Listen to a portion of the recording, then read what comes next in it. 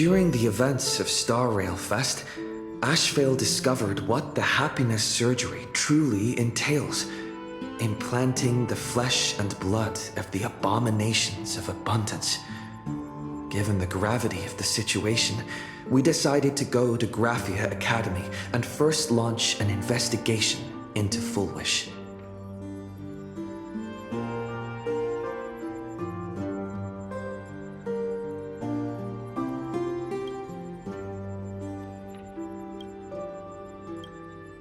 During the course of events, we unexpectedly crossed paths with Fullwish herself.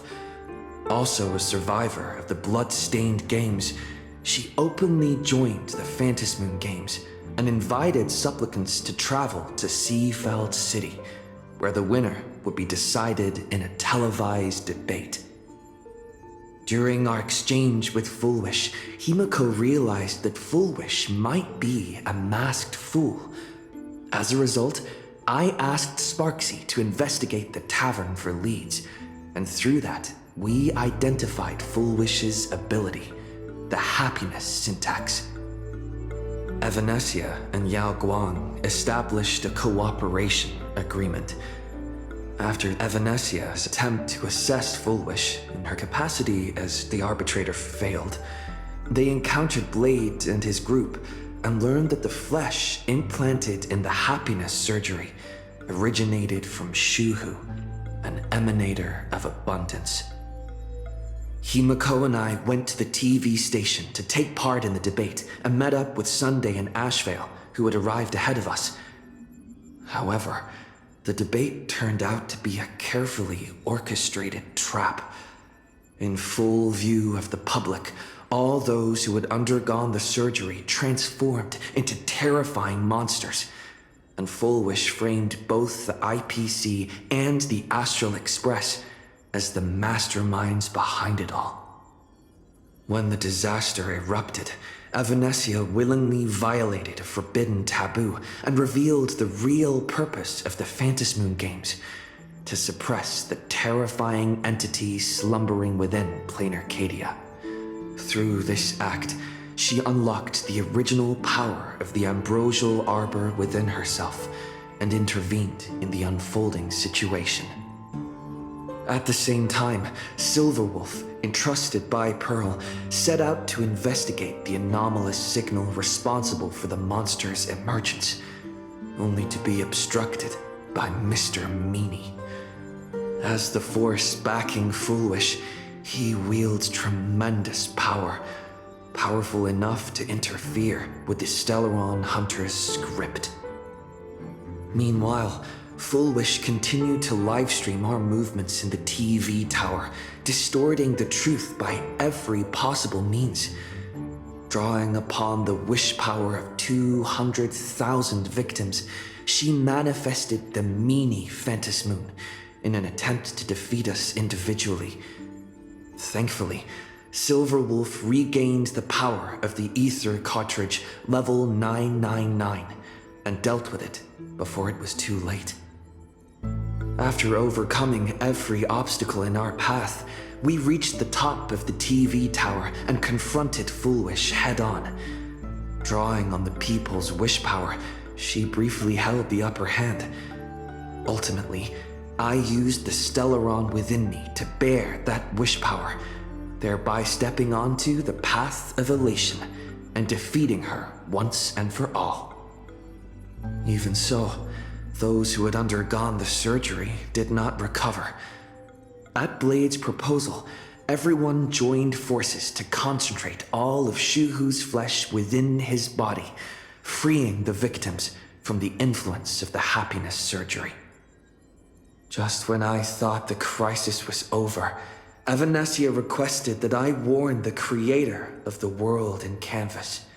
According to her, Asat Pramad, the Lord Ravager who once attempted to eliminate Plain Arcadia, has returned again.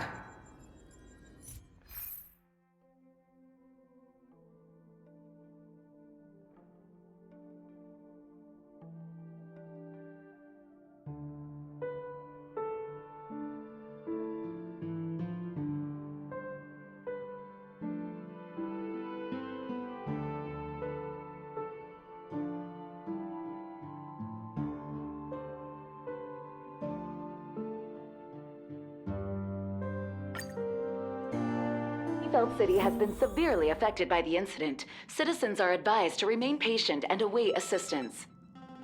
Moving on to our special segment, the Phantasm in Brief.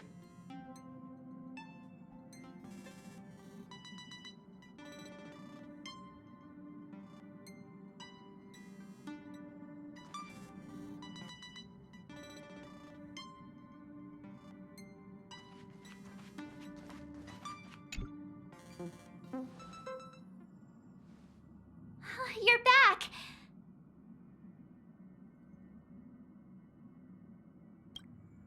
The incident that happened at Full Wish TV is causing a huge stir. Come watch the news! Hello, everyone! Welcome to our brand new segment, the Phantasm Moon Brief. I'm your host, Poofy!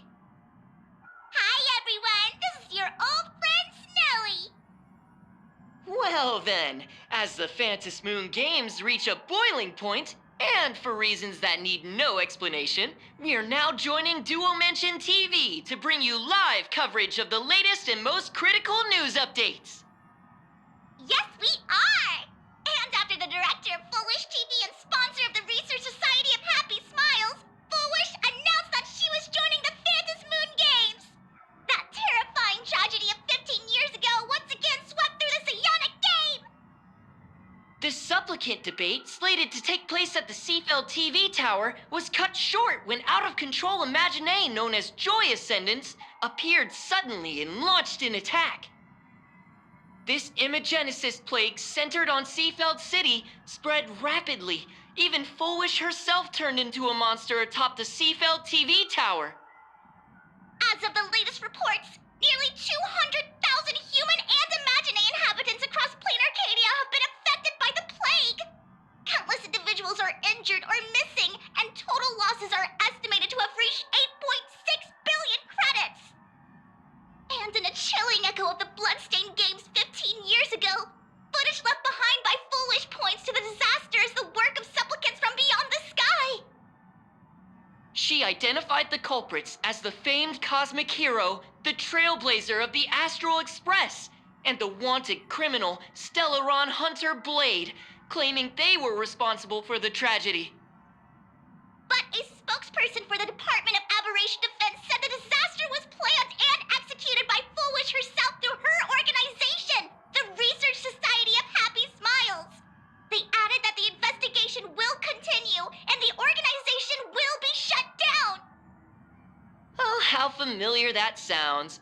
15 years ago, they made the same excuses.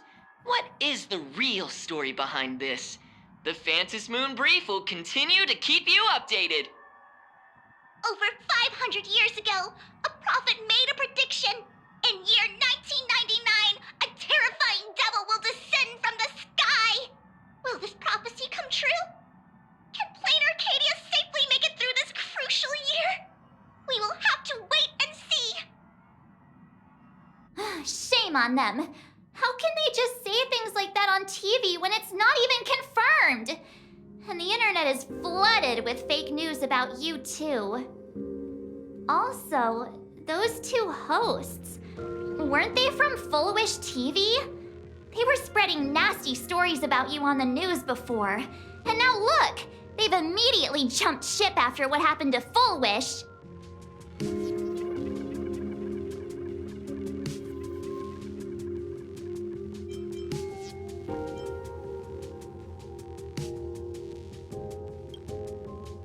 Ever since coming to plain Arcadia, nothing surprises me anymore.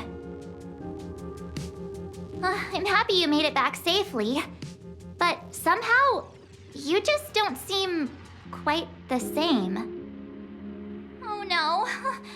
You're trying to grow up and leave me behind. Don't tell me you're becoming the next Don Hung. No! Is this what it takes to become a hero?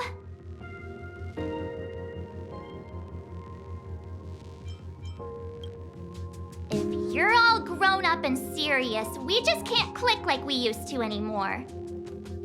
Oh, right. Tell me about what happened at the TV tower. I've heard Don Hung and Sunday's side of the story, but I haven't heard yours yet.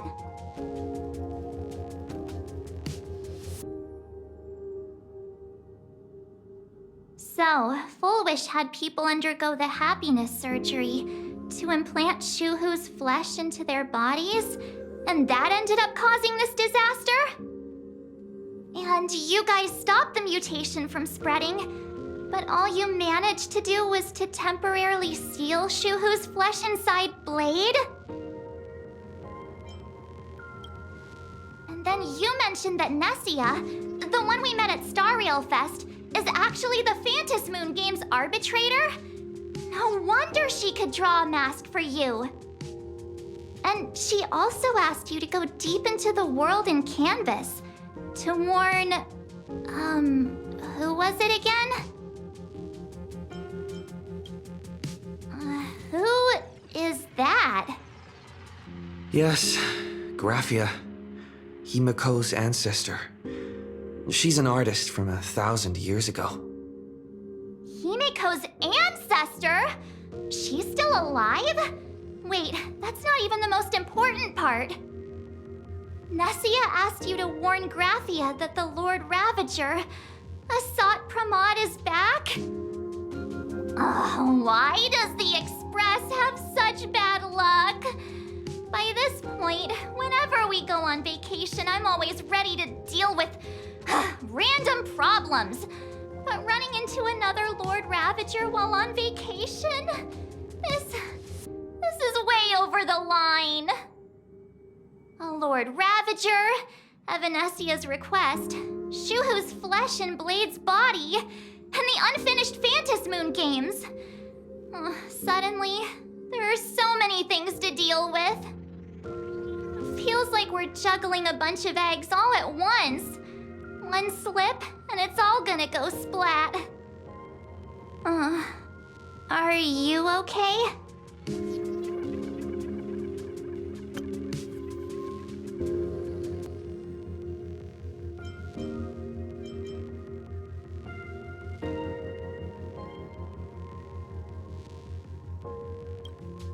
I wish I were as calm as you.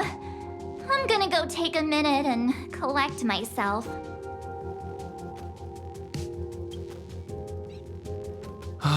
So many things to deal with right now. What should I do next?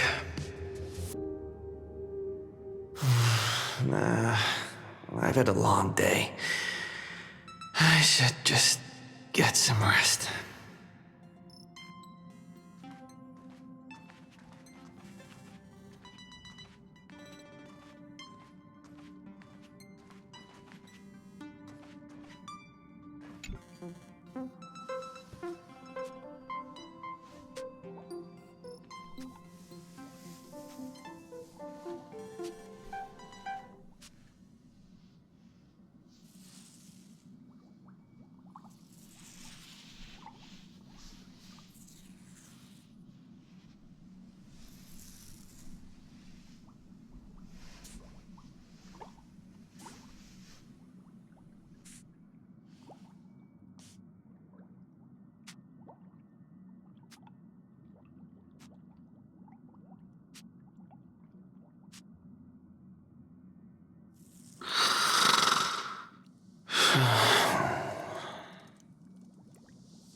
Welt, he's tired. Let him sleep.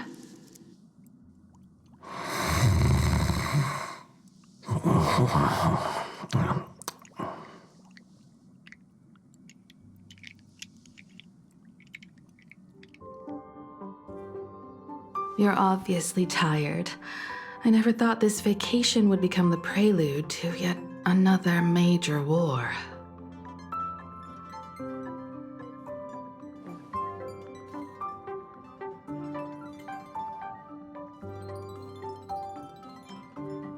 From our very first steps, trouble has always followed the Nameless. But this is way too much. Look at you now. It takes me back to when I first got the Express running again. Aside from Pom Pom, I was the only crew member on board, constantly stretched thin and feeling out of my depth. All I could do was note every problem in the navigation log one by one. a world's coordinates that needed an update, a glitch in the Express's warp system. The notes were as dense as the coordinates on the astral charts, leaving me completely overwhelmed. Back then, I never imagined the Astral Express would one day have to face a Lord Ravager. But strangely, now that the time has come again, I'm not panicking at all. Come to think of it, it's because of you. Because of all of you. Along the way, we have defeated 2 Lord Ravagers. The Nameless who guided me before I set out once told me, "Keep moving forward, and the obstacles that once felt impossible to conquer will soon be behind you. And along the way, you'll find companions who are just like you." I've seen you grow through the Phantasmoon games, becoming someone others can trust and lean on. And I heard the declaration you made atop the tower. I'm truly proud of you. That's why I want to share a story from the past with you. A promise from 15 years ago.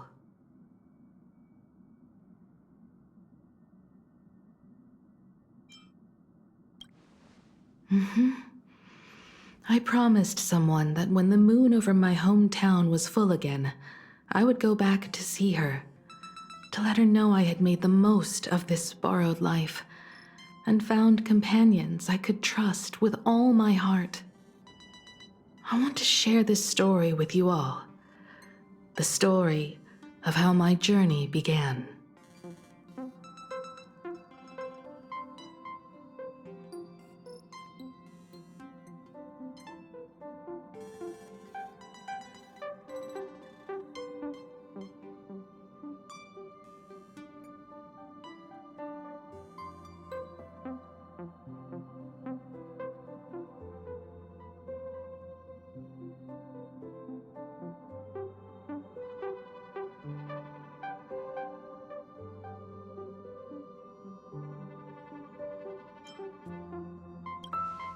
Because it's a long story, filled with many memories of my past. I'd also like to invite you all to the place where I repaired the Express and tell you everything bit by bit. All right, it's a deal. When I return from the world in canvas, you can make us... let Shush make us some coffee, huh? Then we'll settle in and listen to your story. Speaking of the world in canvas, March told me about what Evanescia said to you. Evanessia's request was not made lightly, and she was worried for a reason. Silverwolf saw that Lord Ravager in action too. According to the records from the databank and the IPC's investigation, Asat Pramod's campaigns often span centuries, and the planets he targets all end up destroyed in freak accidents, leaving their surfaces covered in only smiling faces. 1,000 years ago, my ancestor Graphia created the world in canvas. If that was to resist Asat Pramod's invasion of Ahatopia, then could this disaster unleashed through the Phantasmoon games be the prelude to his next invasion?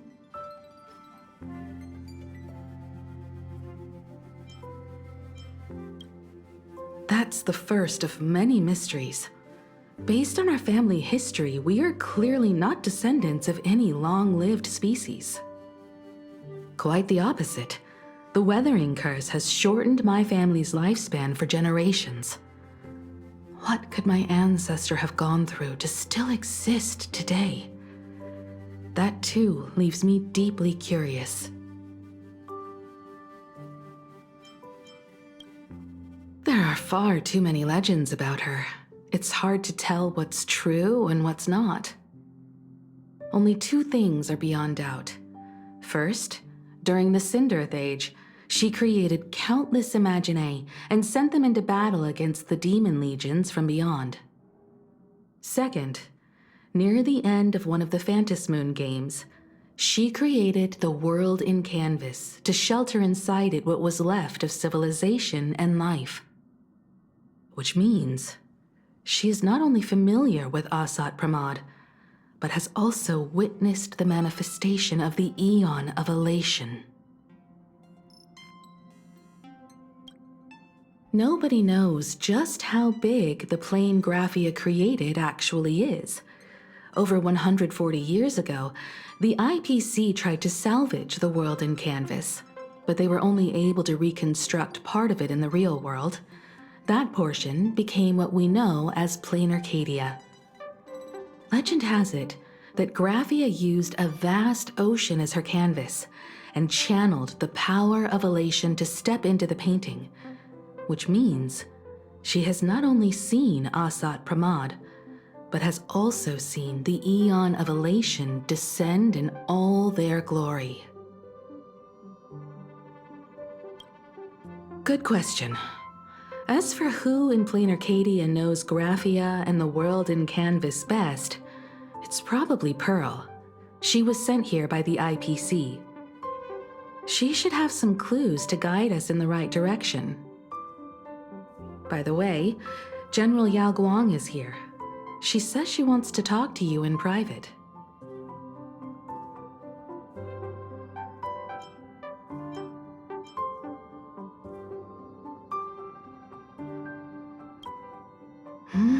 I'm not sure if she comes with good news or bad news. She brought a little gift from the Cienjo, though. Mung bean soda. Go talk to General Yao Guang, then. Don't keep her waiting. After that, come to the party car and fill us in on your next move.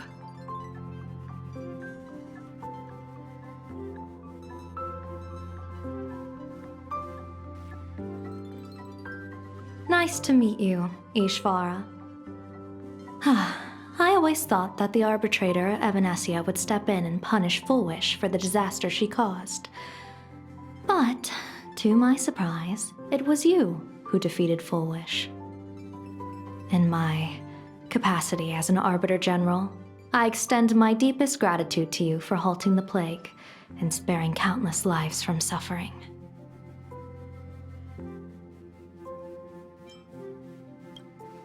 What I am about to tell you is something Evanesia risked breaking the rules to share with me.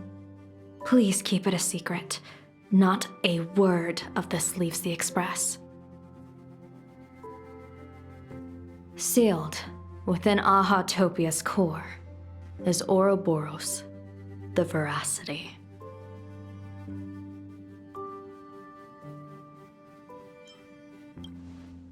Wait. You've never heard of the Veracity before? Come to think of it, they must be unfamiliar to most people. They were supposed to be recorded in the list of arch-enemies as an author of calamity. They are an ancient god of desire and consumption, an eon that evolved from a leviathan. But they disappeared so long ago that the Cienjo Alliance never witnessed any of their deeds, and they were never recognized as an author of calamity. Well, they need no such title anyway. Beast of Calamity, Star Devourer, Void Maw. Just hearing these names, one can imagine what kind of monstrosity they were. A vast, writhing form whose slightest movement could crush entire planets, before swallowing what remained into an insatiable abyss. Rumor has it, they were last seen during the era of the Swarm disaster.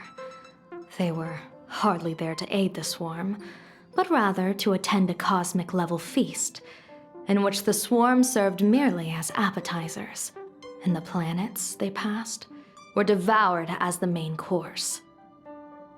No one expected them to be here of all places, sealed away on this very planet, after vanishing for years.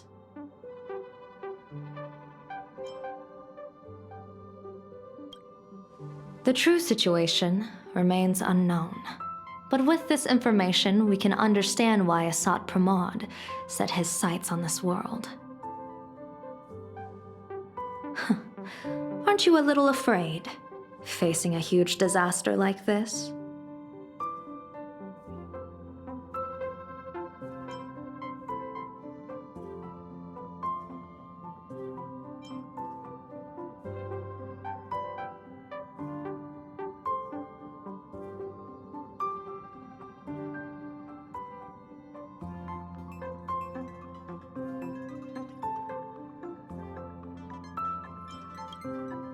Interesting. You wouldn't flinch even if a star fell upon you. A true Ishvara. Fortune follows when fate hits its lowest ebb. Every crisis comes with an opportunity. Now that we know a force capable of devouring stars is deep in slumber at this planet's core, perhaps we could make it devour the problem inside Blade's body. It might just be a risky path worth taking. Blade has agreed to my proposal and will venture into the world and canvas to seek out the veracity. From what I've heard, you are going there as well. I cast a divination, and the hexagram shifted between the marsh and fire trigrams, yielding the judgment. Heaven and earth are separate and apart, but the work which they do is the same. In other words, though your paths may differ, they are destined to intersect.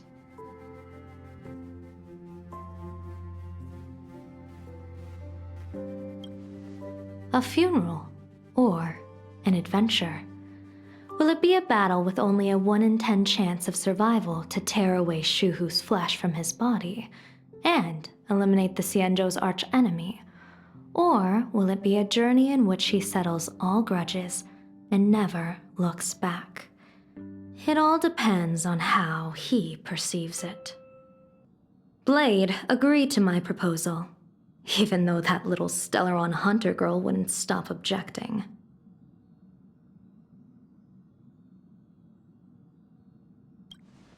Betting? No, I don't see it that way. We are not chips laid on a gaming table, nor dice tossed at someone's whim. We trust in people, in ourselves, and in those beside us, knowing they can change the course of even the most desperate battle. That belief is what gave you the strength to overcome Foolish. It is also the only reason I stay for this world. My purpose has never changed. I am going to draw the elation into my divination, and overturn a fate marked for great woe. I have a plan for how to handle Asat Pramod if he strikes unexpectedly, but I still need more hands to make it work. What miracle could cap off these games better than a finale that humbles a Lord Ravager? It will be a tribute to the elation. The shadow of the Lord Ravager looms, and from here on, everyone must carry their part of the burden. I will take my leave first. Before I set out, I still want to say a few words to everyone.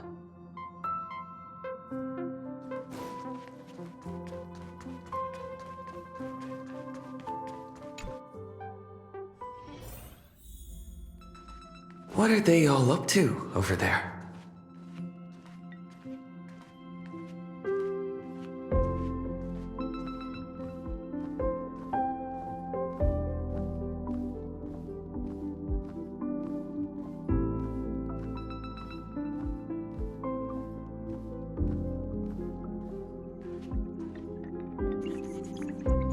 Oh, there you are!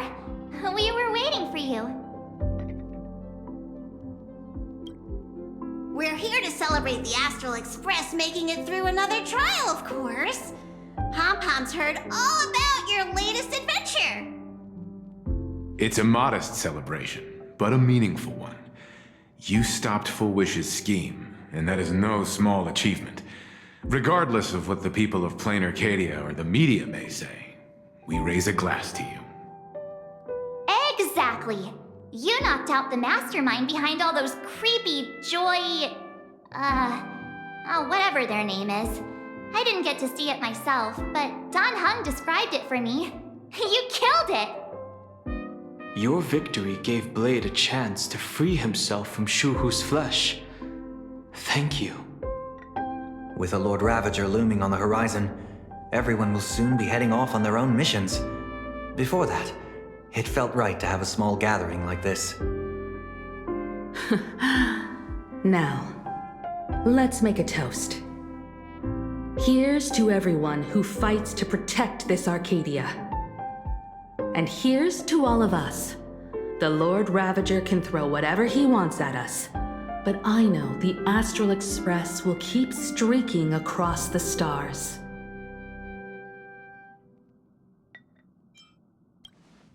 Thank you.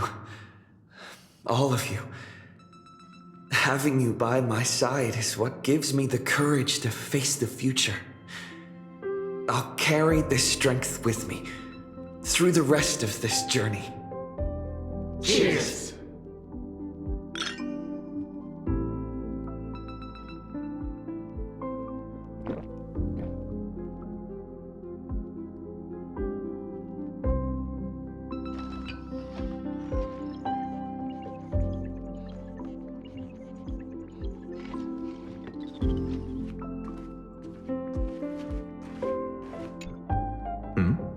Did you need something?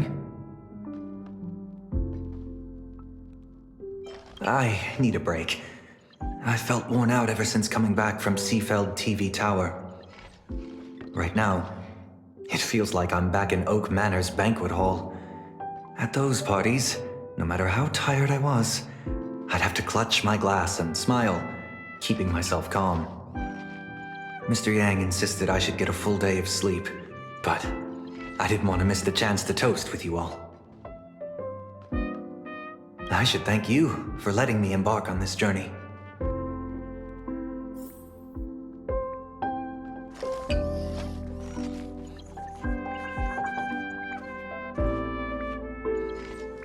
I heard from Sunday about how the televised debate went. We won this battle because of you. When the televised debate began, the crowd outside the station gathered to protest the Astral Express and nearly broke through the barricades. But the moment the Joy Ascendants appeared, they scattered without a second thought. I guess people know deep down which is more dangerous, a made-up villain or an actual threat. But I am more concerned about you. I've seen the footage of your fight with Fullwish. When you returned to the top of the tower, an enormous surge of power seemed to erupt from you. It reminded me a lot of when I saved you at Herta Space Station.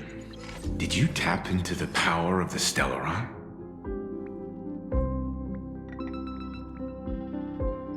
The Stellaron can be awakened by a wish, but its immense power always has a way of warping reality. As the wave of wish power surged toward you, it brought hope and blessings, but also dark intentions and malice. What might it do to the Stellaron? We have no idea. Be careful with this power you have, no matter how tempting it may seem.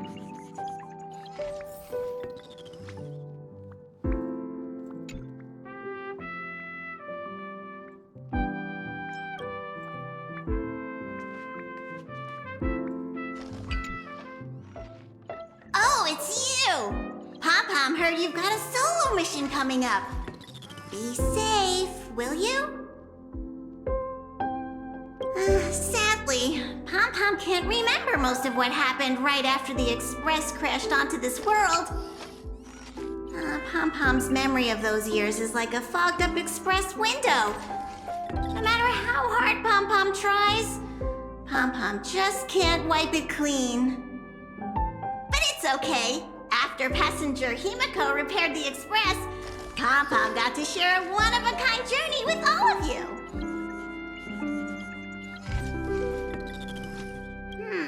How did passenger Himiko appear? That's odd. Pom-Pom can't remember a thing. All Pom-Pom recalls is having a long and fuzzy sleep, then being woken by a knock at the door. And just like that, passenger Himiko was on board. The day passenger Himiko knocked, it felt like Pom-Pom was waking up from a dream. The Express's heart started beating again and the lights flickered on one after another. Graphia? Pom-Pom hasn't. But Pom-Pom always dreams of strangers when Pom-Pom's asleep. They seem to be bustling around the Express, and there are soft clinking and clanking sounds. Just like the sound of stars twinkling. But every time Pom-Pom wakes up, their faces slip away.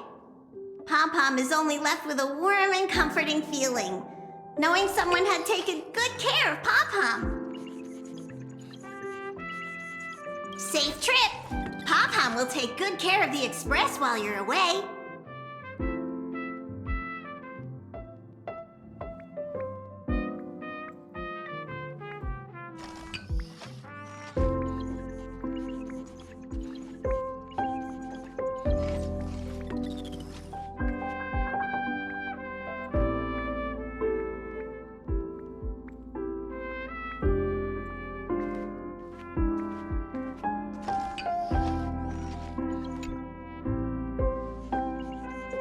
There you are. March and I were talking about you. You, me, and March. The three of us. Exactly! The power trio of this Express! This trip to Plain Arcadia is the first time we weren't necessarily working together toward a common goal. You dove into the Phantom Moon games. I crossed paths with that relentless old friend and foe again. As for March, well, she spent her time wandering and eating. Her perfect little vacation. Wait, hold up. How come all I get is wandering and eating? I grabbed plenty of comics as well.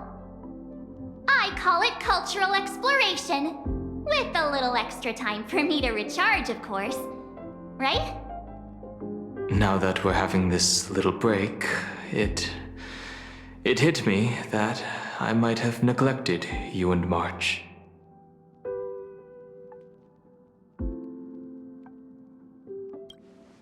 Yeah, we are actually more concerned about your condition, Dan Heng. Blade has accepted General Yao Guang's proposal. Perhaps he has finally moved on from past grudges and that abundance curse, and is now ready to do something for himself. It's going to be a path fraught with danger, so I had hoped to accompany him for a bit longer, but he refused. From now on, I will turn my attention to this world. Mr. Yang and I have been asked by General Yao Guang to help with setting up some defensive formations. I've got work to do too.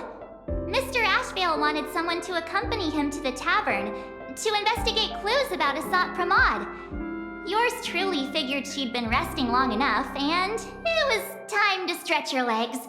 So I volunteered.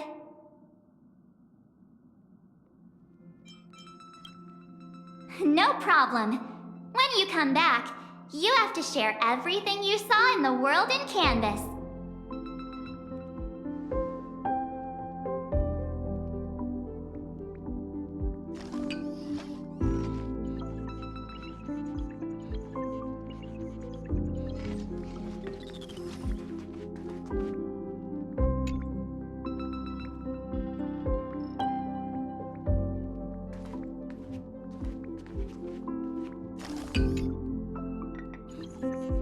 Just in time.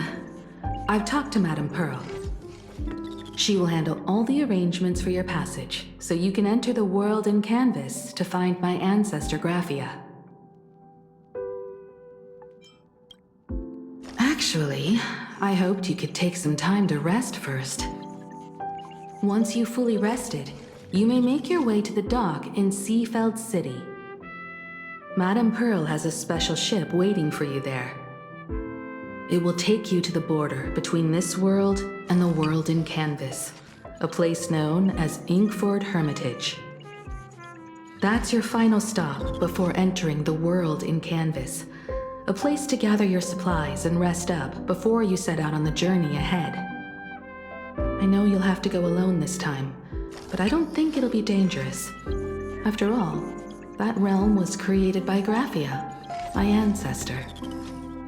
The thought of it makes me feel calm, in a strange but comforting way.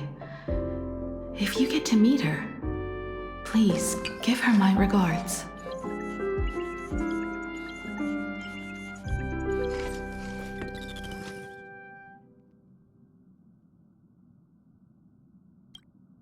Please tell her that one of her descendants became a nameless on the Express. Go ahead. Set out once you've rested up. I'll be here with Welt and the others, awaiting good news from you.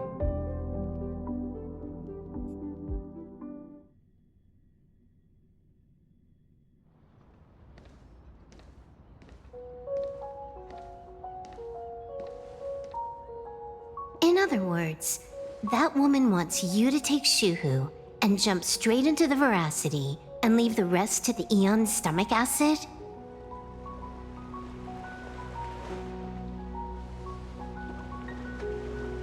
And this is between me and him, right? Why are you tagging along? Relax. I'll say my goodbyes and be gone. A dignified funeral, If you ask me, this ending is indeed grand enough. I don't care about any of that. There's only one thing I care about. Does he have to die? Here's a piece of advice, little cub. Whether he lives or dies is his choice. That's the one thing you don't get to decide for him.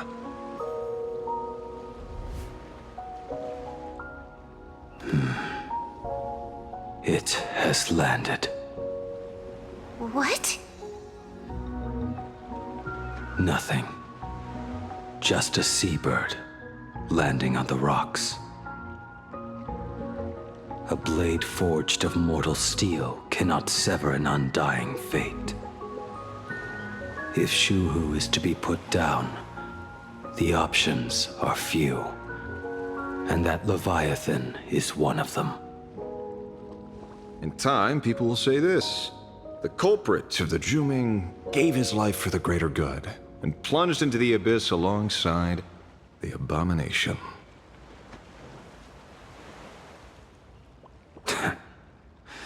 I'm not as noble as you make it sound. Many years ago, you invited me to join the Galaxy Rangers. I refused for one reason. I'm a petty man. I was never born to carry some greater good. This is between Shuhu and me. Nothing more. Can't argue with that. A Galaxy Ranger through and through. Well then, I won't say anything more. Blade, you sure about this? For years, death has clung to me like a curse, etched into my bones.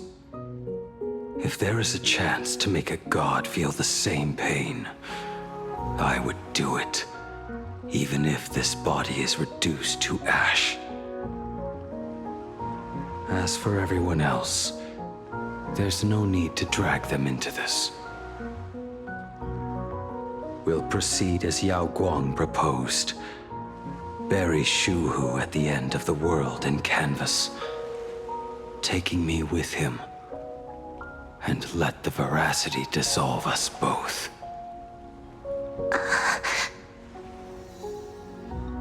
Take care.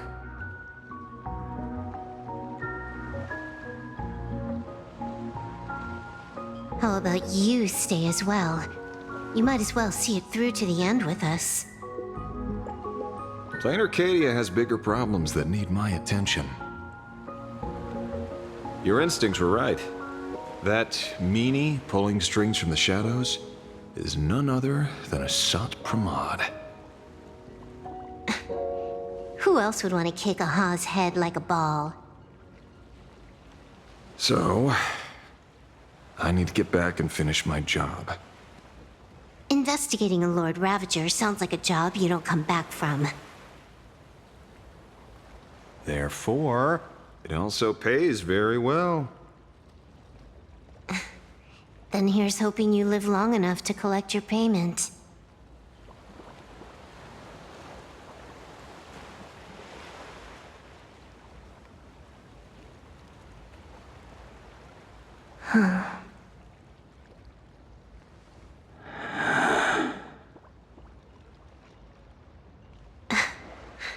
Every time, when it's just the two of us, you go quiet. You know what I'm going to say. The seabird's flown off. It's time for us to go too.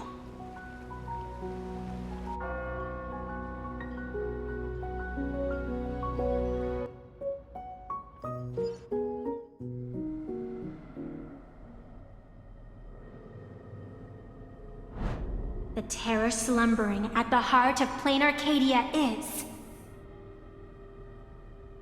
Ouroboros. After the swarm disaster, the Veracity vanished, never to appear again for more than 700 Amber eras. Their last rumored sighting was 500 years ago. History fictionologists claim that Ouroboros lies in wait at the edge of the cosmos, guarded by their children, awaiting the day of their return. I've heard that story before, but it wasn't about the edge of the cosmos. It was Pier Point. They say that the preservation is nothing more than a facade, and the IPC is, in truth, a cult devoted to the Veracity. Organic life has quite the imagination. They've said other things, too. That Louis Fleming seeks to ascend as the Eon of Wealth. That the Council of Mundanites are mere hounds of Dr. Primitive. That the Marketing Development Department colludes with the destruction, turning a blind eye to the spread of Stellarons. Such rumors are endless. I believe the General should be able to tell which are true and which are not. I've never heard the last one, so let's assume it's the only one that's true.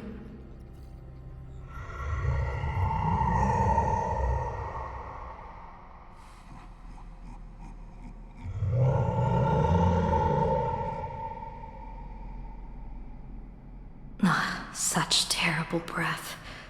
Once this Leviathan awakens, the Arcadia's destruction would be all but instantaneous. For now, this remains conjecture. The sealed remains appear to be a husk that Ouroboros once shed. Why it's here, and how it's connected to the elation, remain unknown. Yet even a fragmented remnant of an Eon is a threat that can't be ignored. The calamity of the Leviathan must not be allowed to re-emerge in this world. Naturally, that is why I'm here. And it's about time for the two Nameless to arrive.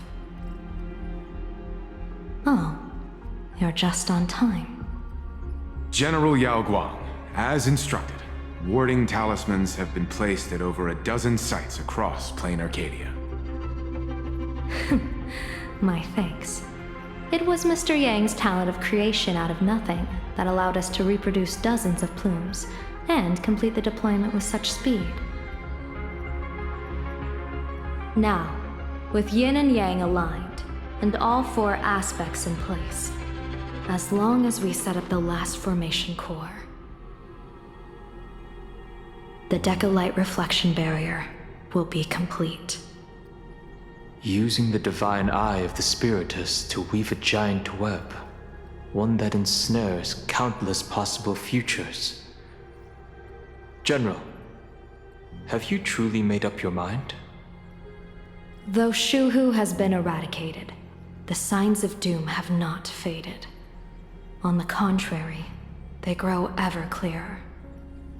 After much consideration, the source can only be this restless corpse.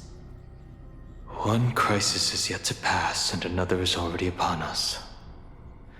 The Arcadia's ley lines were already riddled with scars, and now even the ancient tree's seal is starting to loosen. While Evanesia is asleep, someone must take up her duty to guard this place. But defending isn't the way of the hunt. If you don't want to become the prey, you must become the hunter. General, do you intend to go on the offensive and suppress the remains of the Veracity? How could I? The Joy-Seeker could barely confine that husk using the Abundance's ambrosial arbor as its cage. I'm not that arrogant as to place myself alongside the gods. I'm not here to guard against an Eon, but against a lesser menace. Lord Ravager Asat Pramod. This barrier is prepared for him. Asat Pramod has been meddling with the game from the shadows. His intentions unclear. We know little about him or the Veracity. By chance, however, a friendly citizen has provided us with intel. Ouroboros' remains are in Ahotopia, aren't they? Silence is an answer in itself. I've seen that reaction too many times. I'm not surprised that you were the first to discover it. You were in the Torn Scroll too. The probability of you noticing was 24%. That's a little low, don't you think? I'd put it at well over 90. What I don't understand is this. There were countless ways to verify your hypothesis, yet you chose the most unconventional one. You bypassed security and broke into the building to confront me in person. What is your objective? This is no confrontation. It's a warning, Madam Pearl. I'm a security officer, and there is only one reason I'm here. While everyone else is fixated on the Phantasmoon games, only the Department of Aberration Defense is watching other places. Like the location where the new Herald of Death case was closed? Correct. The incident involved 4 Daybreak warriors, 3 nameless, 1 detective, and 1 officer. But just moments ago, a 10th set of footprints appeared at the scene. After the investigation, we learned that the traces were left deliberately. A blatant provocation. The Lord Ravager bent on destroying the Elation came uninvited. Make no mistake. Plan Arcadia is a stage he chose with care, and drawing the Abundance into the fray was hardly a whim. Our top priority is to dispose of Shuhu's flesh properly to prevent it from falling into the wrong hands and causing another calamity. That said, we cannot afford to ignore Asat Pramod's next move. This giant web is prepared for that very purpose. Once the entire planet is folded into the divination's trajectory, under the gaze of the Omnitia, all possibilities will be laid bare.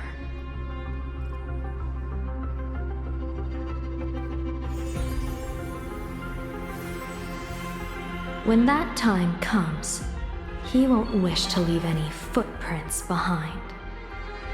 One final question. Why did the Lord Ravager choose to visit this place? Does he have an ulterior motive? Or is this merely some twisted joke? That question should be left to the professionals. Don't forget, we have a detective who can't seem to rest. Let's hope the accumulation of variables can tip the scales in our favor.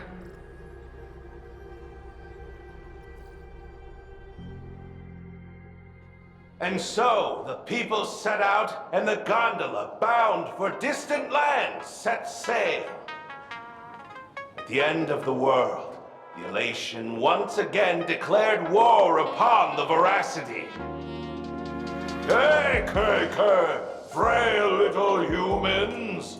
Ouroboros split their mouth wide open! Whoever can fill my whole mouth with but a single thing shall receive a reward, my tongue. The fool known as the Shepherd captured a comet, but it wasn't even enough to fill the gap between the Veracity's teeth.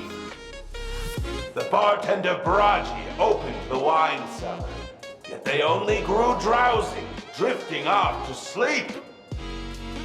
And en route, he crept up to the Veracity's ear and told them a corny joke. The Veracity pondered it for 10 amber eras, then burst into laughter at their own amusement. En route spread his hands and said, "See, I filled your mouth with laughter."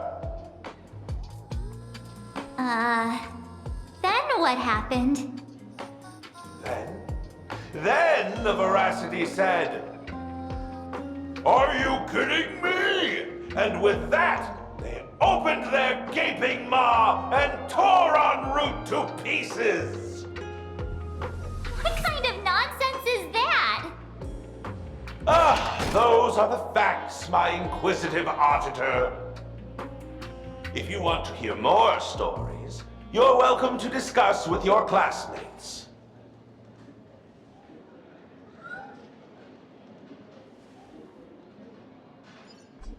We came here to investigate the Veracity and Asat Pramod, but all we got were stories that only a 3-year-old would believe. Rumors don't just appear out of thin air. It's just a matter of how much truth you think they hold. At least 90% of that was made up. Sometimes that last 10% is all you need.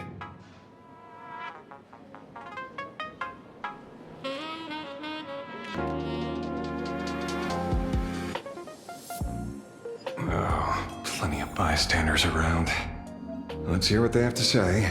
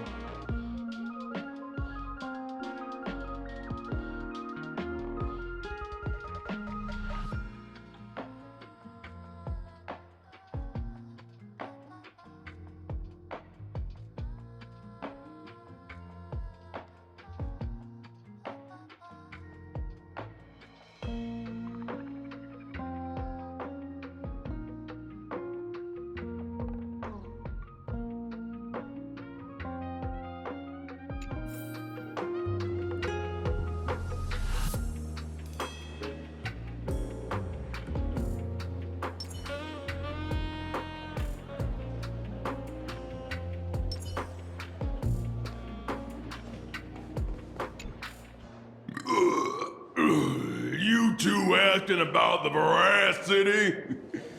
You thinking about walking that path? Walk the path of Veracity? Do I need to eat everything in sight? You got it! Kids always dream big. Some are bulldozers, some are monsters, and I am Ouroboros! And the man. Ugh, can you talk normal? Stop gulping for air. I swore to become a Veracity Pathstrider. I eat everything. Tasty, nasty, anything I could chew. Finally, I pinched my nose and swallowed loose mouth, and they looked at me. Arcturus? Nah! Ah! Very regrettable.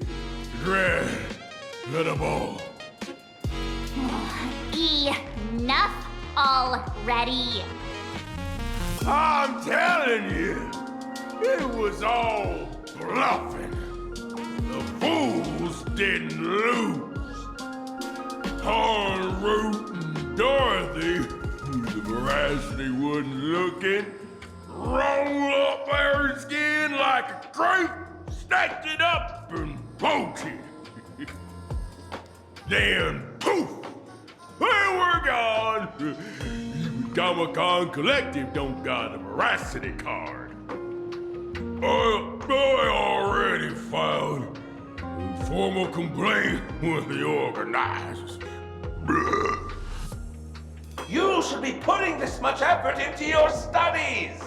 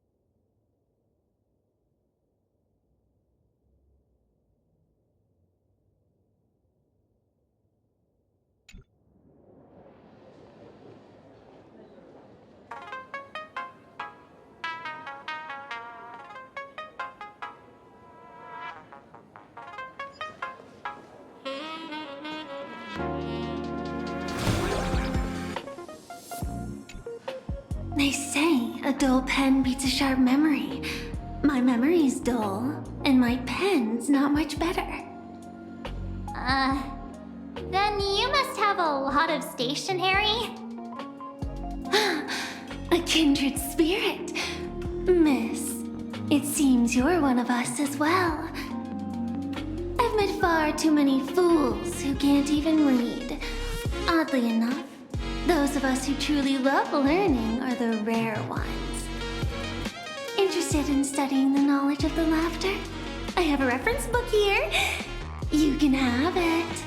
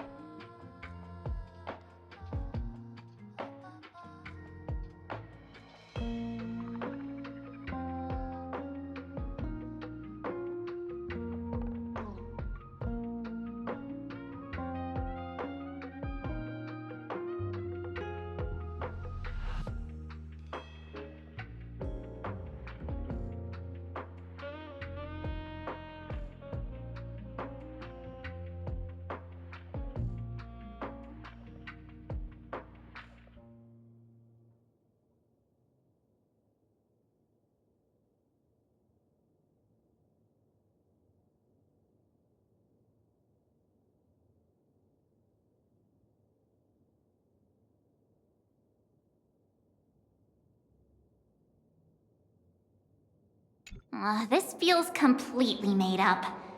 But, thanks anyway. Oh, please, thank the seniors.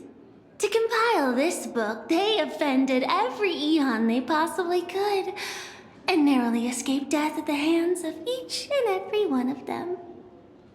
As for me, I'm just the one who keeps the books circulating. Hey, friends! How was your first day of school?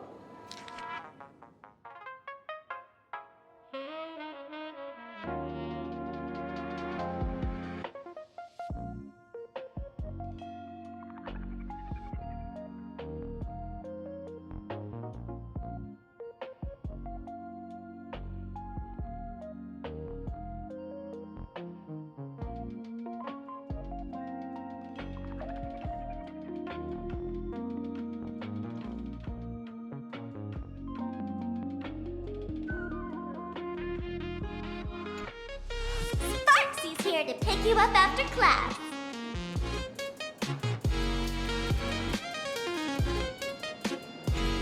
You two!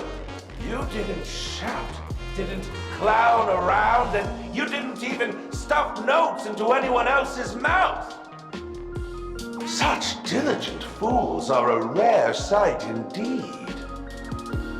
Oh, you're not fools at all? That makes sense. That makes a lot of sense.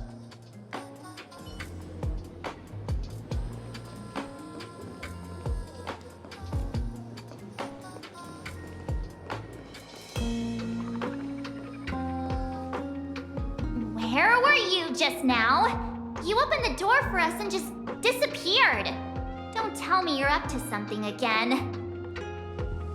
Still doubting me? You're breaking Sparkskull's heart here. That whole foolish thing. I took on every emoji in the tavern by myself, fought them all the way to the end of the world, and even wore my mask down to nothing! But honestly, this place runs on rumors. Aha is being chased by the Veracity. Aha chases the Veracity. We won't get anywhere following stories like this. Let's go through what we know so far.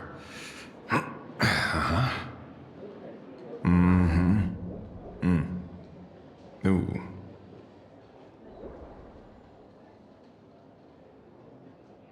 Yeah, it's a complete mess. So, after a bit of thought, Lady Sparksy came up with a brilliant idea. I borrowed a nifty little gadget from a friend. The Unreal Sparks and Spark! No idea how it works, but apparently this light bulb makes you smarter the moment you put it on. Does this friend know you borrowed it? Supramod has a gun to our heads, and this is what you're worried about? He'll find out one day. Well then, I'll go first. It, doesn't look very reliable. Are you sure about this? No worries. If anything goes wrong, the friend in my head will protect me.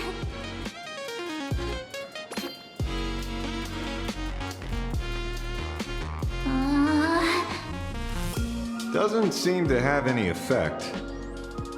No, it's working perfectly. I get it now. All of it. No need to dance around. Our enemy is a Lord Ravager. There's only one question we need answered. How does Asat Pramod plan to destroy Elation?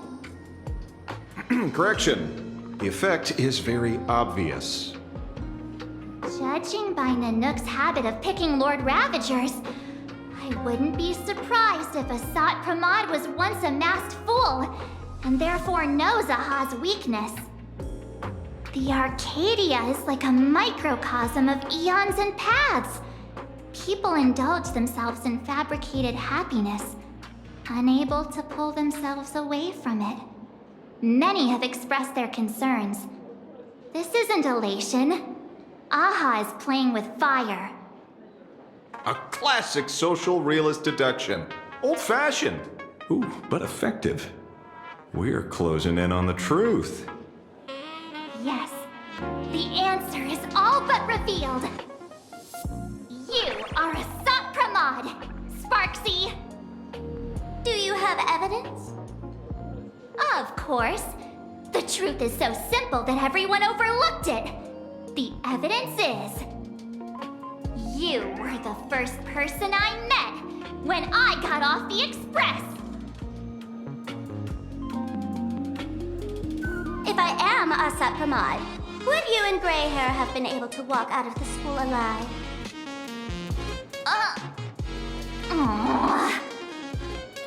Yeah, fair point. Just take that thing off already. That's weird. I thought I was on the right track. Let me give you a lesson. Deduction isn't about pupil skills. It's about smart tricks and flawless logic.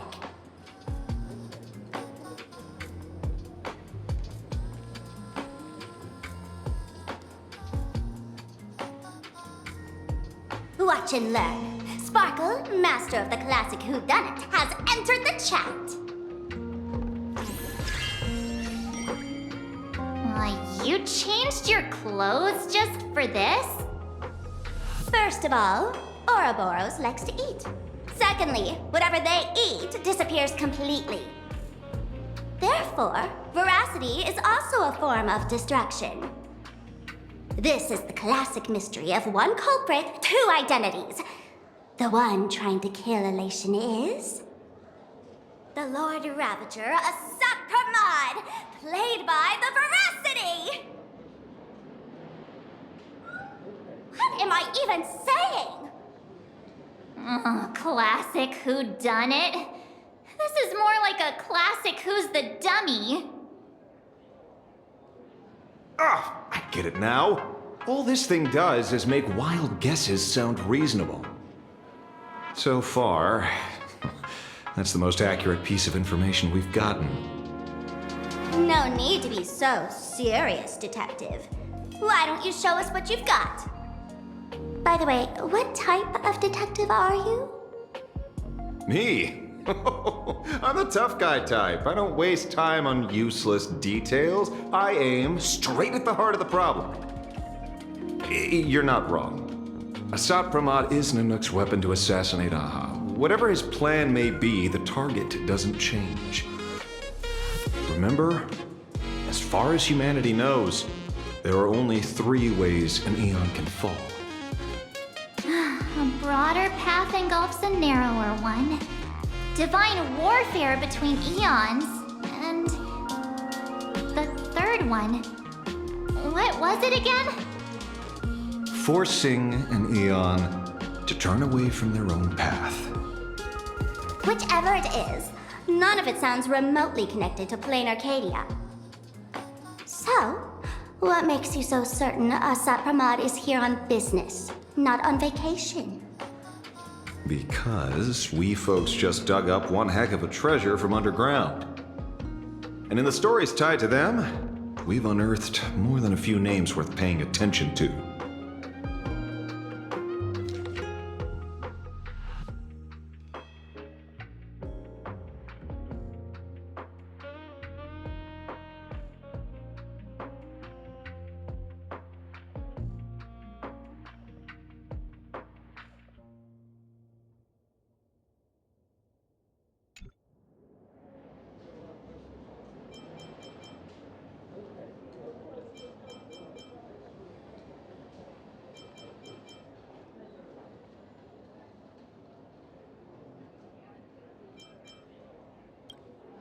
That's just a title. Anyone with a girlish heart can call themselves Dorothy. Between you and me, Director Sparkle used that name once too. Guess when? Looks like this clue has little value to it.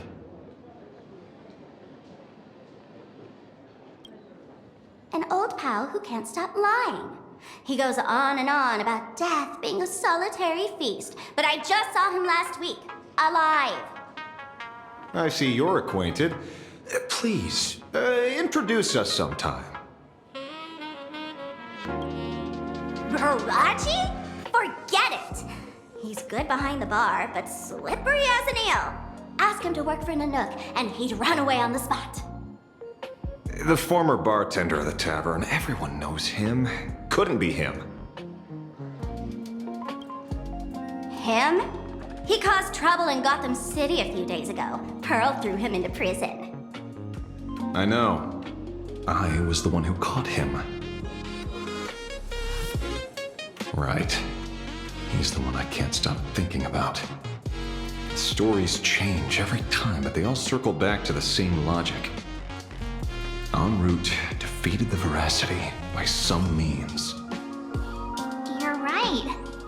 Then who is this en route? Do you know him?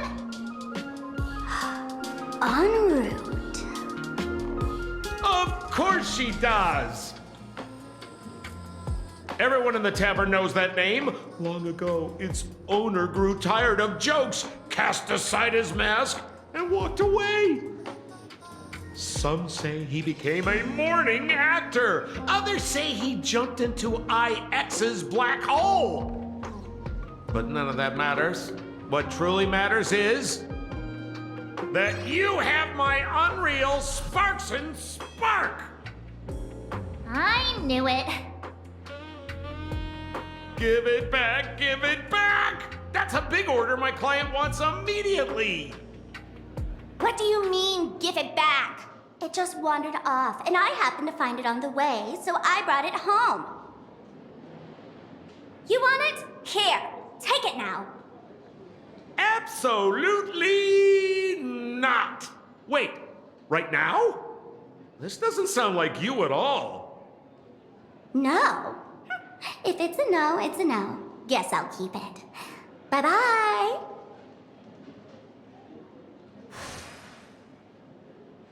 Get back here! Sir, do you need to hire a private detective? Hey! Can you catch her for me? Of course! I'll have that thing returned to you safe and sound in half a day. But, in exchange, I'd like you to elaborate a bit more on what you were saying. Oh, so that's why you're here. Now, old Sempo's intel isn't cheap. Waiving the fee won't quite cut it, will it? Name your price. Put it on Pearl's tab. Ha! Just kidding. Money talks boring. Besides, the Astral Express and I go way back. Oh, and I wouldn't scam you two. The en route you're looking for lives up to the name. There's nowhere he can't reach. Only places he hasn't been yet. He's the gold standard of the masked fools. He only shows up where he's least welcome. A morning actor's stage, a friend's wedding, even inside the Veracity's mouth. All for the sake of a good laugh. Oh. That lines up. Sounds like the origin of the legend. So, he's a friend of yours? Not a chance! Back when old Sempo was still a kid, en route was already a name in the history books. He left the tavern during the Second Prosperity. They say after hearing 30 trillion jokes, he never laughed again. Before he left, en route said one thing that, at the time, no one cared about. Elation has been dead for a long time. Where did he go after he left the tavern? The tavern has 10,000 mouths, all telling different stories. All I know is this. He said he was headed for the true world's end, and then he vanished without a trace. How do you know all this? Oh, I've been around long enough to have my own channels. Just trust old Sempo. And about catching Sparksy? Leave it to me. I keep my word.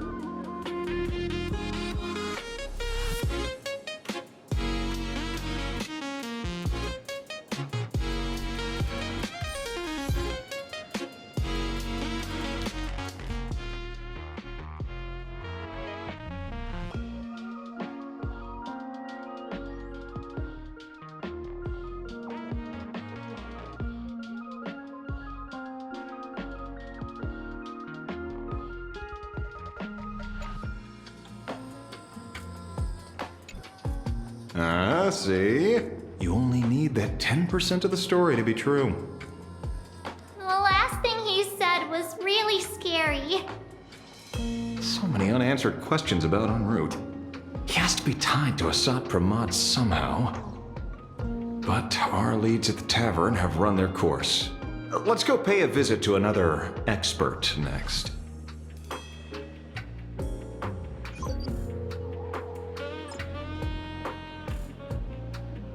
Oh, speak of the devil. Only a Cianjo general could have arranged something like this, I suppose.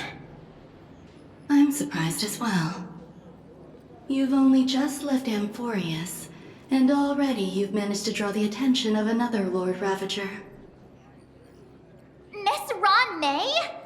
And Miss Ting Yoon?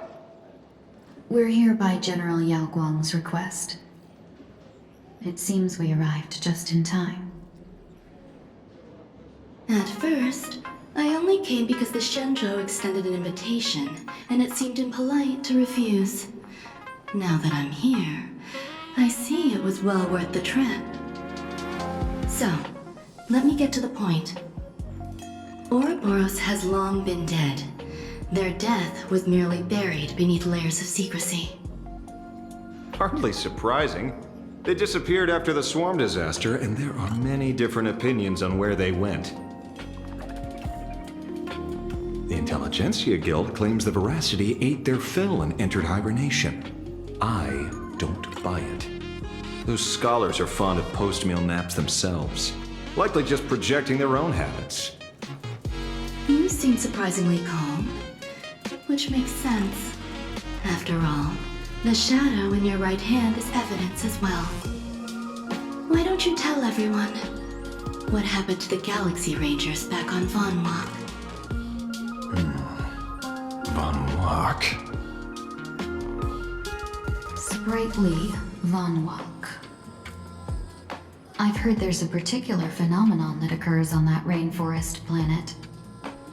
Plants multiply and grow and are then harvested like wild grass. A cycle repeating every few decades. Almost identical to the Phantas Moon games. But how are the two connected? When you hear plants and growth, shouldn't that make you think of abundance? Huh. Wait. It seems you figured it out. By coincidence, abundance is another thing the two worlds have in common. When coincidences pile up, they cease to be coincidences, Mr. Ashvale. No. Leader of the Rangers, Mr. La Mancha. Perhaps you could explain this to our nameless friend? Back on Von Walk, I'd already long since stopped being a ranger. Your conjecture is basically correct, Miss Ron May. You're not the only genius to take life as a subject of study. By the time I arrived, the atavistic experiment was already approaching its final phase. Dr. Primitive had set his sights on an ancient leviathan. Beneath Von Walk's surface, there also lay the remains of the Veracity. You stopped him.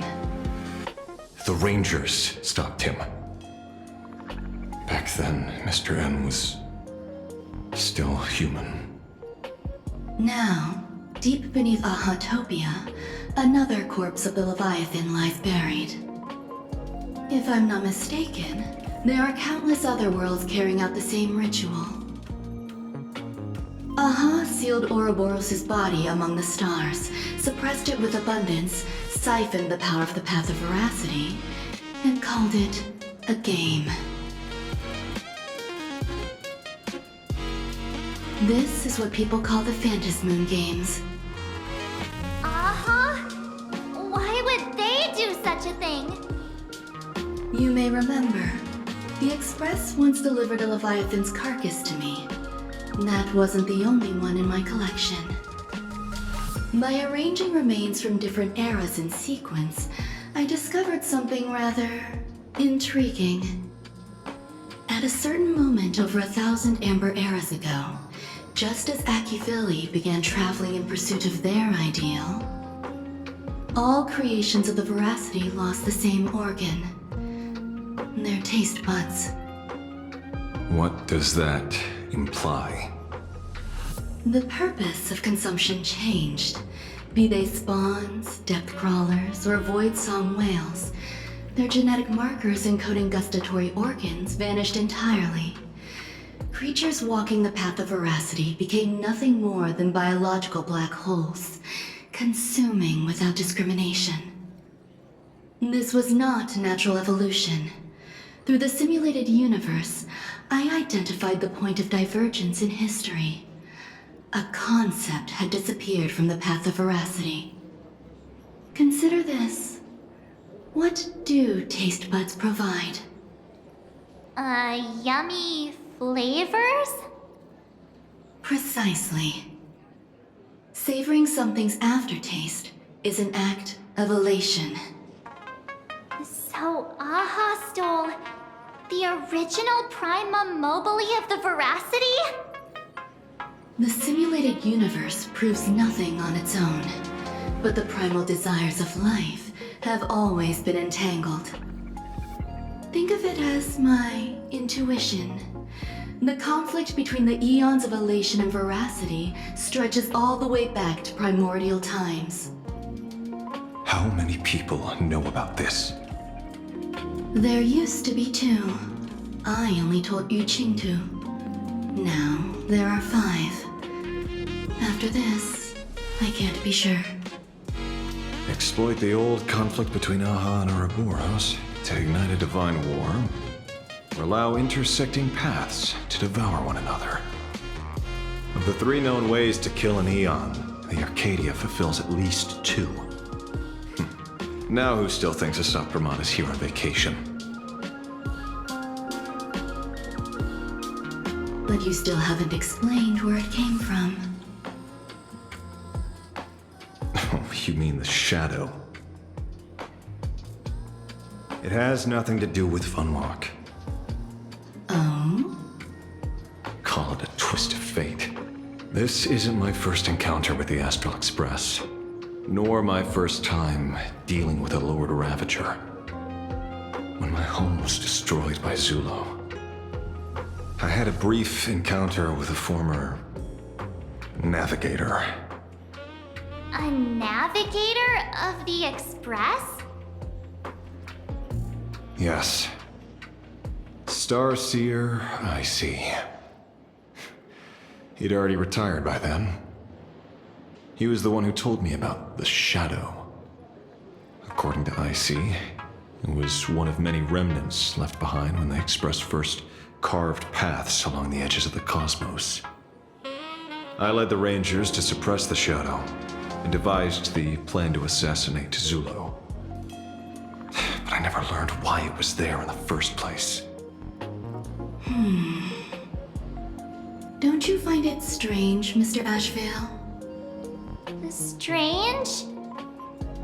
When coincidences pile up, they cease to be coincidences. Like an experiment with results that are too perfect, it's enough to send a chill down your spine. If you don't mind, let's walk through the whole thing once more. Earlier, what did you 2 uncover in the tavern? Someone suspected to be a Satpramod knew about the Veracity's secret. Before disappearing, he said he was headed for the end of the world. And then? Who did he say the Shadow belonged to? A former navigator. The Shadow was a remnant left behind when he charted the cosmos. If the world's end isn't the tavern, then where is it? I don't know if anyone can answer that question. Not even Akivili. Wait. Don't tell me. En route only goes where he isn't welcome. After leaving the tavern, he went to the Astral Express The detective game is over.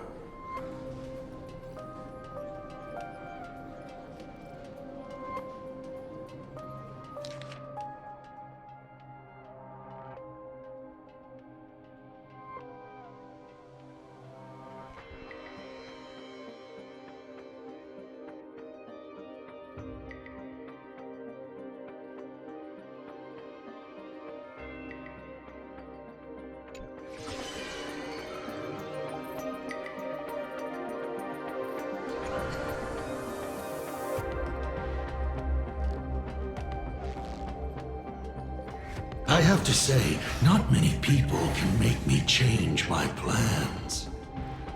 Whether in the past or present, you've always been one of them. So, it is you. You know how it is, kid. I've always enjoyed arriving uninvited.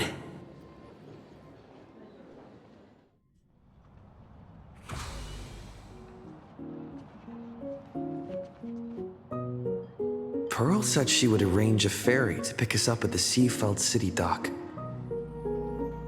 The place we're going to holds clues about Graphia?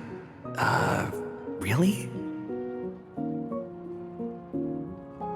Validate your own ticket before boarding and be a model passenger. We wish you a pleasant journey.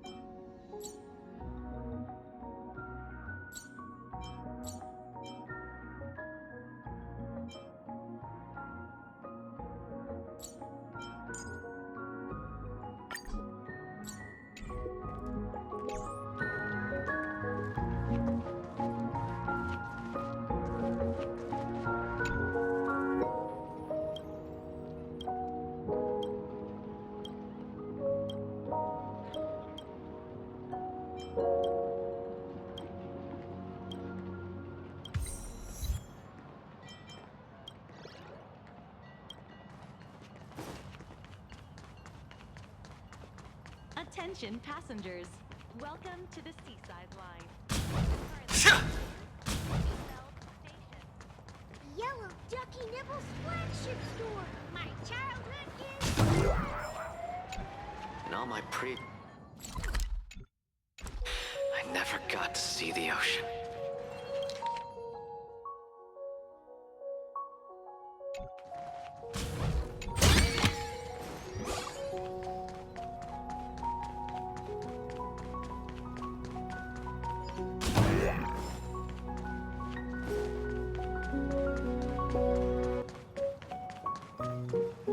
It is an honor to, well, shall I say, be of service to you again.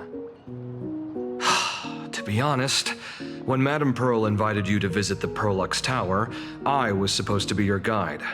I ended up being replaced by a total fraud. My name is Feld. By order of Madame Pearl, I will be escorting you to your destination. You are too kind. I followed the battle in Seafeld City very closely. Serving a hero such as yourself is a true privilege. I assume Madame Pearl has already briefed you on our destination? I see. It so happens that Madame Pearl is tied up with an unforeseen event, so allow me to brief you in her stead. The destination of our boat journey is a hotel known as Inkford Hermitage. It is situated at the end of a Dovebrook tributary that ultimately flows into the sea. It is one of the points where the world in canvas intersects with reality.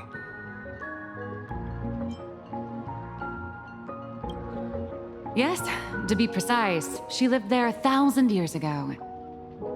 Legend says the miraculous encanvassing of the mortal world happened there, Would Madame Pearl, a die-hard fan, pass up a sacred site like that?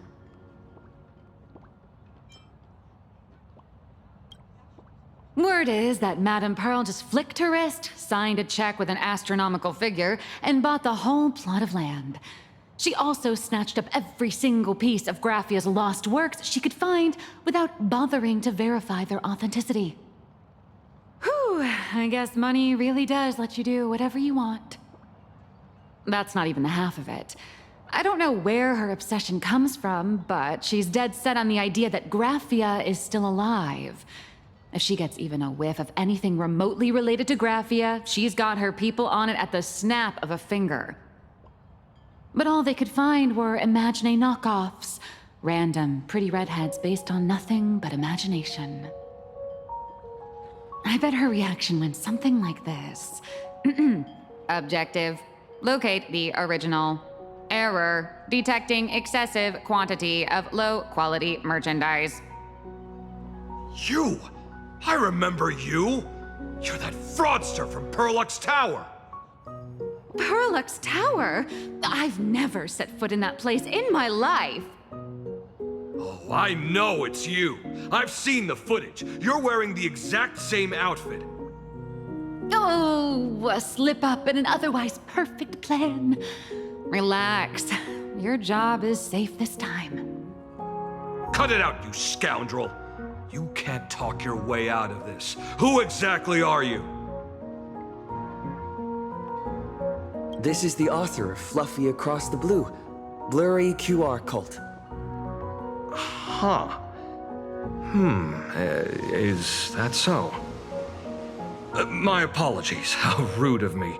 Miss Colt, it's an honor to finally see the face behind the work. Please pardon my yelling. I didn't know. No worries, no worries.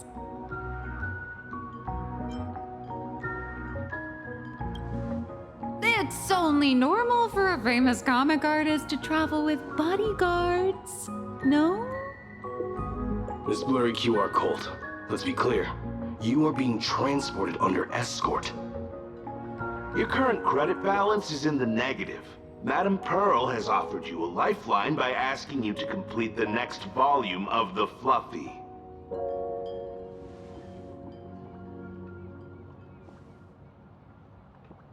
Whoa, this is not my fault.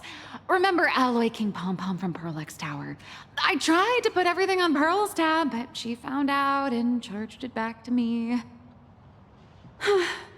Who knew a figurine could be so expensive? It cost me more than my entire savings.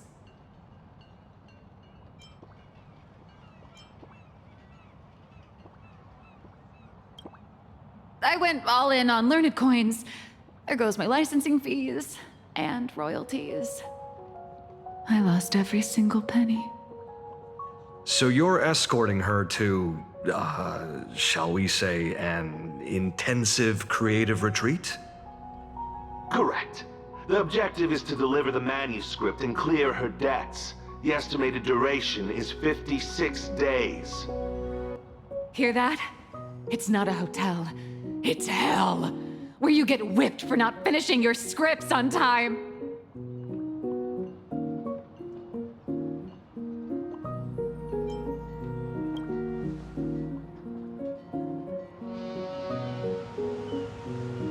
The boat has arrived. When you're ready, let's begin our journey to Inkford Hermitage. Please, mind your step as you board.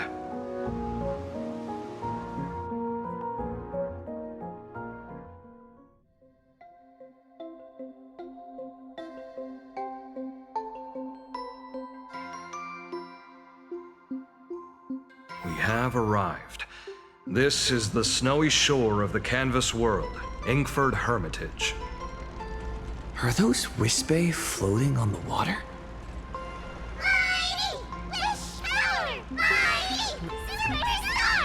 Nice. Oh dear, there are so many Wispe. They are blocking the boat's route. But no need to panic. Please follow my lead. We have now arrived at Hermitage Port. Please make sure you have all of your belongings with you, and watch your step while disembarking. Thank you for traveling on this void liner.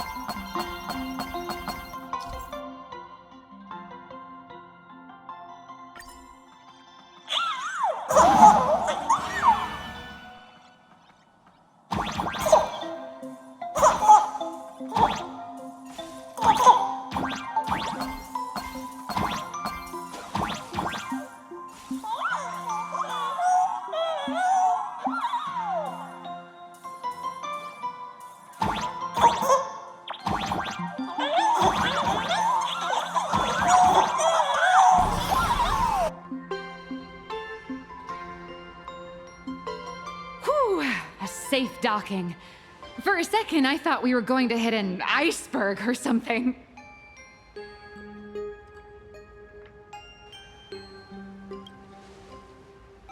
They probably sensed your wish power. You are the Phantas Moon Games superstar, no? Look, one's trying to hitch a ride on you.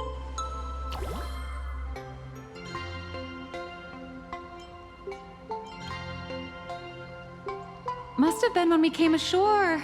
Oh, what a devoted fan.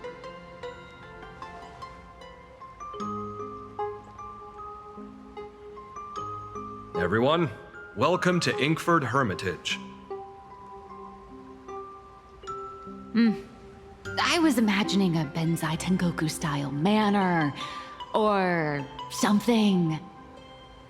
So you demolished your idol's old residence and replaced it with a luxury hotel.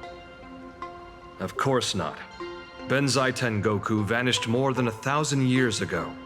The original structure is long lost to time. The IPC only chose this location because this is one of the weakest points between reality and the world in Canvas. Many Imaginae are born every day, but just as many ancient lineages of Imaginae hide themselves away in the world in Canvas once their wish power dry up, or as they grow weary of the mortal world. This is the final stop before they enter the world in Canvas, and this is where they bid farewell to reality. They rest here, organize memories spanning centuries, and then pass beyond the point of no return. Rumor has it that Graphia's soul appears from time to time to guide these weary Imaginae on their path. There's a sense of parting in the air. No wonder the soul of the mother of Imagenesis feels an attraction for a creator. This must be the finest well of inspiration. Miss Colt, now that you're in this well too, you ought to make the most of it. Let's go. I'll lead the way.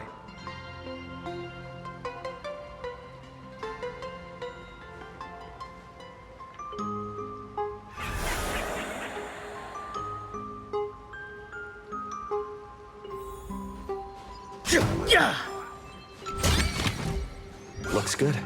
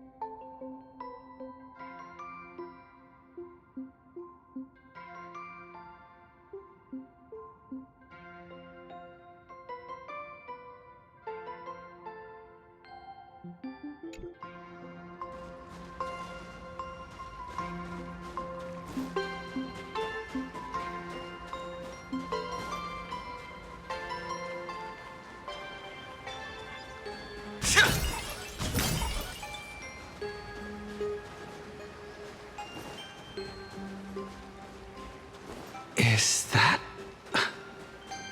Ah, the golden tree in the distance. We call it Myriad Wish Grove. It's said that it shares the same lin...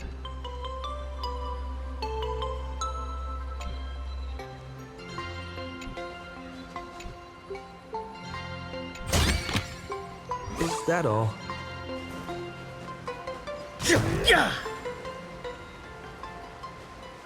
All those years of effort, and in the end I still live somewhere this small.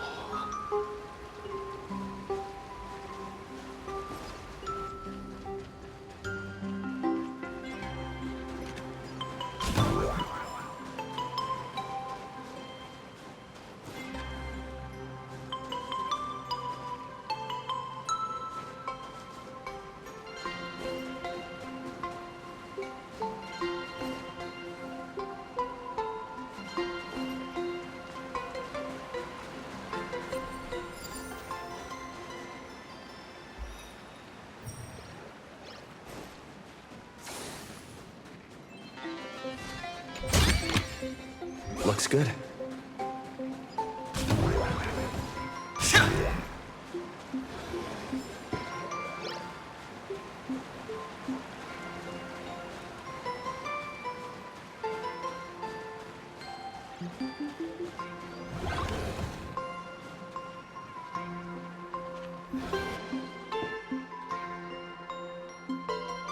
We have arrived.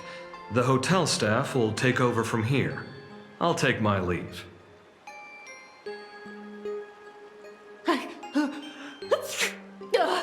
Oh, it's freezing.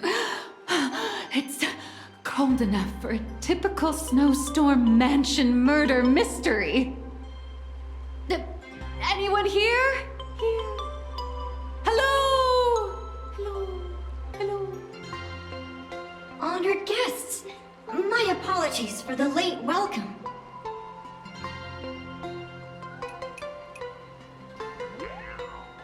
Oh, no wonder it's so cold. It's an actual snow wispy. Hello there, little one. I am the lobby manager, Casper. You have a very high body temperature. Please, try not to overheat the room.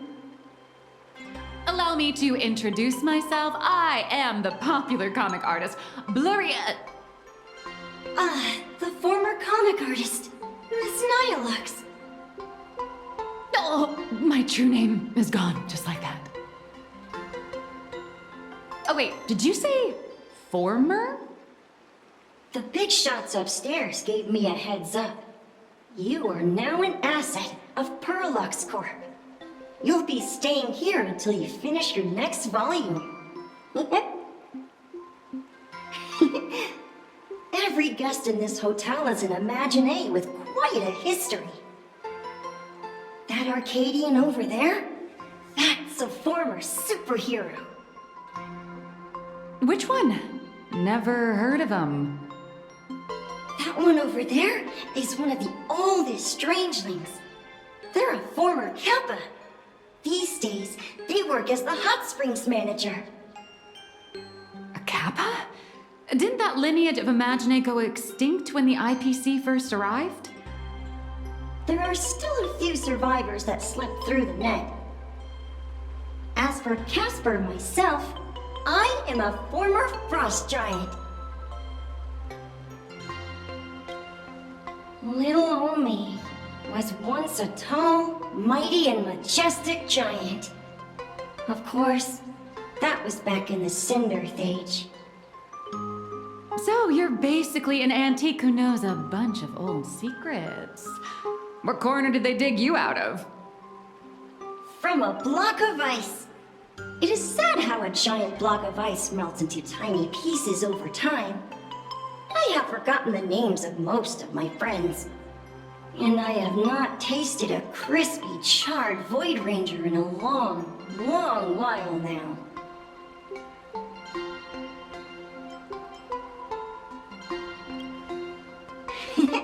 Indeed, another glittering nameless. Another? How's that? That is a secret. Sightings of Lady Graphia are as common as the snowflakes here. Ever since the news spread that her soul would reside at the hotel, all those Imaginé who mimic her and the weirdos who insist they have a connection to her have flocked here. You see, they all claim they have some sort of connection to her, or hold some secret about her. I bet they're just trying to scam people out of wish power and credits. Just like all those people who swear they're AHA. You're not wrong. But whenever the higher-ups ask for a report, little old Casper here can always pad it out and hand over a long list of names. Nameless, good luck with your inquiries. Bye now.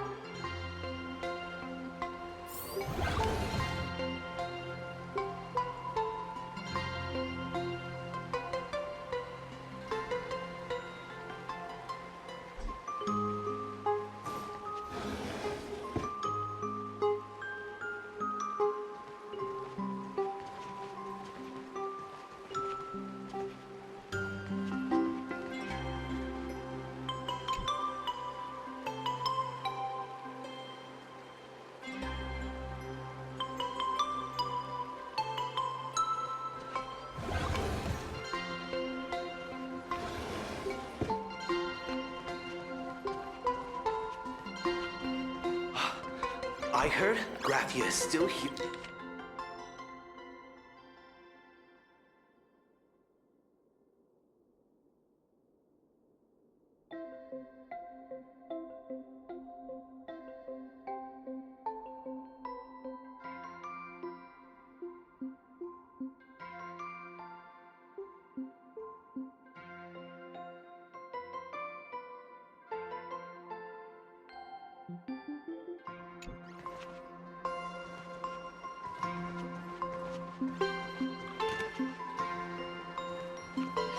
Tell me, I spent my whole life doing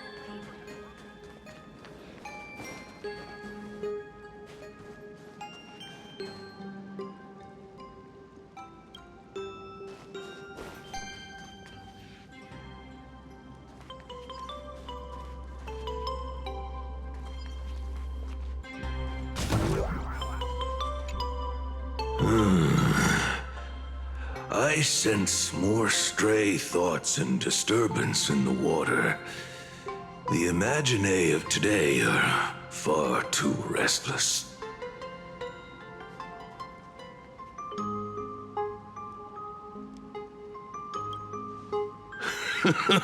Yes, yes.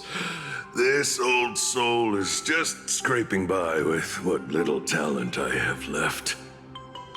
The humans here call me Sudscour, a filthy name, but fitting for this frail and wretched form.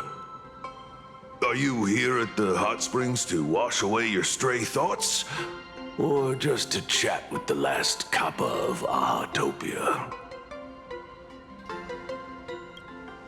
Well, as you see, my kin have either been swallowed by the muddy currents or have fled into the canvas. Long, long ago, my people lived in every river and pond in Ahatopia. We tended the crops for the artists, and in return, they painted our descendants into existence.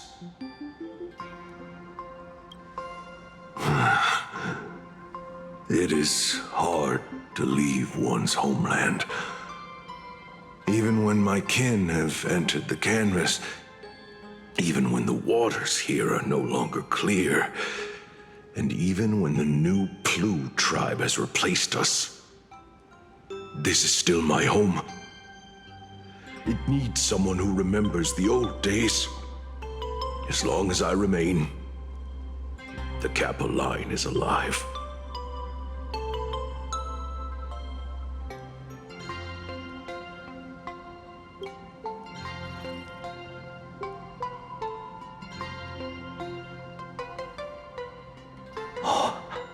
Lady Graphia is the one who guided all Imaginae. Her name shines like moonlight through my dimming memories. Back then, the demons from beyond swept in like a dark tide. The filth and flames they brought could turn even the clearest stream into a toxic swamp. We Kappa were weak and could only shiver at the bottom of the rivers, but it was Lady Graphia who found us. She encouraged us, saying that every drop of clean water held power against the darkness. She taught us how to use water to protect the displaced mortals and wash away those impure monsters. Though our impact was limited, that was the most heroic era for my kind.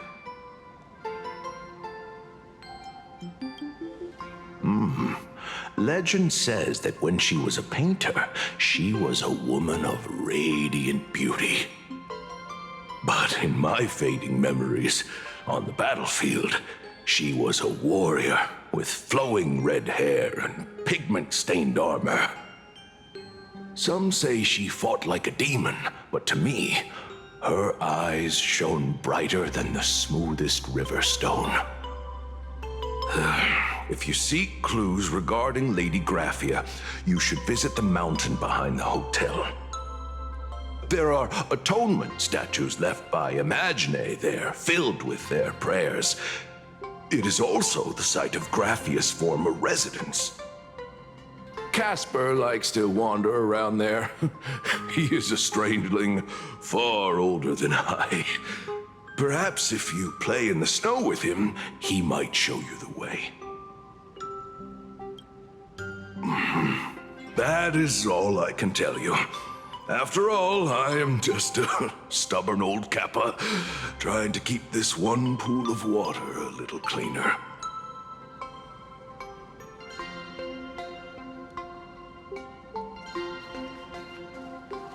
Please don't linger around here.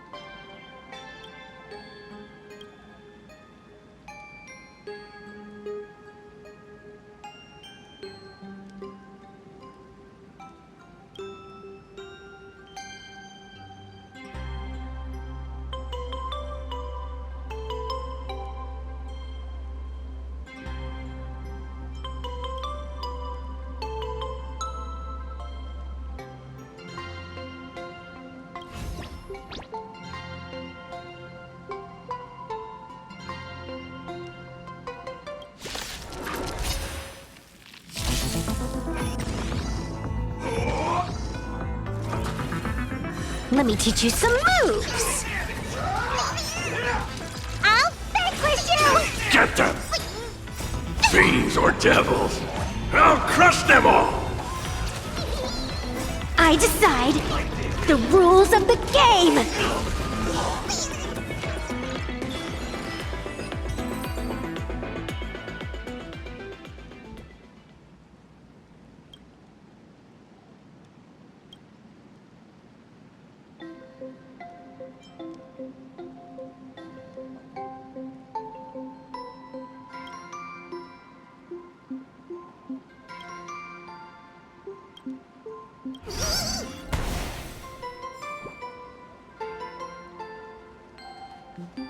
I spent my whole life doing hard labor in a frozen wasteland.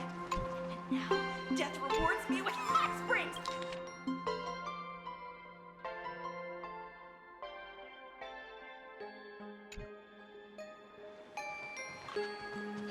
Tell me.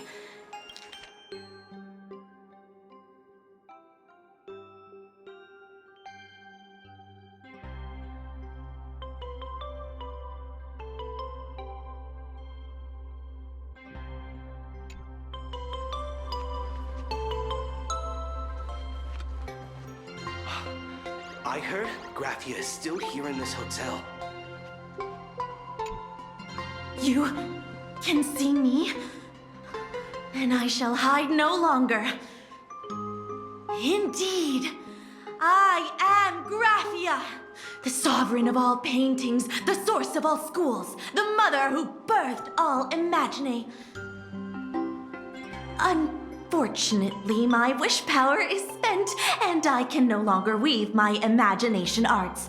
But you and I share a fate, with just a few wish bays to aid me.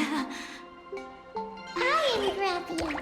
If you're giving away wish bays, you should give them to me. No, I am Graphia. Does this red armor not make it obvious?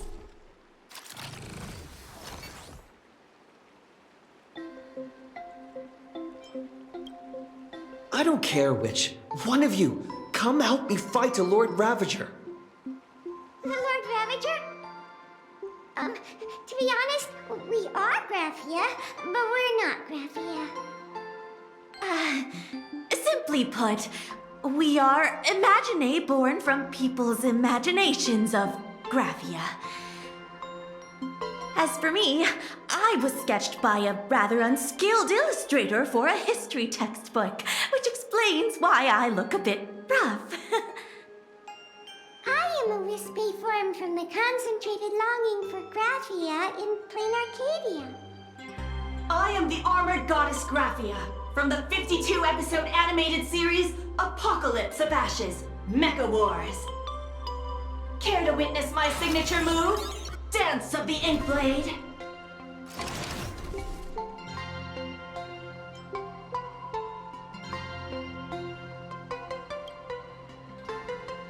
If you're looking for the real Graphia, I'd suggest you give up.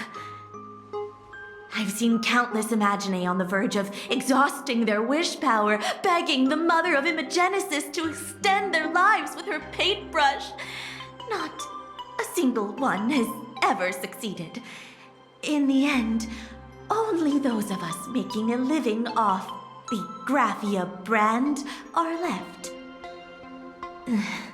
When it comes down to it, she's nothing more than a legend. Who knows? Maybe the IPC made up some story to boost the hotel's revenue. I mean, the Cinderic Age was over 1,000 years ago. Maybe the only thing left is the longing for Graphia. There's one very simple way. She created all Imaginae with her brush. Word has it, she waits at the end of the world in canvas to see off those whose time has come. But every Imaginae who has seen her is, of course, dead. So dying is the only way, huh? These three aren't just fakes. They're also wackadoodles. As I suspected, finding Graphia was never going to be easy. Besides us, there are plenty of ancient Imaginae living here, ones that have long gone extinct elsewhere. Some even claim to be original works by Graphia herself. If you're serious about finding Graphia, you should try asking them. I heard Graphia is still here in this hotel.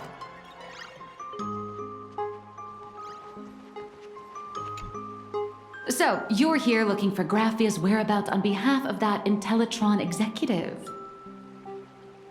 I think it's unlikely that the mother of Imagenesis will see her. If she wanted to see her, it would already have happened. The IPC has practically turned the world and canvas upside down.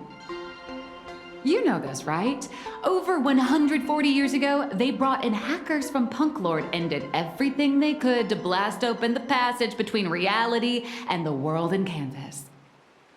I think disturbing her world and canvas like that must have upset the mother of Imagenesis.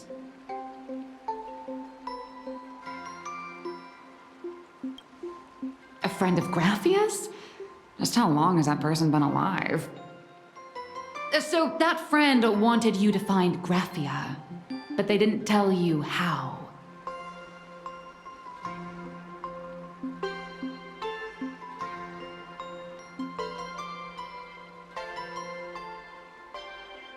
The only thing Avenesia left that could be a token is the mask she painted herself, right?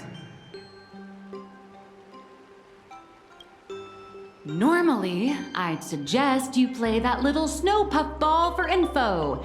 That good luck with your inquiries line definitely had a subtext. But since you're asking for a bright idea, you must have heard that in a certain corner of the universe, there's a mysterious ritual that can summon historical figures to the present day. The Holy Grail War!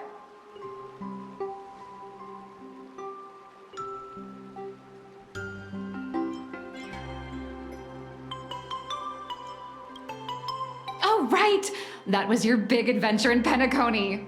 Oh, how nice. I hope Plain Arcadia holds one too. Then I don't need to explain the method. First, we need a catalyst. Do you have Graphia's brush or palette? Doesn't look like it. No matter, Miss Cult has got you covered. We use ley line resonance. This hotel is built on Graphia's former home. It still has a connection to her, like that vibrant golden tree.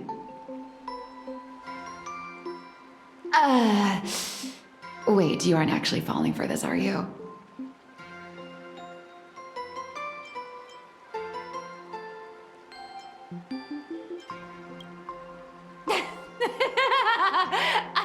I was just kidding. Sorry. I was just trying to lift the mood. Oh, honestly, I'm a chronic deadline misser who can barely save her own skin. How am I supposed to help you? I've heard enough. Break time is over, Miss Nihilux.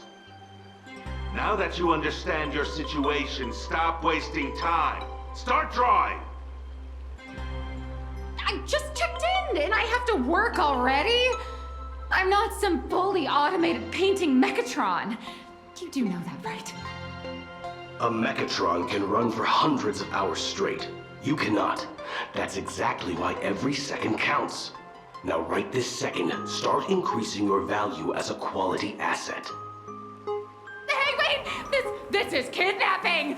Little raccoon, help me!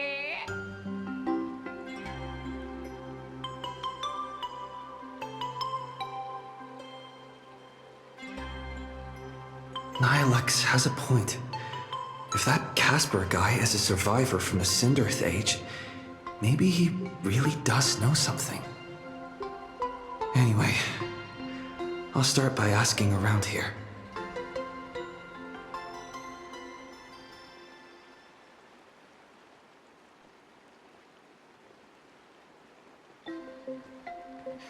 Tell me, there's I spent my hard labor in a frozen wasteland. Now, death rewards me with hot springs. What a way to go! Looks good.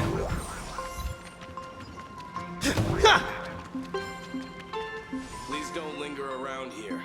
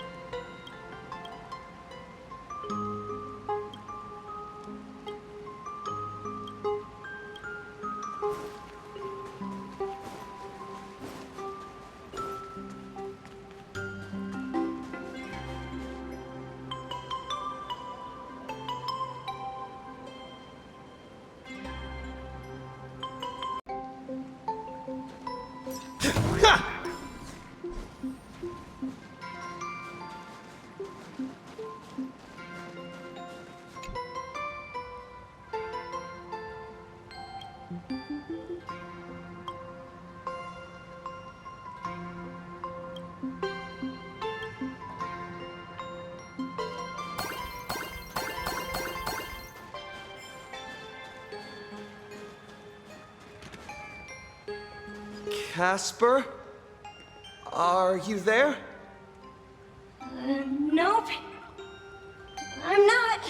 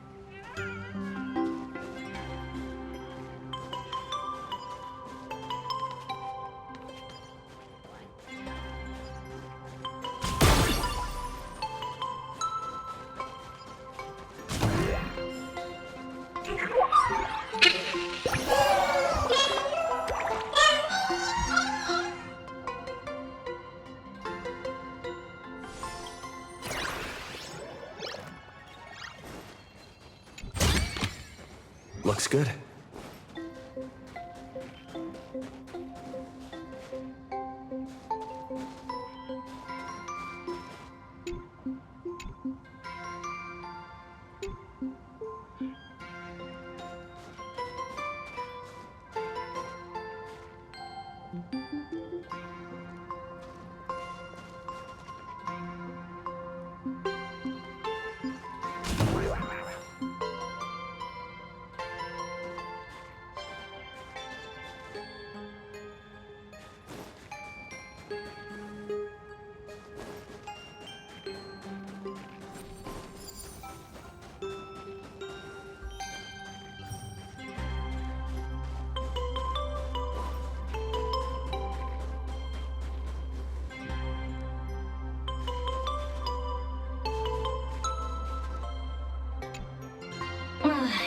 You found me, current nameless.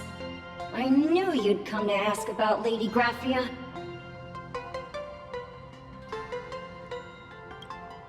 But if I try too hard to remember things from such a long, long time ago, my soft, squishy head starts to throb, and then I start melting. Drip, drop, drip, drop. So much of my memory feels like it's shrouded in a blizzard, and I can't see anything clearly. I'm sorry, but I don't think I can help you.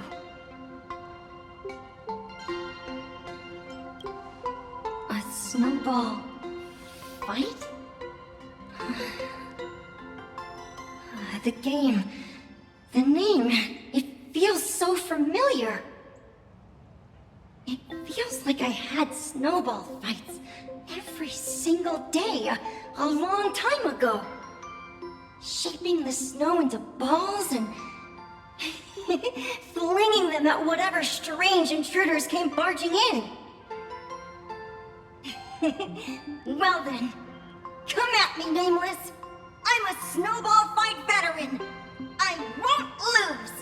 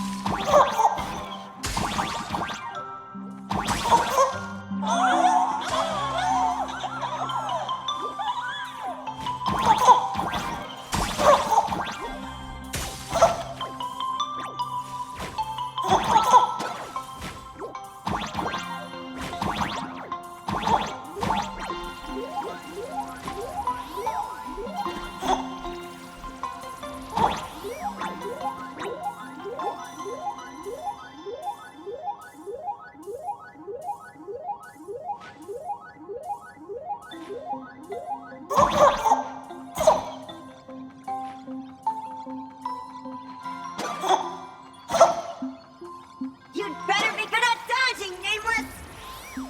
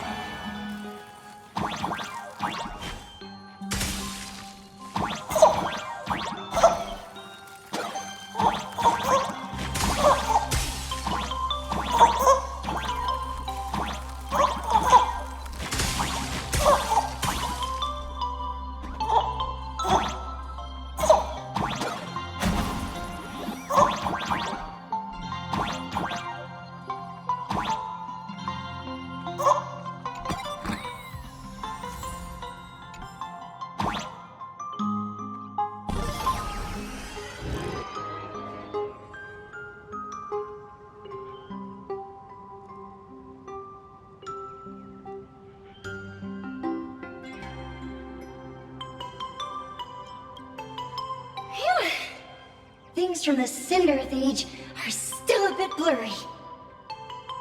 But I definitely met Lady Graphia. I had snowball fights with her. She was a great painter who led us in snowball fights. She'd even paint portraits for everyone. Back then, when we wanted to see her, we'd go to her doorstep, light the ground lamps, and shout, "Snowball fight!" Then Lady Graphia would poke her head out of the window upstairs, unfurl the scroll, and whoosh! Slide right down into the snow. Then we'd have snowball fights against the Void Rangers together, under the giant moon. If we won, I got to swallow the Void Rangers whole. They were so crispy and tasty. There was someone else. Just thinking about them makes my blood boil. He was a snowball fight master. I remember one time, 8 of us teamed up to challenge him.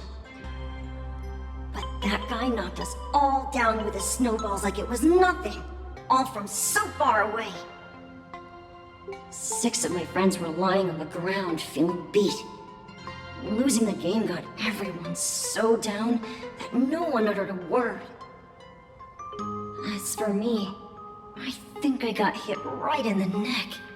I saw my own giant body thawed onto the ground, and my chin felt ice cold. 8 people in the Phantasmoon games? Perhaps Snowball Fight is a euphemism for the Cinderth Age Wars? So in that round of the Phantasmoon games, Graphia must have fought a terrifyingly powerful opponent. It seems only she and Casper survived the fight. I saw her once. Just once. By then, Ahatopia had already been transported into the canvas. It was so quiet and lonely. I couldn't find my other 6 friends, but I remembered where Lady Graphia lived. So, I went to her front door again, lit the ground lamps, and shouted, "Snowball fight!" It felt like only a second had passed. Just the blink of an eye, yet somehow it also felt like forever. At last, I saw her drift out. She held me and cried, saying, "I'm sorry, and you've done well," over and over. It was just one lost game. We could have just won it back some other time, but that was the last I saw of her.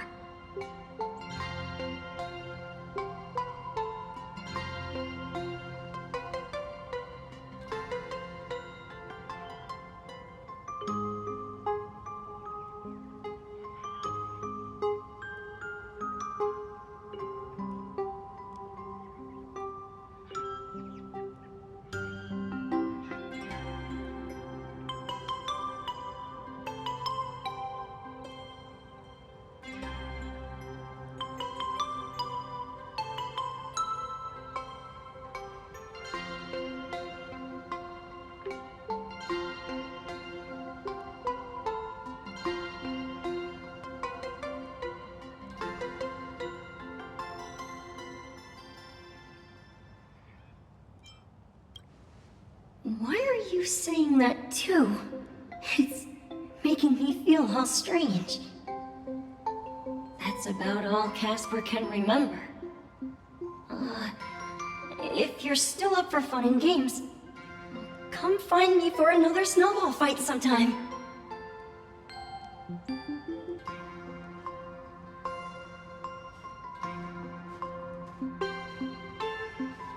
So, to summarize, Casper likes to light the ground lamps and call for her near Graphia's old home. Now, where can I find those ground lamps?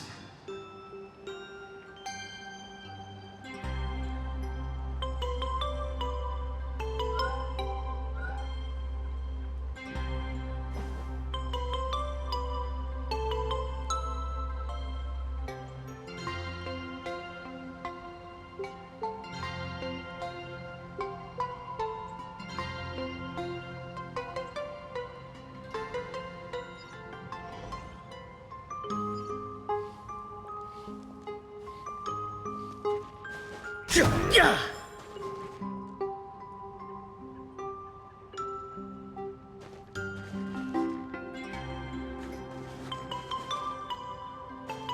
The People's Kitchen. Rediscover the warm flavors of days gone by.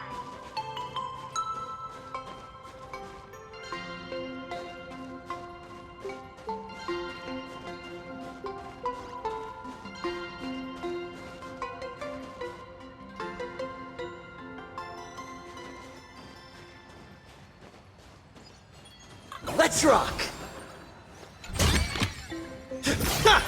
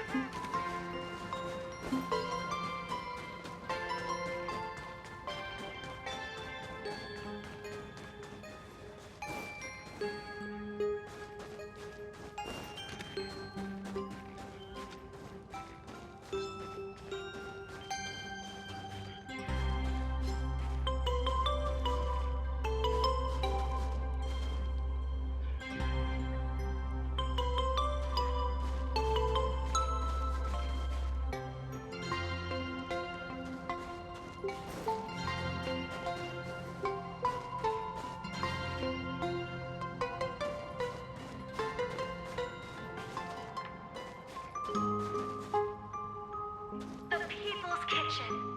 Rediscover the warm flavors of days gone by.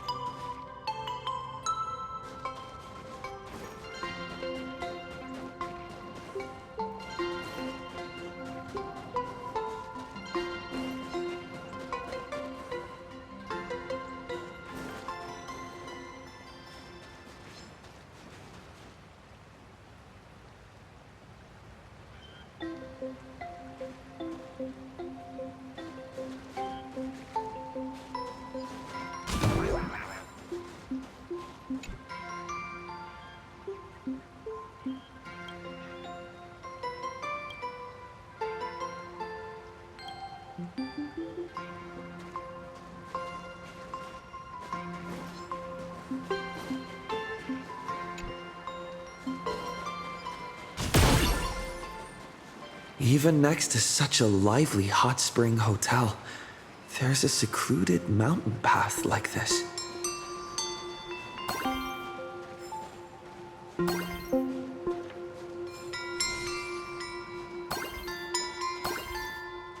These atonement statues all look like small animals. I should find a prominent spot for the ground lamps.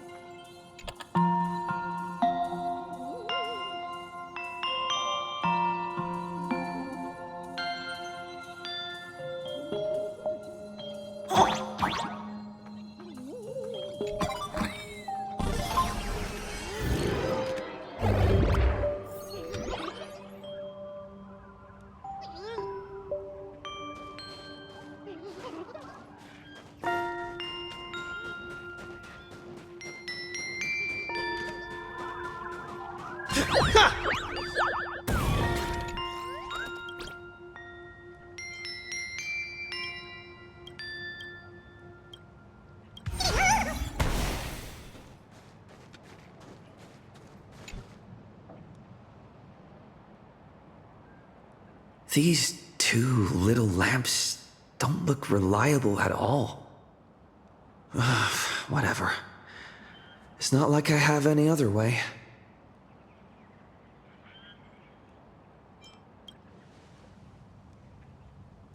Who dares disturb my 1,000-year slumber? Not only will I refuse to grant you 3 wishes, I shall also lock you in my canvas to suffer in my stead!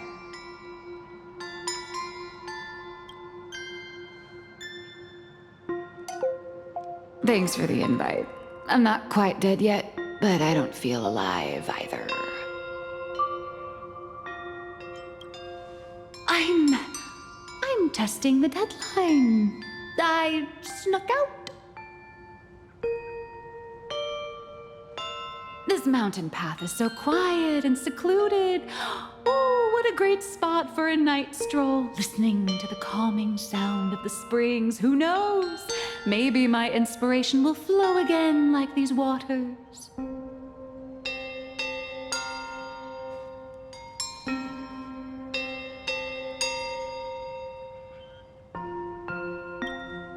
I was hoping to find some inspiration out here.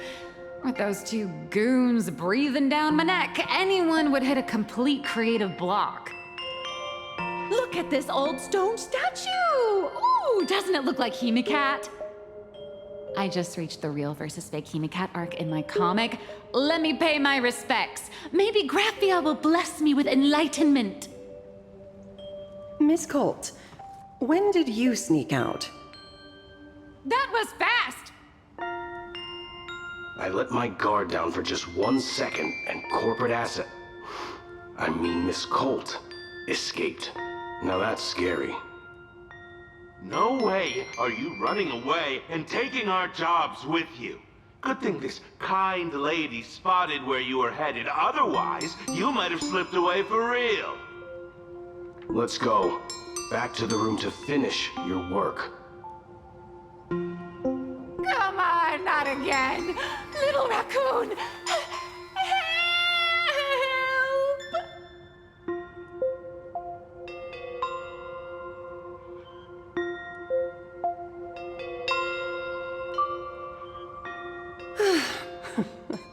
Being an artist sure is grueling. I remember being held in a room and watched by 6 or 7 people, too.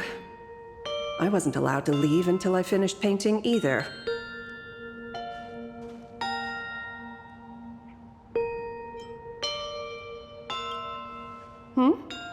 You're asking me?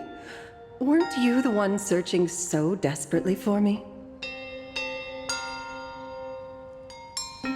My name is Murata Graphia, guardian of the world in canvas. It is a pleasure to meet you, nameless of the Astral Express. You're saying... you are Graphia? She really does look a lot like Himiko.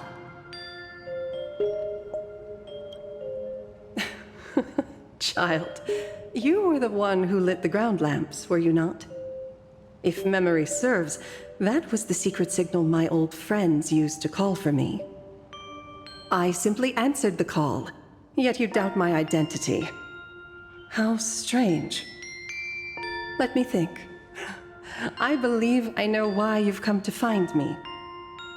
The arbitrator of the Phantasmoon Games asked you to tell me that our old enemy, the Demon Lord from Beyond, has returned. Am I correct?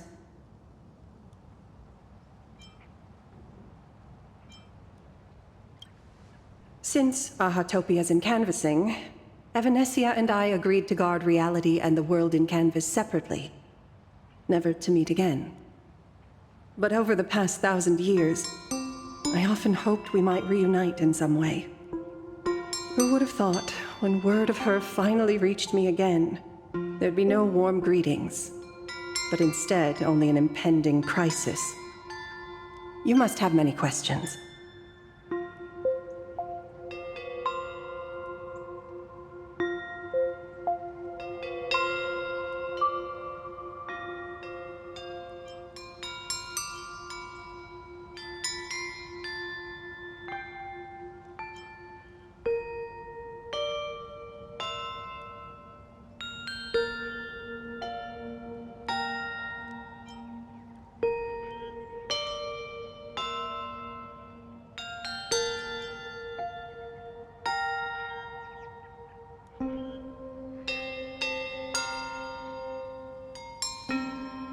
My, you certainly have a lot of questions.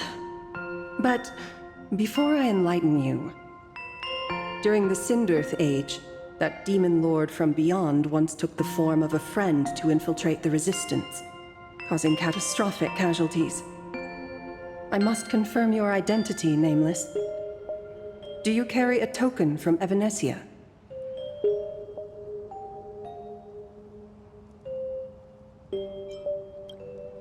She painted a supplicant's mask for you.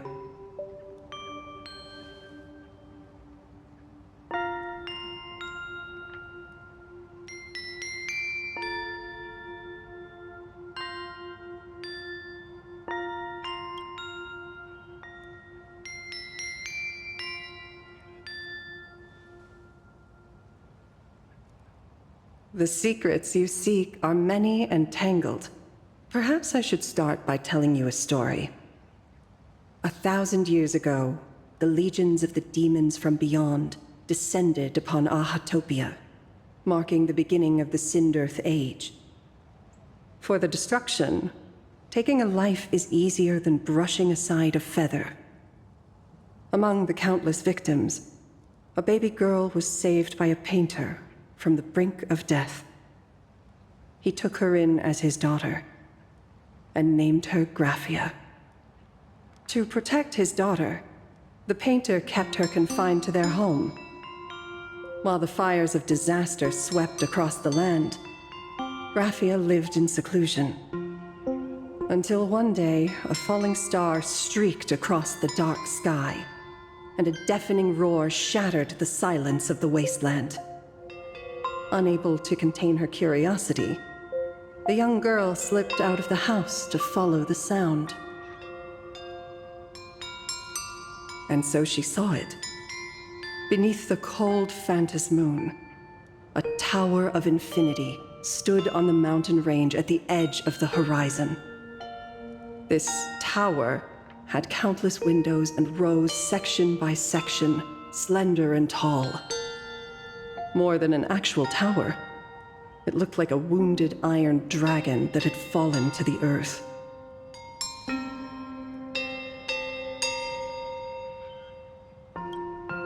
Indeed, that tower, which stood only for a moment, was the crashed Astral Express.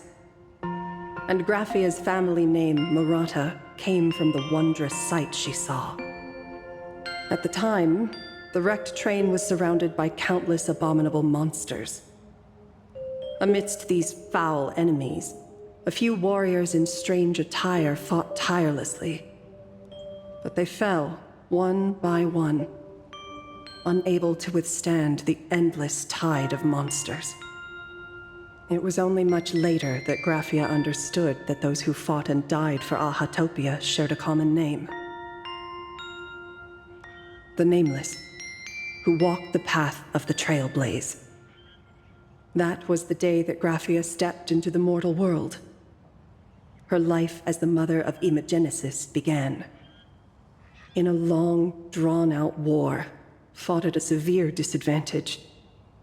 She was forced to seek the aid of the Phantasmoon Games, attempting to use the mighty power of an Aeonic ritual to lock the terrifying demon lord from beyond within a limited battlefield. This was also the first time in the history of the Phantasmoon Games that the 8 supplicants joined forces to confront a powerful enemy from beyond, the Lord Ravager, Asat Pramad.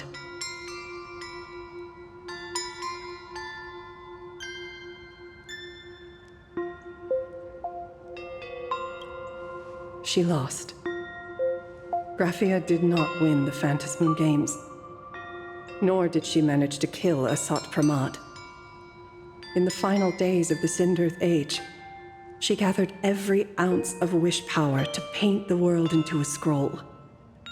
Using herself as a nail to steady the canvas, she sealed the Lord Ravager outside. Yes. As long as the scroll still enshrouds reality, he won't be able to lay a finger on the Leviathan's remains buried deep within Ahatopia. The story is over. I have received Evanesia's message. I also have a token I'd like you to give her. Please, let us journey together to the other side. So, are we leaving right now?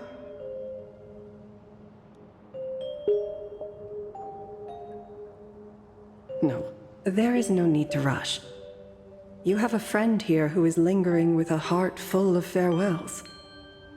You mean... Blade? Follow this path down to the riverbank of Myriad Wish Grove. You'll find many Wispe gathered there. When you are ready, choose a Wispe. Whisper Graphia's name and your wish to cross over to the other shore. Then release the Wispe into the river. When the time comes, I will bring the ferry to deliver you into the canvas.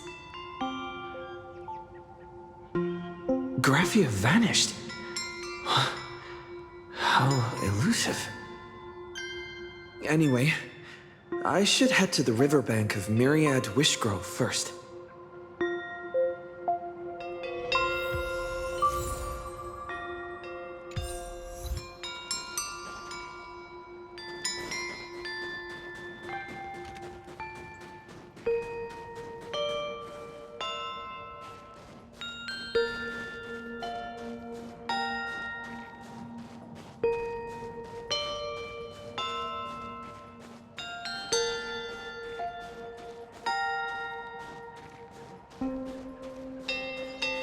Yeah!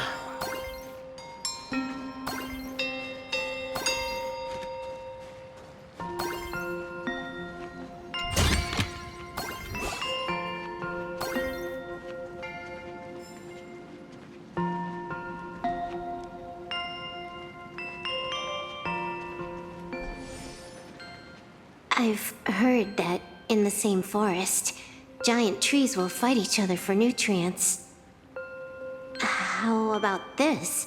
We just feed Shuhu to that tree in the courtyard. It would save us a long trip. Say something. Didn't know you were a forestry expert. I'm not joking. I'm serious. If the Elwood absorbed another emanator of abundance, it would likely bring about an even greater catastrophe. Right now, there is no other option besides the Veracity Husk. If the abundance grows too strong, the Ambrosial Arbor loses control, and the Arcadia is doomed. If the abundance is too weak, the husk spirals out of control, and the Arcadia is doomed just the same. It's called an Arcadia, but the whole thing is built on a razor's edge. Does that mean the essence of the elation is just dark humor? You're afraid. I'm not. I respect your choice.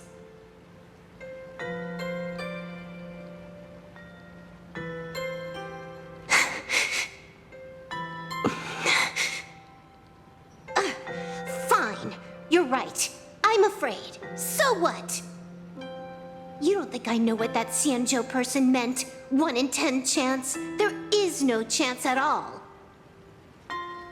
Listen, I just can't stand by and watch one of my kin sacrifice himself. Kin. What else? Friend? Colleague? Playmate? The guy who carries my bags when we go shopping? I suppose all of those fit. Fit? How? Sometimes I can't tell if you're actually dumb or just playing dumb. I hear you. Just assume it's the former. Simpler that way. My mind is made up. You should understand. Misplaced emotions will only cause the mission to fail. You really are just playing dumb. To be honest, I'm the same way. If I could see Firefly cured of her illness, Kafka finally finding the heart she's looking for, and that guy reclaiming his future, then I'd be willing to pick up that level 999 cartridge too, even if it means becoming nothing but a shadow of the Dark Zone. Don't. At the TV tower, you already severely overspent your time. Don't touch that thing again. Besides, why are you telling me this? You should tell them yourself.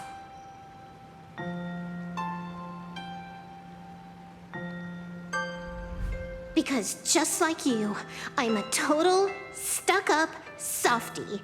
Happy now? Feel better? No. Unless you give me a sincere apology and a proper goodbye, we're not settled. Not settled. Is that right? Fair enough. Whether as Ying Xing or as Blade, my journey has reached its end. Before the final verdict, I should say a proper goodbye to my kin. Who's there?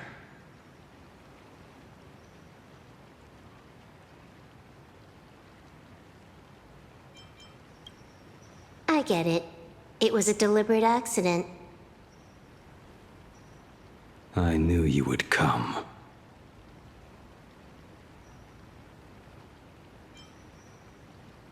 I met the legendary Graphia. She told me a way to enter the world in canvas. If we simply chant her name and release a Wispe into the river, she'll come to ferry us. A legend from 1,000 years ago. And she's actually still alive? It really makes sense. After all, you two are practically the same age. Knowing that gives me a bit more hope that you can actually make it back. Then let's begin.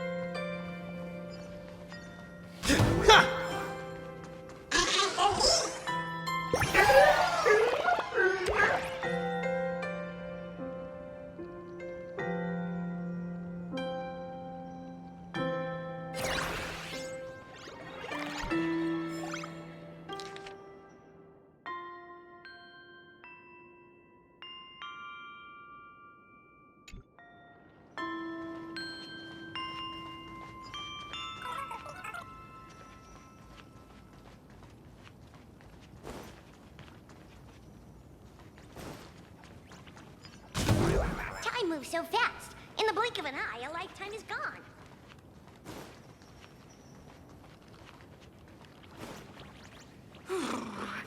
It's freezing. Time for another soak.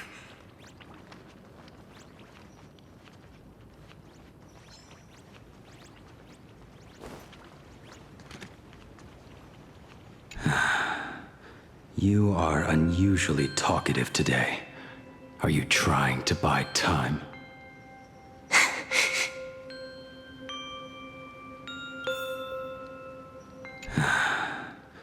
You...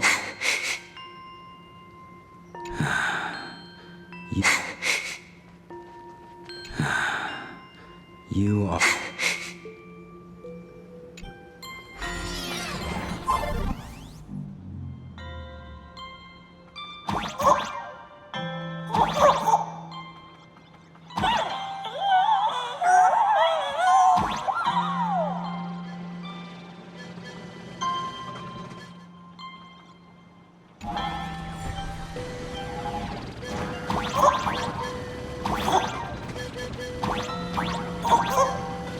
Little one, I choose you.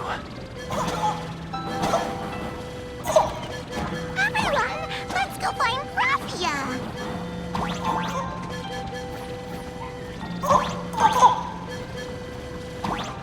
World in canvas, here I come!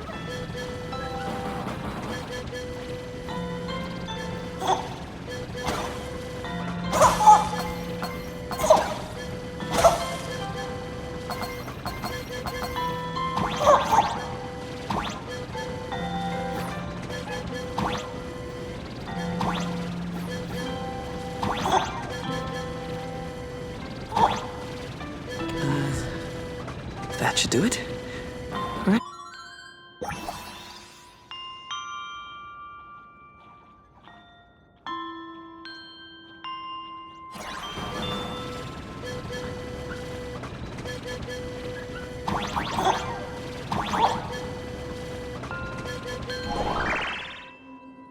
I summon Graphia, mother of Imogenesis. May she come forth and deliver us into the world in canvas. No Wispe were harmed in... Graphia! Graphia! Everyone, into the world in canvas! How odd. This time, the visitors actually know of my existence.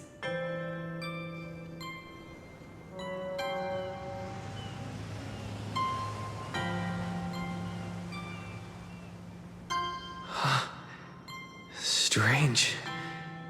Why is the boat coming from downstream?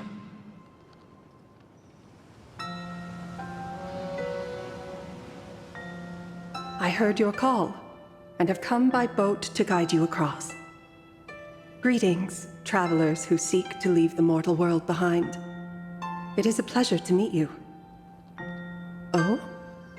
Not an Imagine, but someone here to settle the past and family members seeing them off?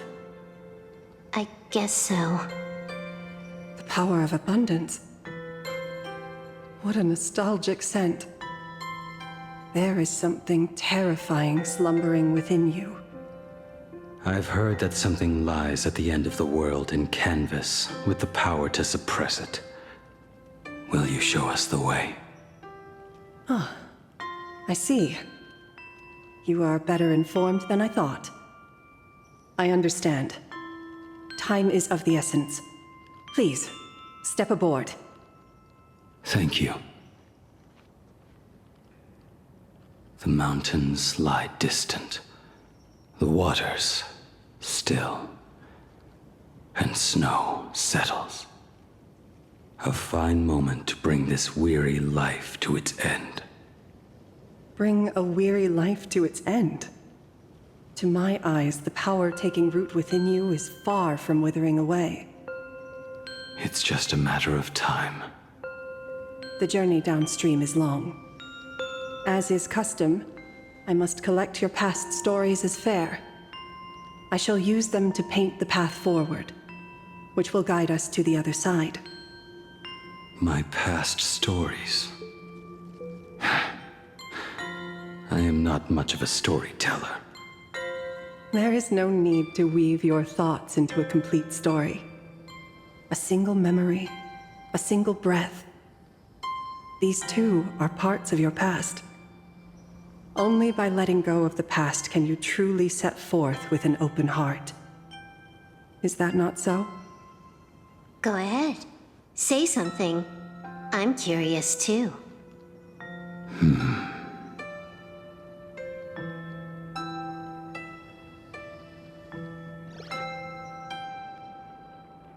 Then, I shall begin with that lone island of Insumosu. It was a desolate wasteland, untouched and forgotten.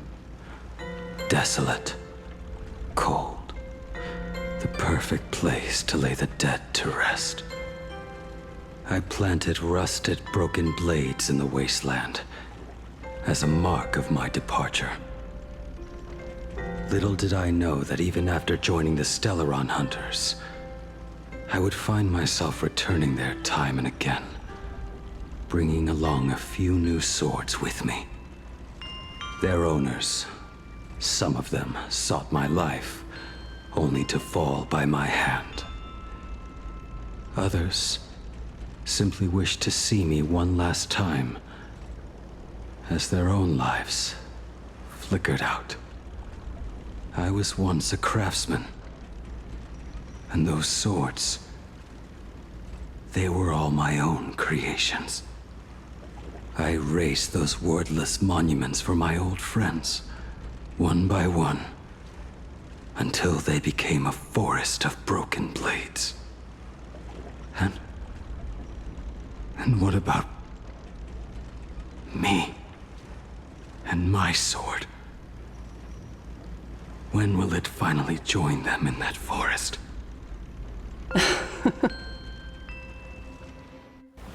I will follow your words with my brush and paint the ideal end.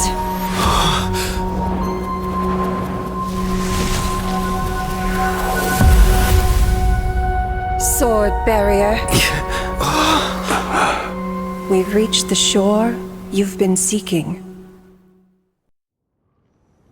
What is this place? This is the world in canvas. A mirror to your soul, blooming as your heart dictates. May this meadow be everything you wished for. Superb artistry. And yet, I thought you would paint the desolation within me instead. Desolation? I saw no desolation in your story. Instead, I found the lingering regrets of a master craftsman. The fire that tempers black steel and shapes 100 blades does not burn upon the forge or anvil. It burns within your heart. That spark within you has yet to fade. It is why this plane has chosen to bloom into flowers. We've got no clue what you two are on about with all this cryptic talk. But you smiled just now, didn't you? No, I didn't. We should go.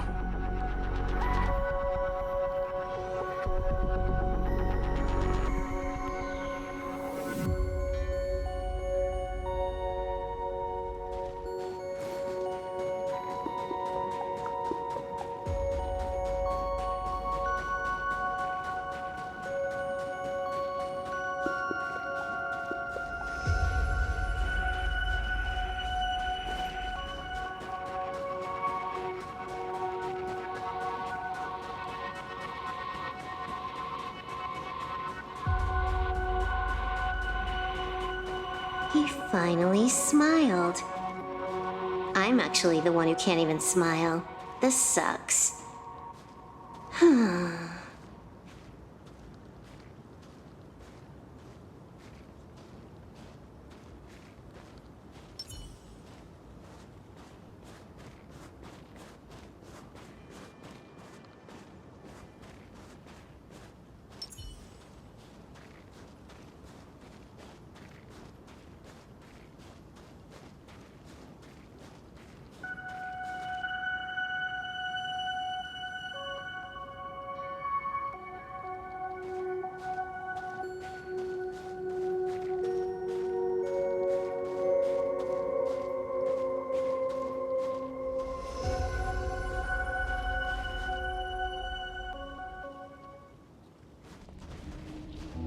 We have reached the end.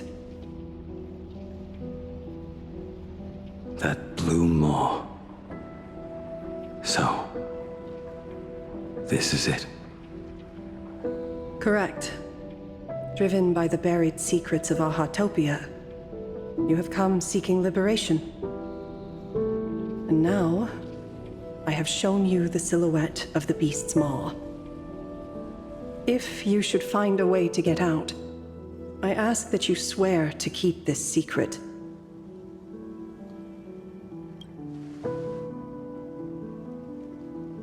I will keep the secret. That blue maw, can it truly consume the abundance? Only a beast of insatiable hunger can end a plague of eternal growth.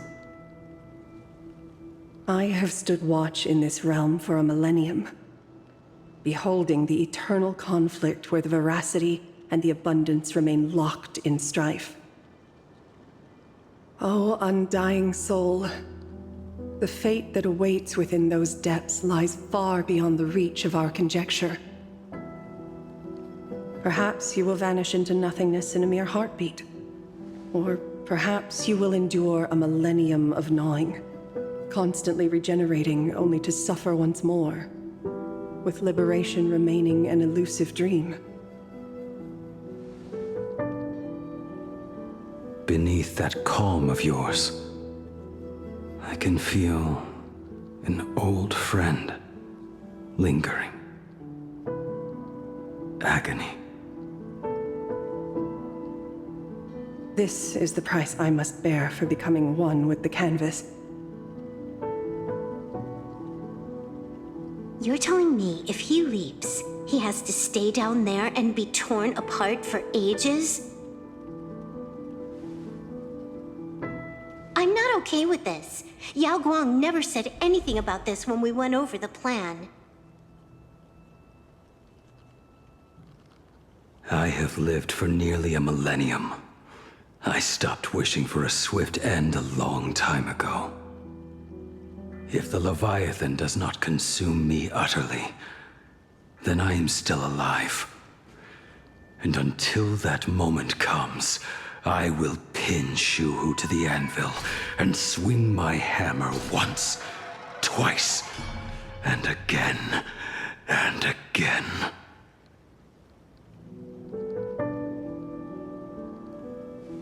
Is there really no other way?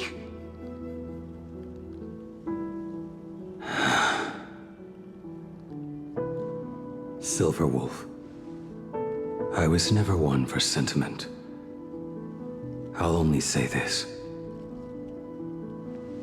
In my past life as a smith, I made it a point to forge something for those friends I found tolerable. But ever since I joined the Stellaron Hunters... Oh right, I get it. You want me to go back and take apart that box Kafka uses as a footrest, right? You already took it apart? A long time ago. Quite a few treasures in there. A master-crafted blade, a game controller, and a portable reactor. That's the armor core, reforged from the remains of the Glamoth Queen. Oh, and a cat-scratching post. When did you find out about these items? You? You mean we. We all found out. Think you hid it that well? Please, give me a break. We're a pro team, you know.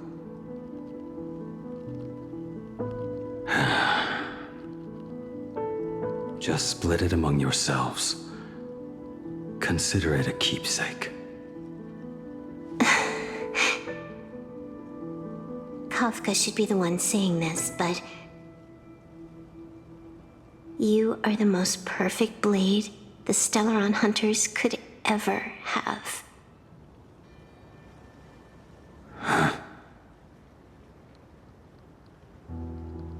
Just a broken blade. That is all.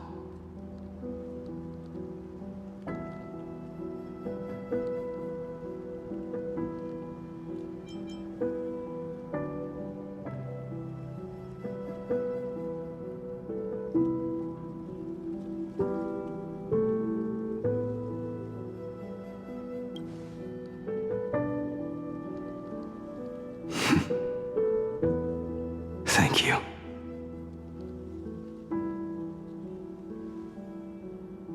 Before you go, you have something to say to him too, right? To me? Don't take offense. It's just a few words. Before joining the Stellaron Hunters, I once lost myself. Unable to see the future, yet unable to reclaim the past. Just like you when you were first reborn. Whether we chose this path, or were forced onto it. Leave no room for regret. And never deny the path you've traveled.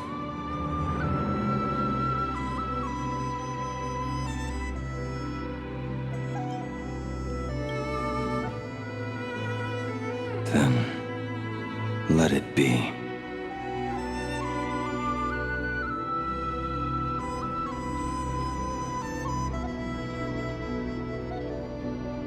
It's time.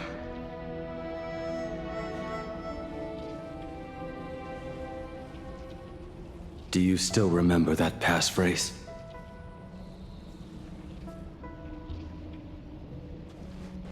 No need to step forward. Just recite it in your head.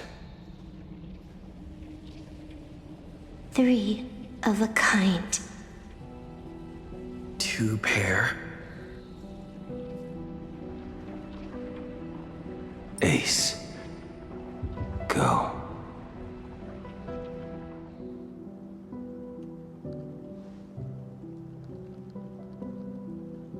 Farewell.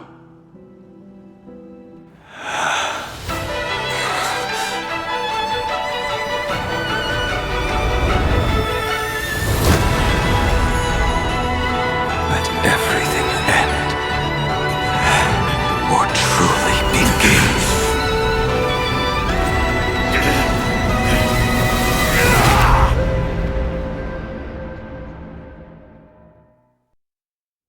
In the final moments of your life, what will flicker through your mind?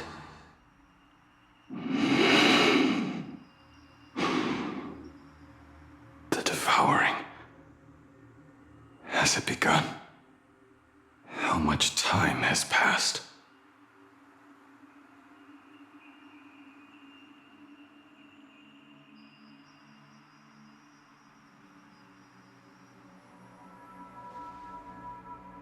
Sea of clouds.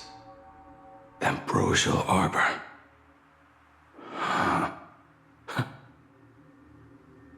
To think that with death so close, this is the scenery my dreams would conjure.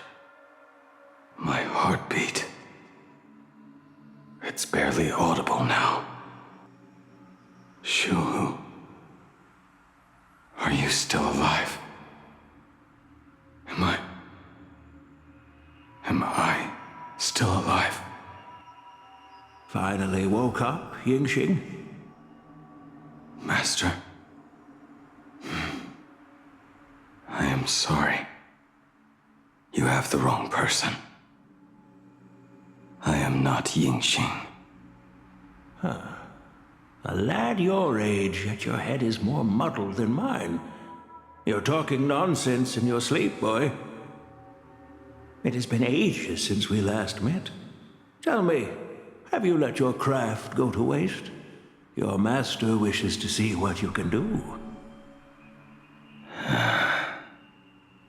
Not a sweet dream of toasts and laughter, nor a nightmare of clashing steel. Instead, it is a dream of returning to the very beginning, to confess my sins before the master who taught me everything. Typical. This is a standard issue sword I forged for the Cloud Knights, back when I first began my training.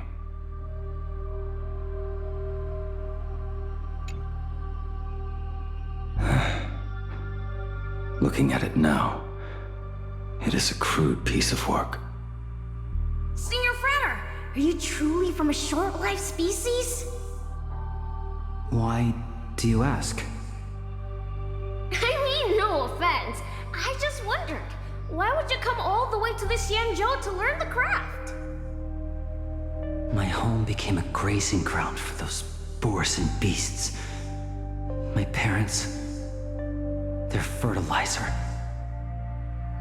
Unlike you, I won't live to see them wiped out. But my blades will. Look at this blade. Fresh from the forge today. I made it. That is so cool! Stop flattering me. This is just a standard issue sword for the Cloud Knights. According to the template, its name should be New Blade 01. Senior Frater, how could you so thoughtlessly name your own creation? The very first assignment Elder Huayan gave his disciples is, what defines a blade? He always says a name carries the weapon's destiny. A lone cloud drifts. A crane departs the woods. Let's call it Departure, Junior Frater. Senior Frater, I thought you'd go with Lone Cloud or Guyun.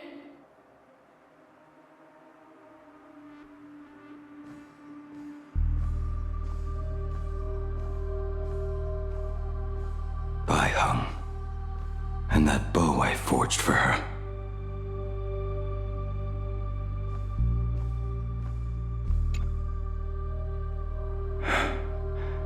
In the end, it was I who forged the greatest sin.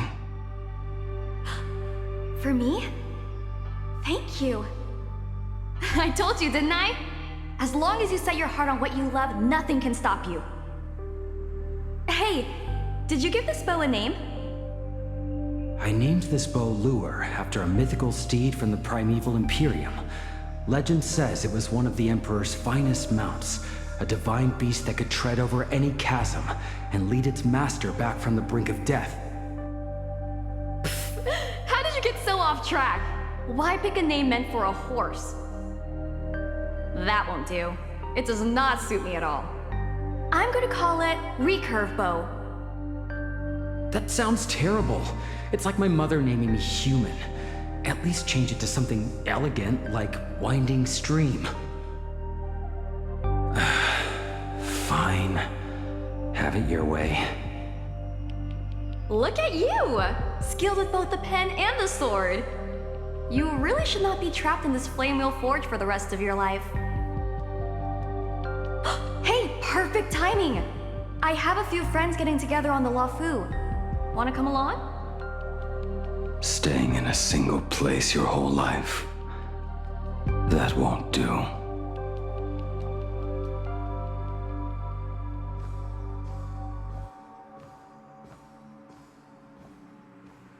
Jing Yuan's Devastator Glaive. The weapon I promised to forge for him all those years ago.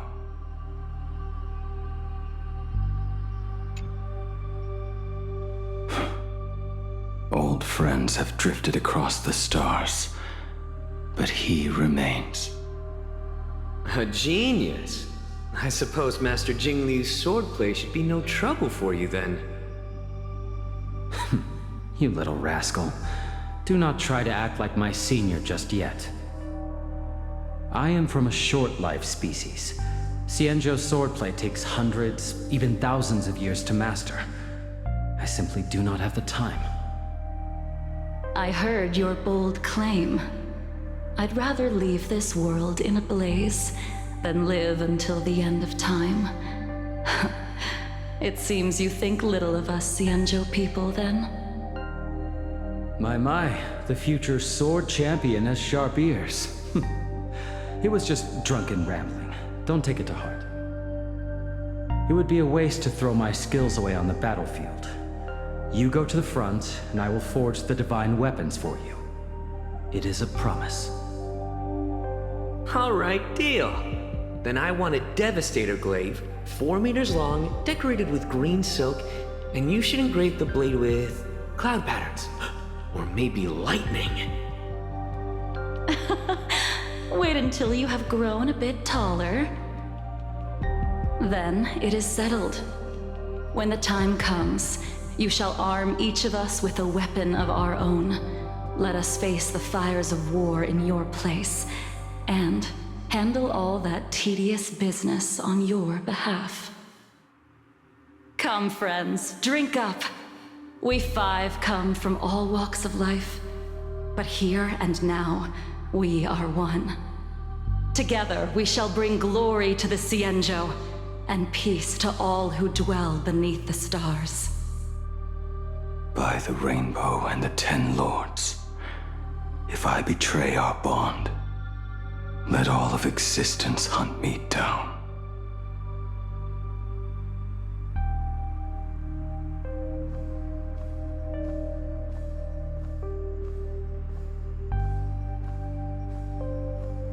The prosthetic arm and sword staff for Mr. La Mancha were works created by my master and me.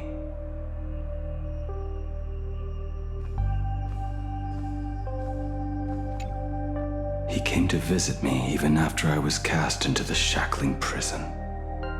Yingqing. No. Yingqing. How did you end up like this? The shadow has tasted the flesh of abundance within you.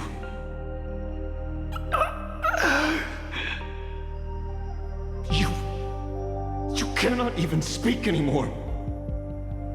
Yingqing, look at me. Lift your head. It was only thanks to you and your master that the shadow of veracity was sealed. I owe you both a debt of gratitude. So I have but one question. Do you want out? If so, just nod. There is always a way out. Just give the word, and I will carve a bloody path to get you out, right now.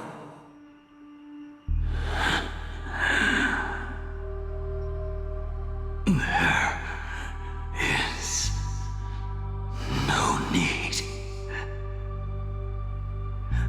I must atone for my sins.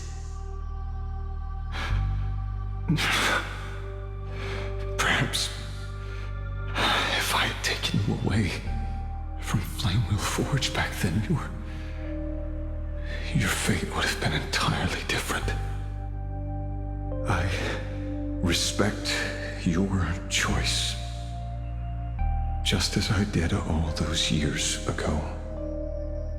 Pity. So much in this world does not go as we wish.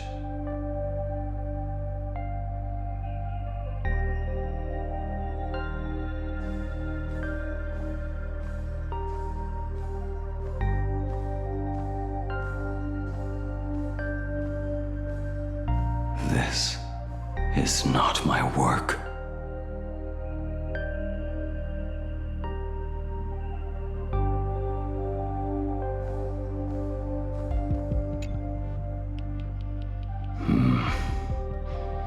This was where my life as Blade began. So you're Blade. You sound like quite the expert on swords. Oh, good timing. What do you make of the sword she's carrying? The blade itself is fine, but the technique is wrong. Swordsmanship is no song and dance. Power starts at the feet. Only when the eyes and mind follow through will the strike land. My, oh my, Bladey. You really are the ultimate blade critic. Since you have so much to say, Master, why not forge a legendary blade for each of us? I put down the hammer a long time ago. My hands cannot do what my mind wants anymore.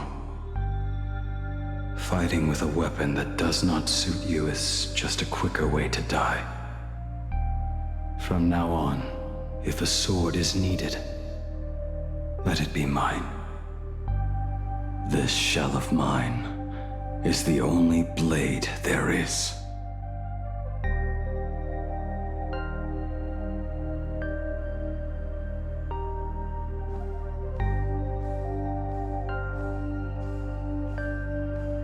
A weapon given by Ying Xing to an old friend.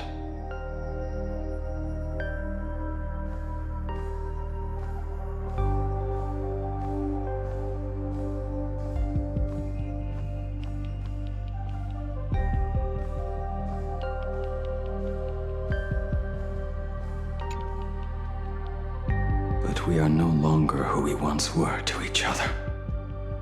Who I am does not matter. What matters is, do you remember this weapon? I don't understand what you're talking about. All that happened. You think you can just walk away from it all? You would do well to keep Cloud Piercer by your side. Or next time we meet, I will be the end of you. What a pity. In the end, we still cast our weapons aside.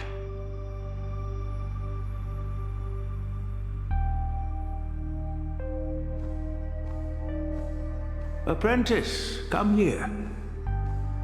Finally.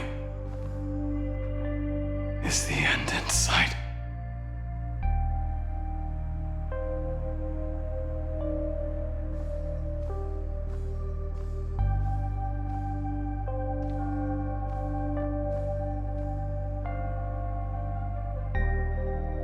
I am here, Master. Good. I have waited a long time for you. You have seen every blade I have forged in this life. Fine work. Somewhat flawed, perhaps, but their edge is undeniable. The marks of a true master. Gazing upon the weapons I forged in days past, I can only feel a surge of endless regret. The hammer falls and cannot be undone, yet I have spent my life taking one wrong step after another. I betrayed my friends and broke my oaths. Even with these divine blades, I failed to protect those I held dear. My hands are stained with blood. I loathe the reflection it casts back from my blade. But what weighs heaviest on my soul is the debt I owe you, Master. In this life, I fear I will never have the chance to repay it.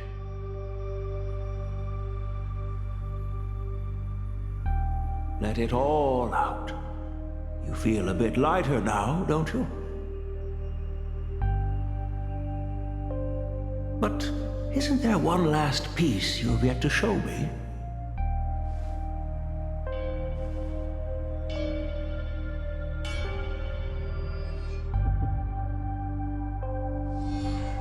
It is yet to be named, has it not?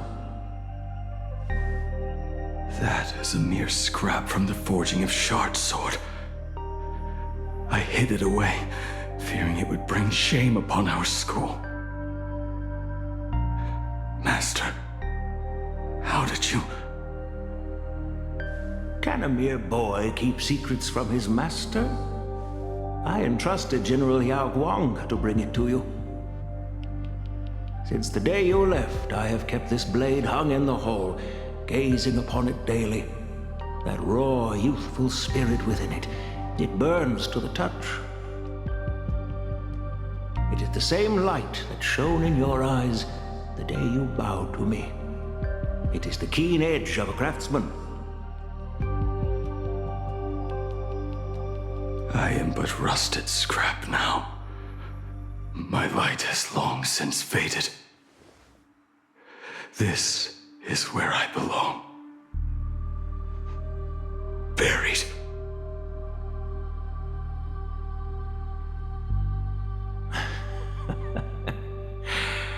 Crushed ore, old materials, rusted iron.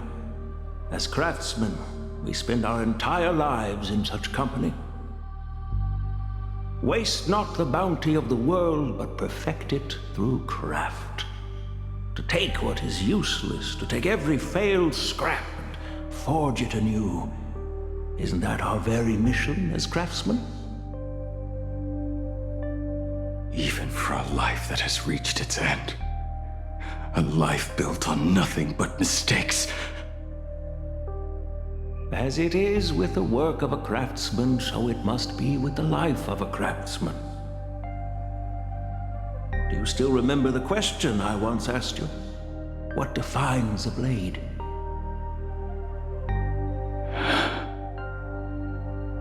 The answer already lies within you. Go now and forge it anew.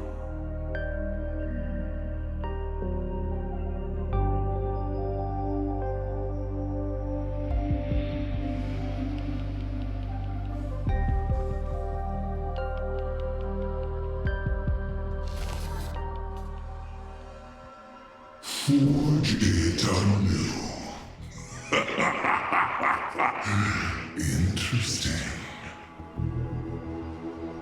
Now I wish more than anything that I could just live a bit longer. Ying Qi himself said that back when he was nearing his end. Shoo. You fought me all this time and leapt into the Leviathan's maw. Nothing more than a bid to drag me down with you. A pity, truly. For so long as a single soul in this vast world prays for abundance, I shall return to bestow my grace. And now, I have come in answer to your prayer. Within the Leviathan's maw, I shall grant you 1,000 years of agony, as your flesh will be remade, only to be devoured again and again. You shall find no release. Is this not exactly what you call forge it anew? Poor child. You and the Xianzhou citizens are always so short-sighted. Trapped in this waking dream called life, you cling to what is gone and tremble at the thought of being forgotten. Yet when I come to carve through your flesh and awaken your minds, you spurn my beautiful gift. You were once a master craftsman. You should know best about the beauty of shaping. I can grant you the power of reshaping life and death, bringing those you loved and lost back to life. Let your friends return to this world again and again, giving you the chance to right every single wrong. Righting wrongs. You mean by carving out more walking husks like me? Things that crave an end they can never reach?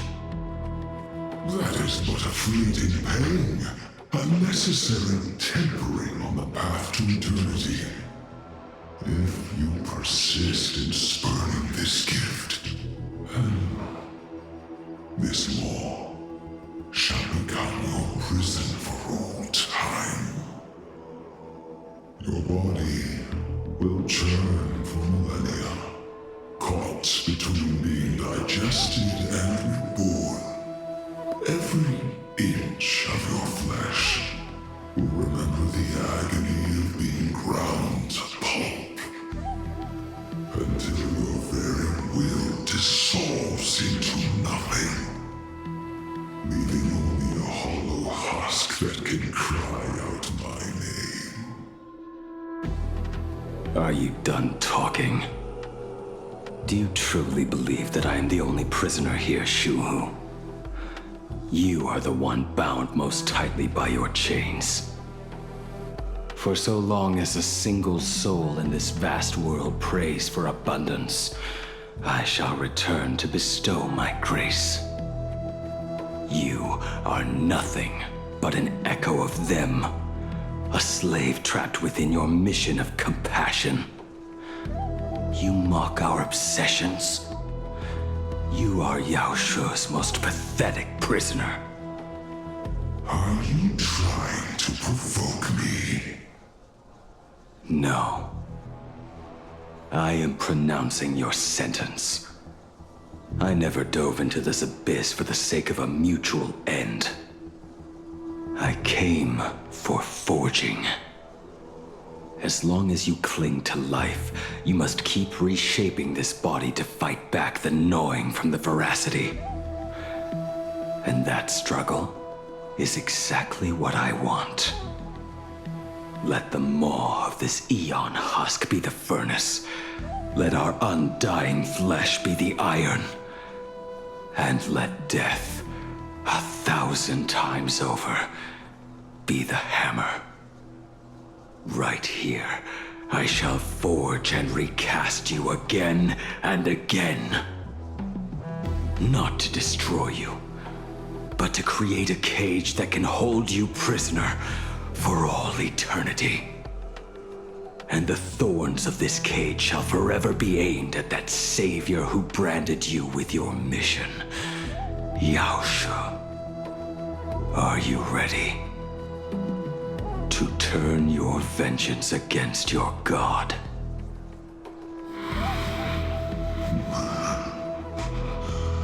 I see now. So, this is how you forge it anew.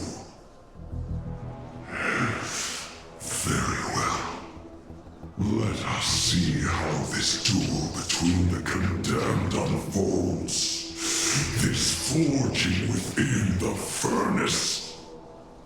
In the end, which of us shall forge the other into a blade?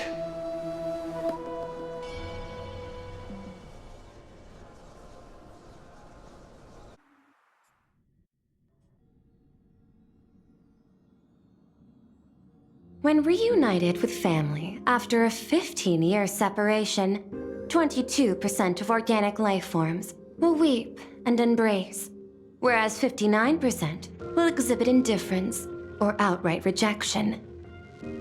Yet, choosing to conduct a covert investigation instead is entirely unheard of. You harbor suspicions regarding Mr. Ryusuke. Why is that, Miss Himiko? Before Star Rail Fest began, I stopped by his office to look for the family's records on the Phantom Moon games. Out of concern, or perhaps curiosity, I leafed through his portfolio.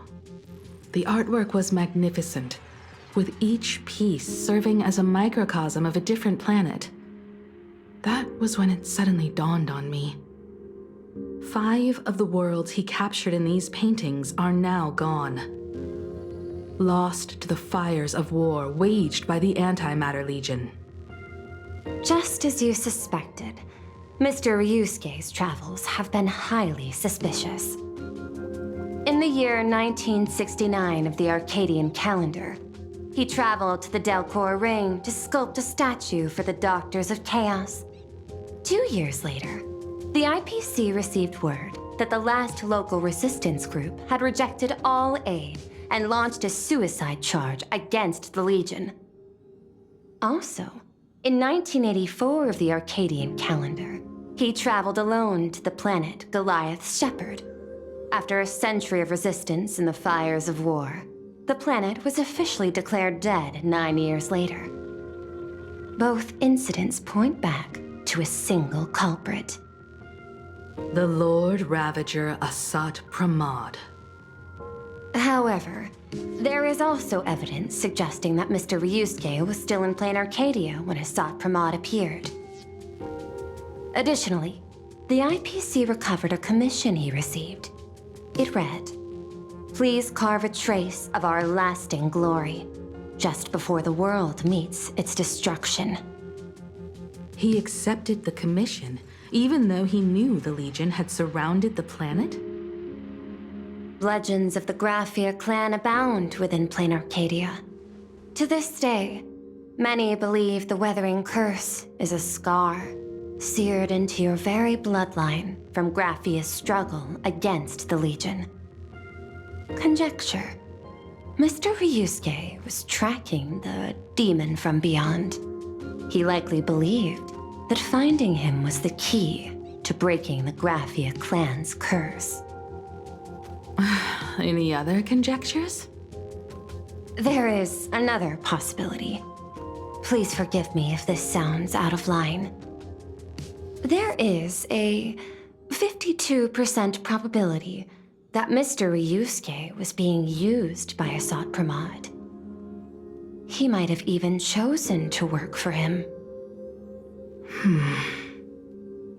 I'll have a word with him. I'll leave it in your hands, Miss Himiko. Dad? Do you have a minute to talk? I do. I'm 1000% free for you. What brings on this surprise call for your old man?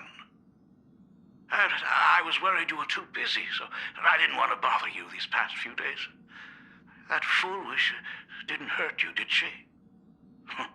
Actually, what am I thinking? A mere herald of death is nothing to my Himiko.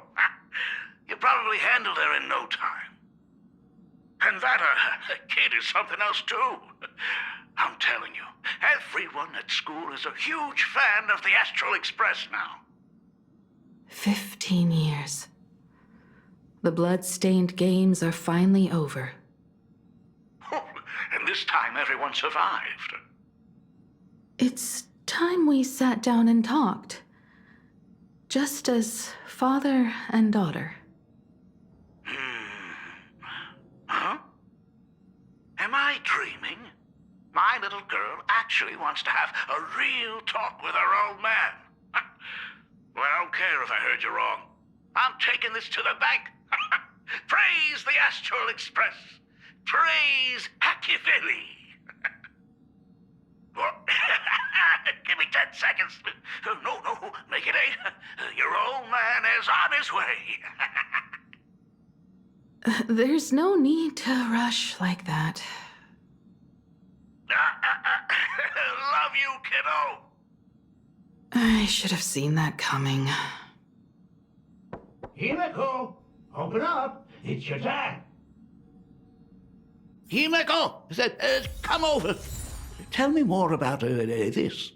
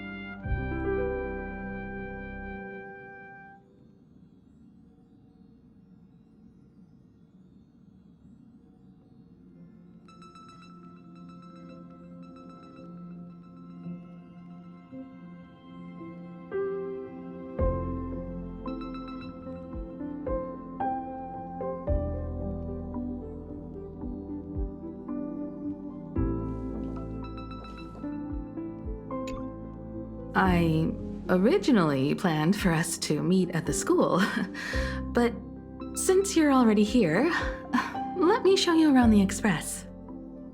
Oh, I would love that. I was in such a rush last time. I really want to get a good look at the place where you spent the last 15 years. Who could have imagined it? The thing that connects this nearly infinite universe is not some distant godlike sheephead, but a single express. I have met many artists who dreamed of boarding the Express just to get a closer look at the legacy of trailblazing. So I am curious, how will the great artist Ryusuke evaluate it? Me? Well, I'll give it my all. I was only joking. There's no need to be so serious. There's actually so much interesting stuff on this express.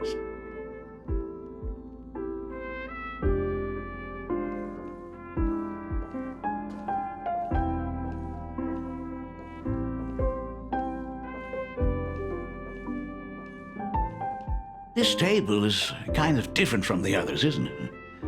I mean, they all look alike, but this one doesn't seem authentic. A lot of old furniture was destroyed when the Express crashed. Pom-Pom and I spent quite some time picking the right replacements. Ah, out with the old, in with the new, huh? Well, the Express has been running for years, so it's only natural to have to patch things up every now and then.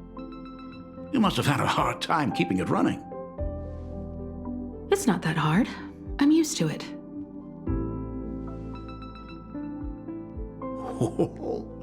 Just as I thought. The Astral Express looks amazing inside.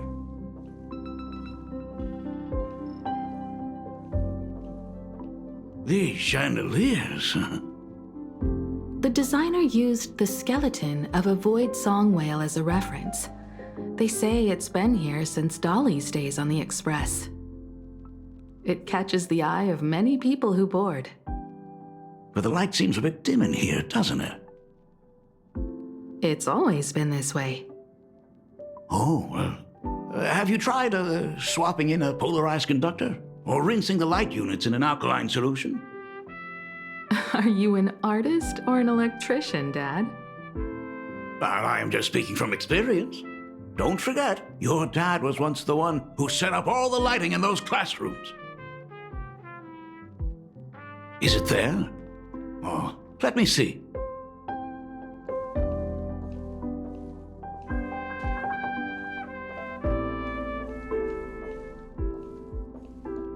It's bigger on the inside.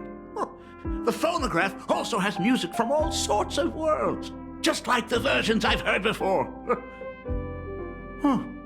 It's a shame I didn't get to see the legendary infinite ice cream machine.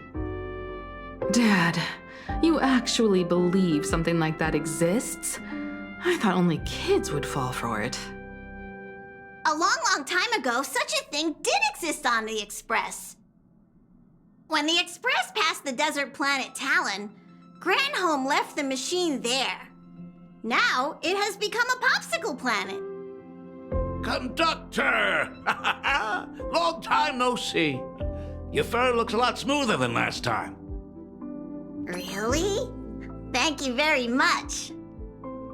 Hey, my daughter Himeko finally opened up to having a heart-to-heart with me. What a special moment! Pom-Pom will leave you to it then. They say family is one of the most precious treasures. Pom-Pom believes we should cherish them. See? I told you. This time, Dad wins. Oh, Himeko, you may be a fully capable navigator now, but sometimes experience still beats youth.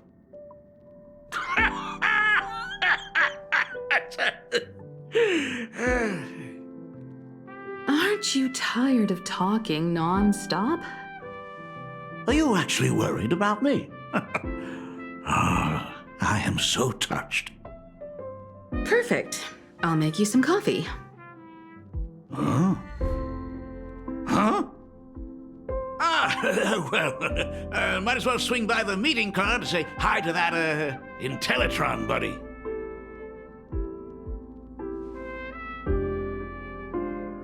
Pom-Pom finds Himiko's father very easygoing. Himiko, come on. Let's walk together.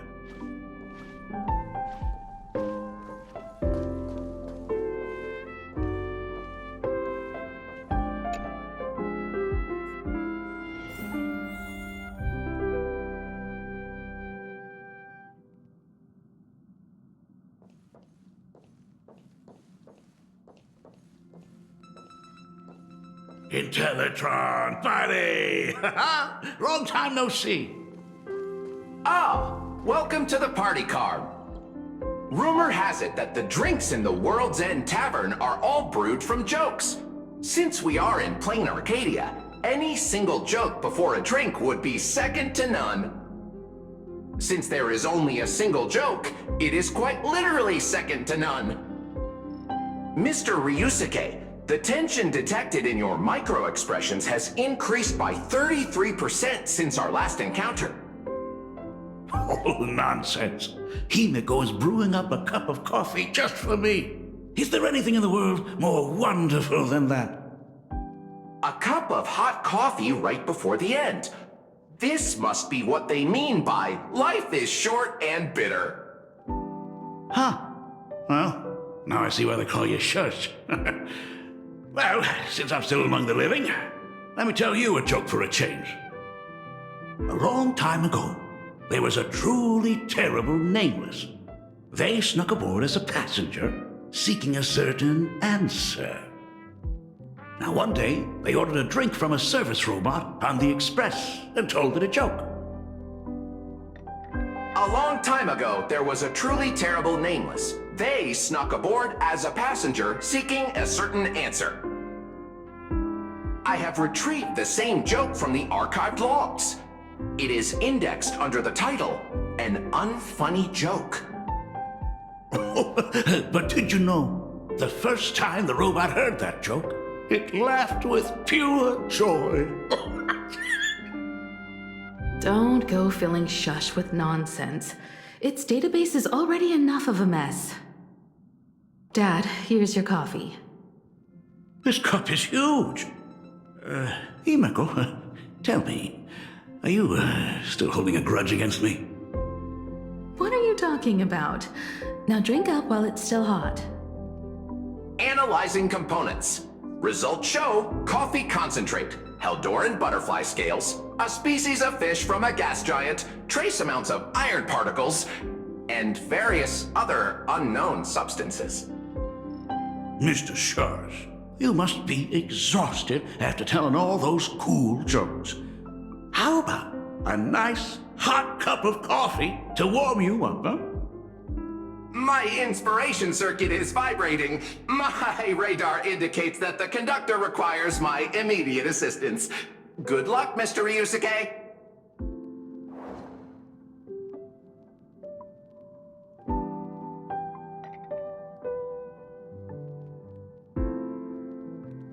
Oh, Himiko, if I do not make it out of here, please deliver my resignation to Miss Dolly.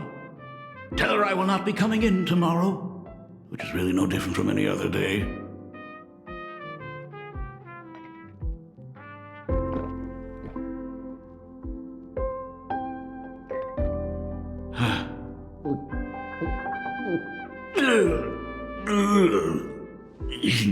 The coffee tastes like heaven. Oh, want another cup?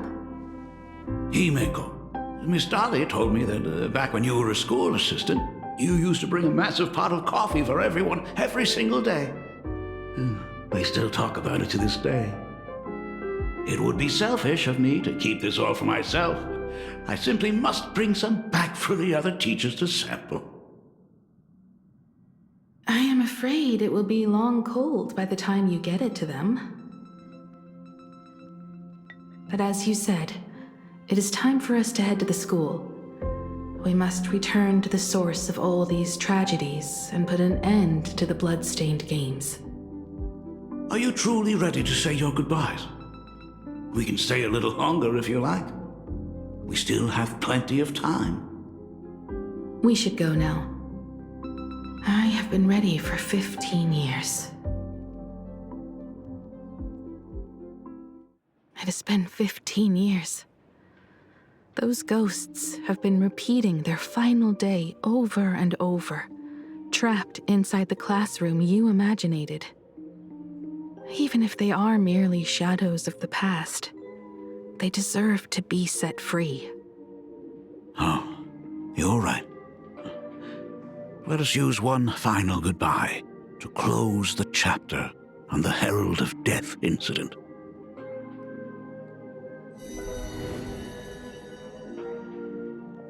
Senior, you are back! We are all waiting for you. Sorry I'm late, everyone. It's okay. Thank you so much for coming. Himiko, we don't have enough time for the lobby. Could you please use your amazing Imagenesis skills to decorate the stage for us? I am begging you. Mia, stop bothering Himiko all the time. If you and the others hadn't slacked off on the rooftop, we wouldn't be in this mess right now. But the school anniversary is tomorrow. If I do not get this done, Ms. Dolly is going to skin me alive. You should start by tidying up those ribbons. Once we are finished with the classroom, we will all come and give you a hand. Hey, Smile, everyone. Smile. You always boss me around. Wait, did you hear that? It's him. He's back again. Everyone, hide! Don't let them find us! Run, Senior!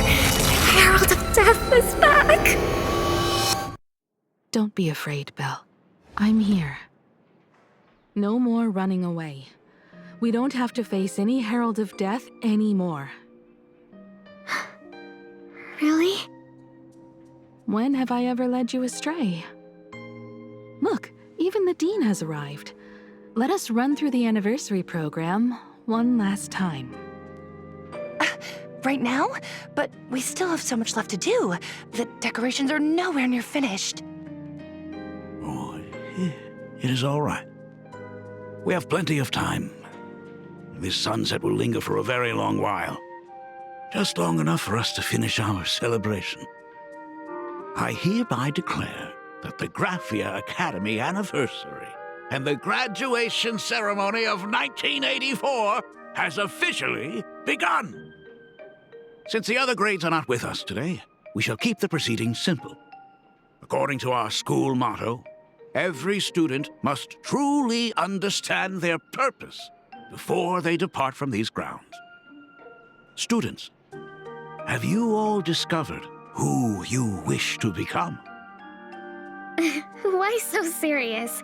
It's only a rehearsal. Well, in that case, I'm going to be an artist. And not just any artist. I will be even better than you, Senior. I plan to study at the Intelligentsia Guild. I want to learn how to create even more interesting Imaginae. I want to study cinematography and become a director. I want to capture every single moment of happiness in the Arcadia. I hope that in 10 or even 20 years, you will all still hold these dreams close to your hearts. And now, please welcome our distinguished graduate representative, Himiko, to the stage to offer her final blessing to the graduating class. Our senior is doing this? That doesn't happen a lot. Himiko? Are you nervous? Relax. Give us a smile. I do not know what to say on an occasion like this. All I know is that this is a comfort the living leave for themselves. But take that step forward. Go and embrace tomorrow. Become someone that the person you are today would be proud of. congratulations to the class of 1984. Senior, don't miss us too much. Himiko, see you around. Himiko, what's with the sad face? It's not like we'll never see each other again. Farewell.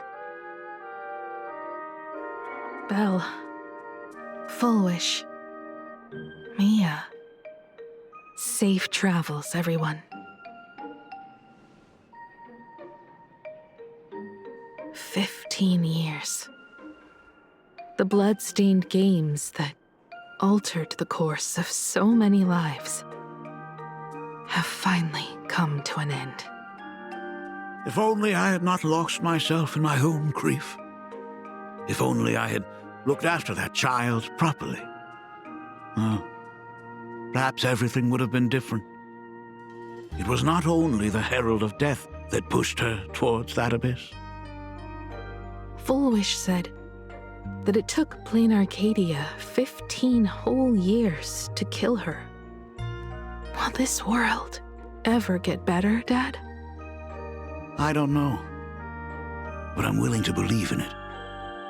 Dad, all these years, just what have you been doing? Is that concern I hear in your voice? If you say so. After the blood-stained games, I traveled to many different worlds.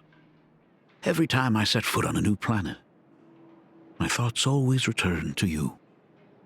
Until one day, I happened to see news about the Astral Express. The person on that screen was so different from the daughter in my memories. I was afraid, to be sure. And I did not want to disturb the life you had found. As long as I never saw you in person, I could keep telling myself that lie. My daughter had fulfilled her dreams to soar among the stars. Von Walk, Owenly, New Londinium. Step by step, I made my way into the very bedtime stories you used to tell me. Were they beautiful? In this vast universe, nothing holds more beauty than the lands en route, yet to be reached. You may have been a poor excuse for a father, but even so, thank you for setting me on this trailblazing path. Same here. Thank you for fighting so hard to be here alive. It's still early, huh? Let's have a walk around the campus. I have something very important to tell you. But it can wait.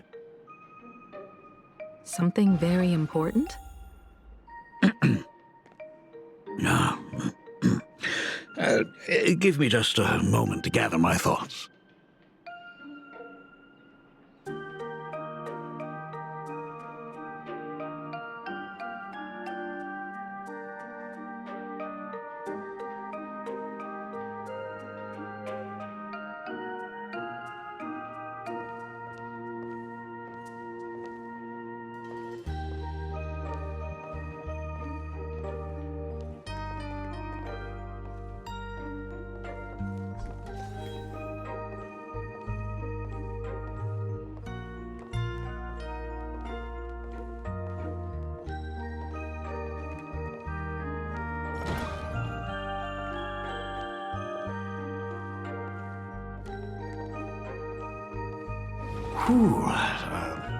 Nice weather today.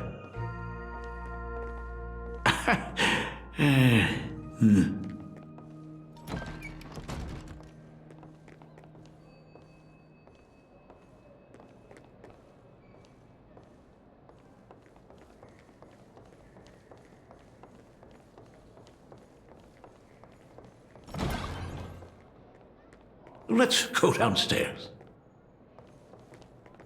Oh my God, it's her!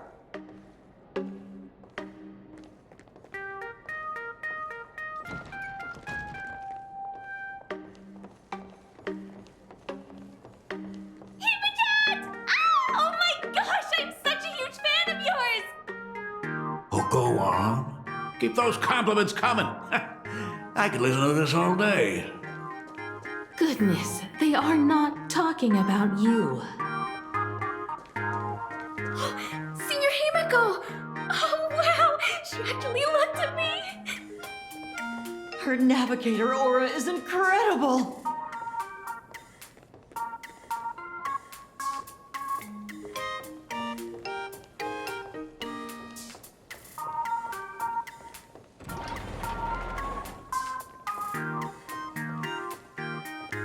Himiko, slow down a bit. Your old man's arthritis is acting up again. Astral Express, I love you! Like a love song, baby! Baseball Raccoon didn't come? Oh, Himiko is so pretty. It gladdens me that my daughter is so popular. But you're all supposed to be in class right now. The Herald of Death incident just ended. It is only right to let them breathe and relax for a while.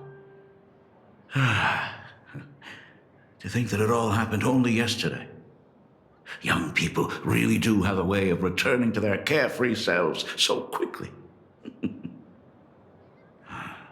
I suppose it is because they believe the Astral Express will always be there to save them. It brings back memories of you as a little girl. Whenever you heard someone mention the universe, the light in your eyes would outshine even the brightest supernova. That is true. The very first Imagine I ever brought to life was modeled after the rocket atop the Phantom Moon's head. That little fellow had quite a temper. It was so determined to fly higher and higher. To this day, I still wonder if it ever truly reached the moon. Dad, do you still remember it? How could I ever forget it? That thing came crashing down and poked a hole right through Miss Seadrake's tail. I had to take you to apologize in person. I ended up redrawing the tail myself to make it right.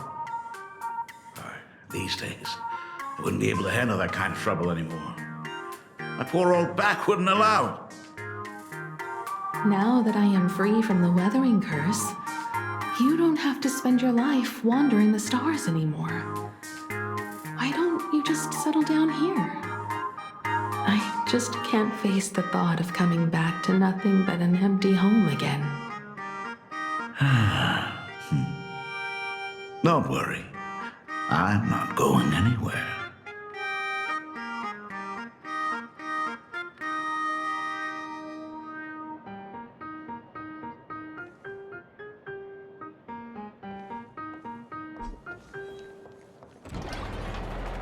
The Imagenesis classroom is ahead. So nostalgic. Ms. Dolly? She might have taken the day off.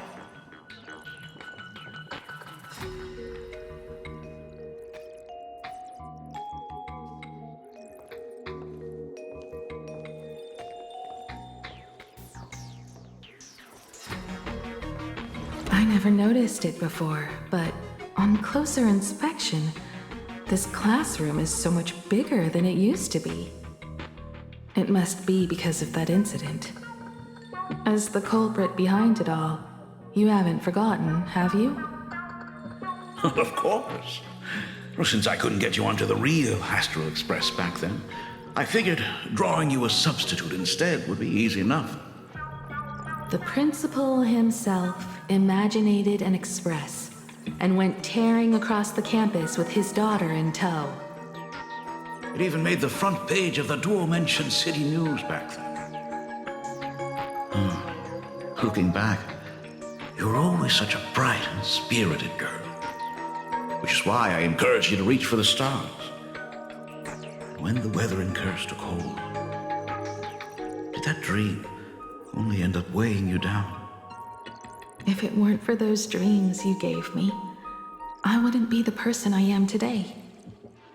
I'll never forget. Whenever the weathering curse flared up, he would always sit by my bedside and hold my hand. telling me the stories of Sir Camor. That was always your favorite. Whenever your fever refused to break, you would cling to my sleeve, just wouldn't let go.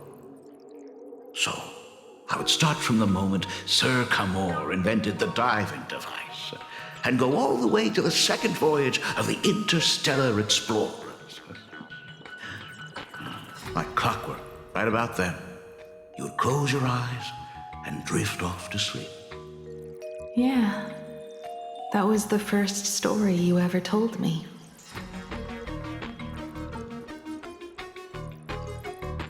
And the very story that helped me make up my mind.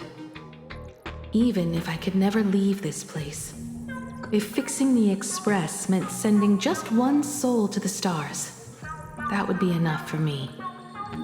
Yet before I knew it, I'd already traveled far beyond anything I ever imagined as a child. I think I understand how you felt back then.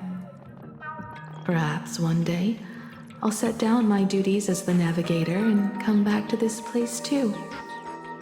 What about the Astral Express? A crew of the most incredible nameless will keep the Express sailing on. Like a teacher watching their student, or a father his daughter. I understand that feeling.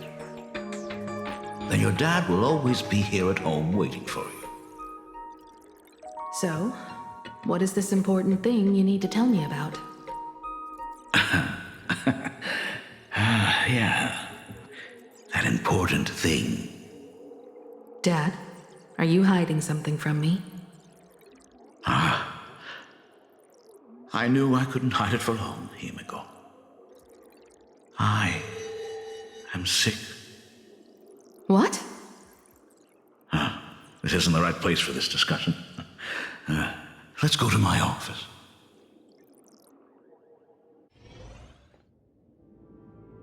So? It's the Weathering Curse. I know what you're about to ask. I do not share the Graphia lineage, which is why I believed I could find the demon from beyond and save you and your mother.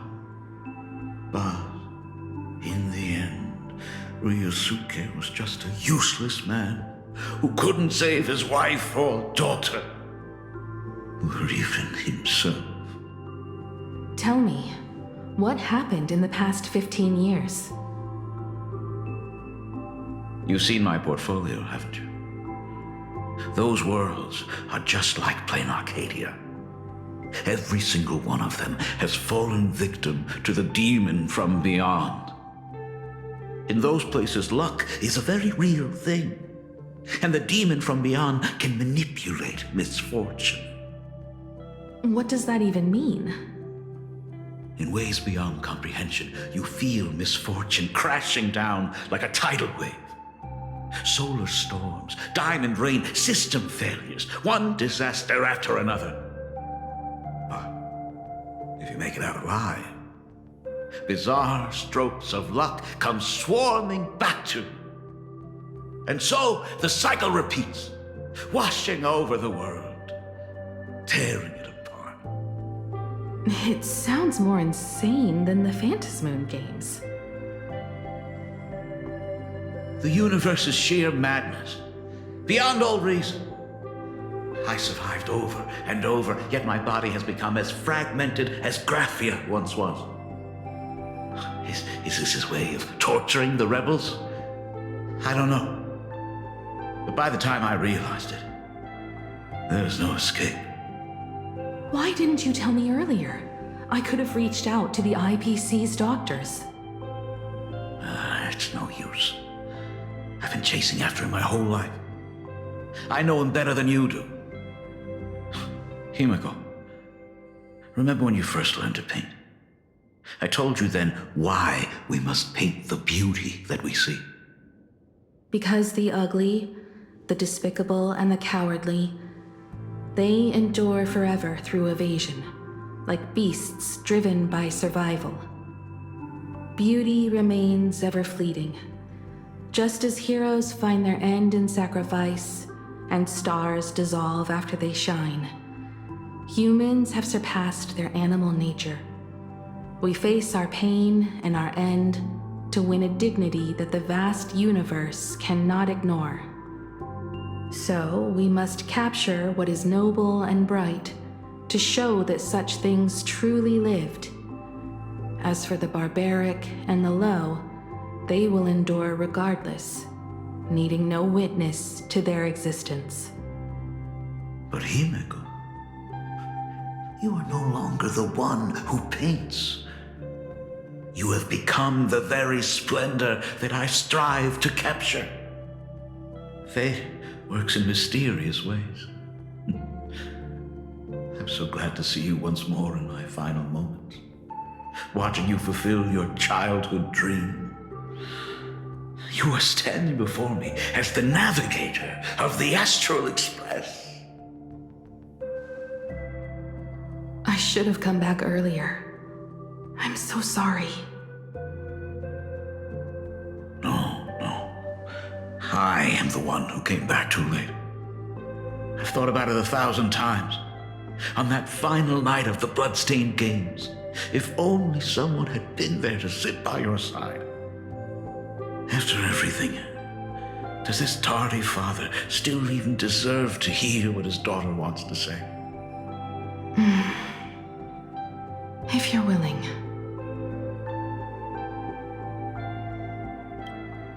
Thank you, Akiveli. Thank you, Himeko. All of this happened after you went away. You were jumping from one job to the next, and for 4 long years, I had heard nothing from you. During those 4 years, I found the stranded Express deep in the canvas world and kept trying to repair it. Watching the Phantom Moon grow fuller, I remembered the mask that had been handed down through our family for generations. If I could claim victory in the Phantom Moon games, then perhaps by harnessing the divine authority of elation, it might just be possible to set the Express in motion once more. But the Herald of Death was a complete madman, and he smashed every dream to pieces.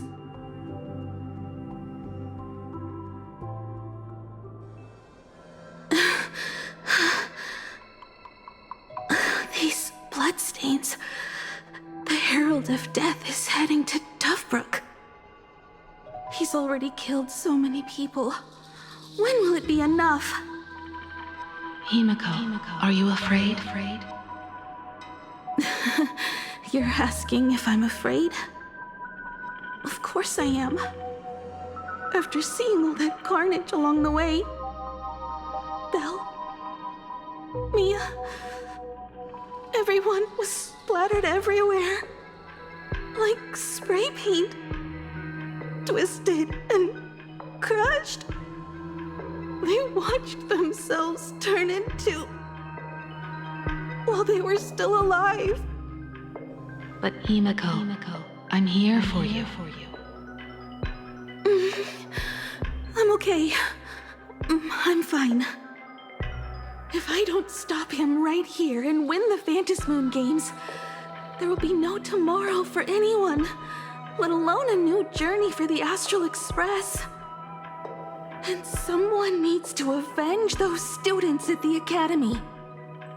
That is not your responsibility. If you are afraid, let me handle it. I know hunting down the Herald of Death isn't my responsibility. If I turn around and walk away, no one will blame me. But I am already here. I can't let him get away. Yeah, I'm not really scared anymore, really. Warning. Rogue supplicant has entered Dovebrook Wrong district. way. It's over Aberration there. Threat level, calamity. Herald of Death. By order of the Department of Aberration Defense, all units must begin evacuating civilians from the surrounding area immediately. Warning. Rogue supplicant has entered Dovebrook district.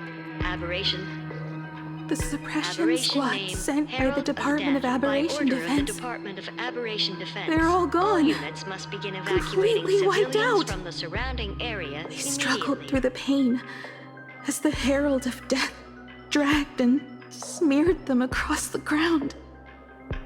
But these stains... Is he really so far gone that he's using himself as paint? Even so, he still managed to break through the blockade ahead. That's terrifying. To take down a monster like him, you need a single perfect strike. Overwhelm him before he can even react. I think I've got it. But first, I need to buy some time. Let me handle that for you. All right, but buying time is easier said than done. It's too narrow here. We need more room. The best bet is to pin the Herald down on that bridge. I'll take all the wish power I've gathered since the Phantom Moon became full, and use it as fuel to paint it into existence. The sheer destructive force unleashed from creating a massive object will break him and leave him completely incapacitated. But by doing this, even if we defeat him, you would be giving up any hope of winning the Phantom Moon games. Yeah. By burning all the wish power, I will be forfeiting my victory. But even if I did win the games and restart the Express, what would happen to this city? To my friends, my teachers, and everyone else? Where would they have left to go? To set the Express in motion with Aha's power, while standing by as innocent people are slaughtered by monsters? To soar into the stars while turning a deaf ear to the screams on the ground? Someone who does that has no right to call themselves a nameless. I knew I should have stuffed an orbital cannon or a molecular saw into the case, using that bigger on the inside Trailblaze tech, just like the Astral Express. Remember that for the future, then. Right. When this is all over, I will have to give it a try. Another body.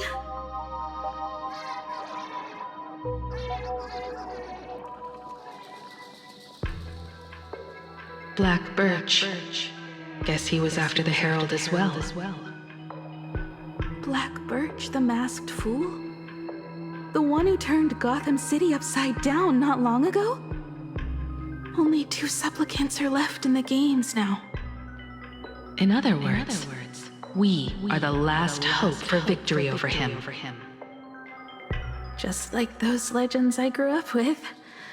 A hero confronting a monster to protect everyone. Now that responsibility falls to me. I will take him down. After that, I will repair the Express myself and see it fly over the horizon and break out of the atmosphere. What a beautiful sight that will be. Then consider this the first world to be saved before the journey on the Express begins. The very first stop, then? It'll certainly be quite memorable. The stench. It's about time.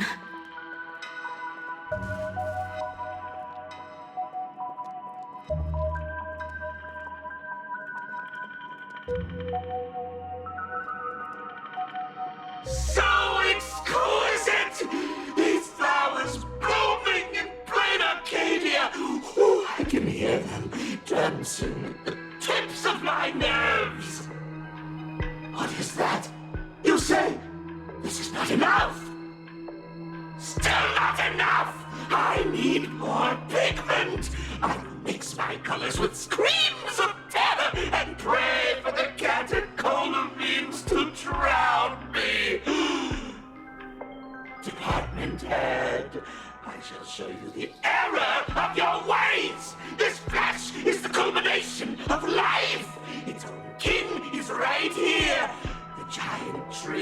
coming through our Heartopia! I shall become her! We will be as one! No, I will surpass her. I will devour her and become the one and only existence. Another new shade, dazzling, shattered crimson. Are you perhaps the color I've been missing all along? Step into this masterpiece! Become one with me and lay the final cornerstone for the future of human evolution!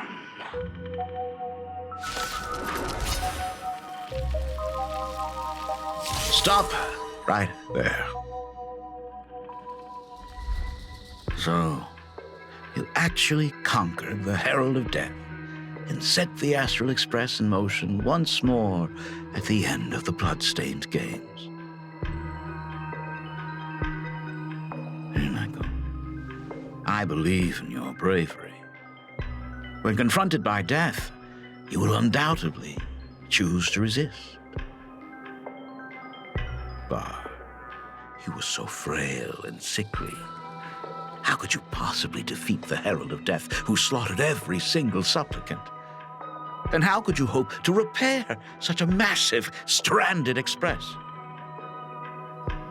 Well, the answer is clear. It would be impossible for you. That is, unless you had another person helping you. Don't deny it yet. I've been tested by you enough along the way. So now, give your father a little room to breathe. While I was gathering your belongings, I found some of the manuscripts you left behind. There were 2 distinct sets of handwriting upon those pages. Every trace in that house proves that 2 people once shared a life there. Legend says that during the Canvas Age, the grand artist Whitebow painted his late daughter onto a scroll and breathed life into her. Suppose, just suppose, that my brilliant daughter created a likeness of herself, a self-portrait so perfect that it breathed and moved with her. If that is the truth, then every mystery is explained. During that night of the Bloodstained Games, a girl at death's door and an imagination she created followed the trail of the Herald of Death all the way to Dovebrook. As a monster bearing Shuhu's flesh and a supplicant lost to madness, Marcus Antali defeated the pair before him without lifting a finger. Driven by pure instinct, he slowly closed in on them. He intended to use their very lives as pigment to paint a new bloody bloom. Little did he know that he was walking straight into a trap of their design. The moment he drew near, a massive iron fist was imaginated from the sky above. It crashed down and crushed him to dust. It was the night of July 22nd, 1984, of the Arcadian calendar. A colossal shockwave radiating from Dovebrook District shook the earth. As the dust settled, a strange urban legend found its way into every corner of the world. Over 10,000 sightings reported a giant arm descending from the sky that evening. In the hours that followed, the Department of Aberration Defense confirmed that the Herald of Death was completely incapacitated. Theories were endless. Was it a divine act by Yaha? Or a weapon built by the IPC? No one knew for sure. Yet the silhouette of that giant remained etched in every mind as a testament to heroism. It was just an arm. Yet beneath the brush of a girl who yearned for the stars, it became an extension of humanity's reach.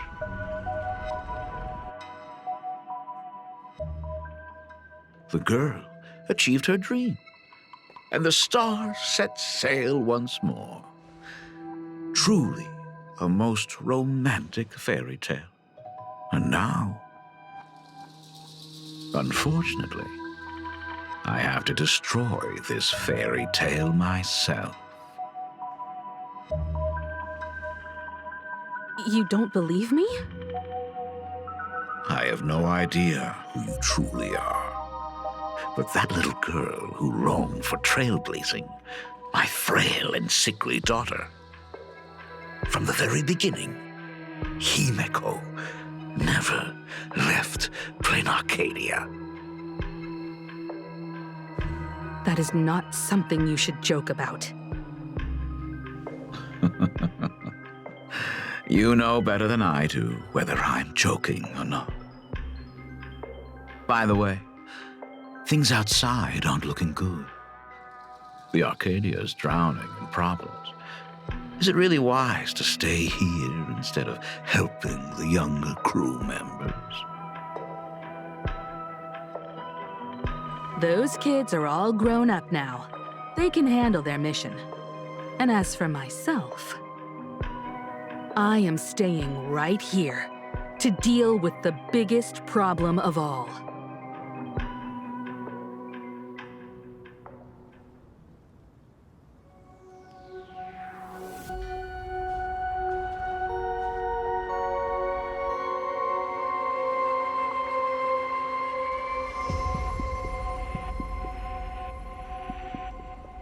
Are you intending to stay here until the outcome is revealed? It might take forever for him to return, or he might never come back at all. Or maybe, if I just complain and say, I wish Blade were here, he'll just show up. Anyway, it was his choice.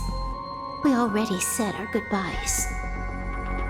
Thank you for staying with him until the very end. Now, it is time to deal with your matters.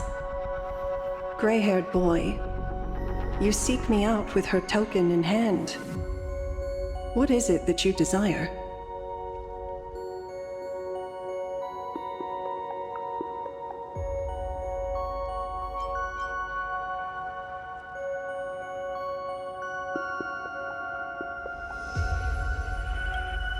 Already told me?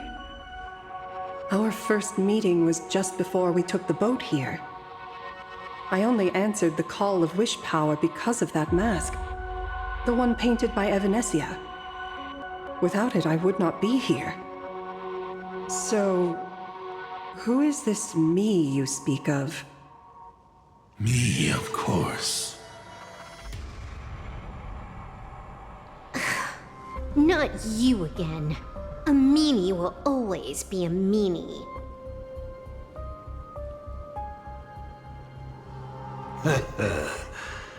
Misfortune and I share one thing in common. We both enjoy dropping in uninvited. A reunion after 1,000 years. Graphia, it has been a long time. Asat Pramad.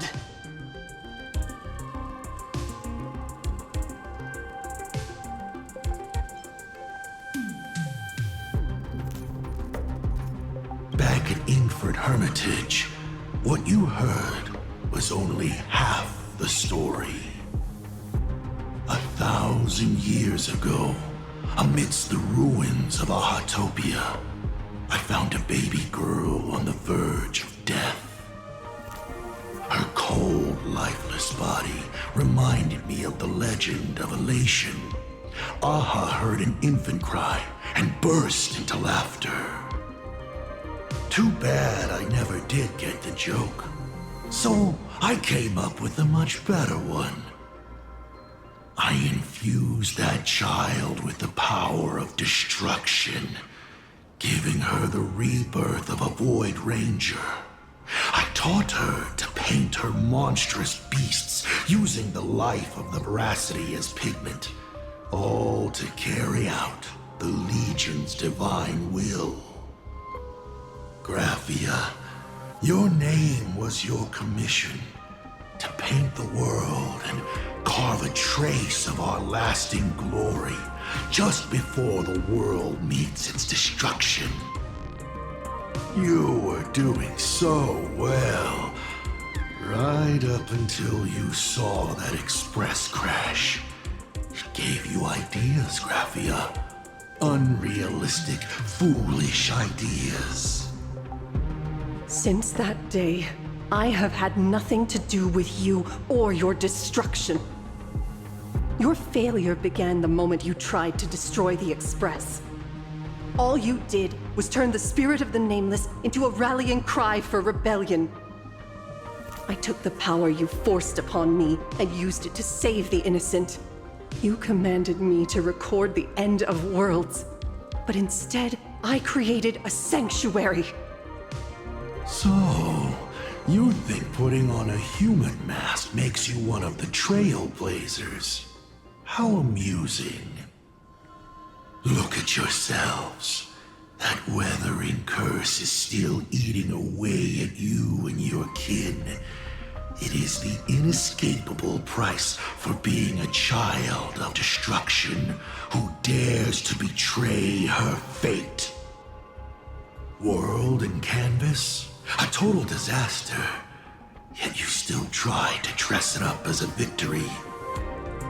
Do you know why I haven't spared Ahatopia a single glance for an entire millennium? Because you bore me.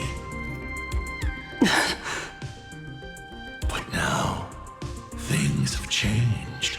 Someone far more interesting than you has returned. And unlike you, she is the real deal. A genuine Nameless. That is why I have returned.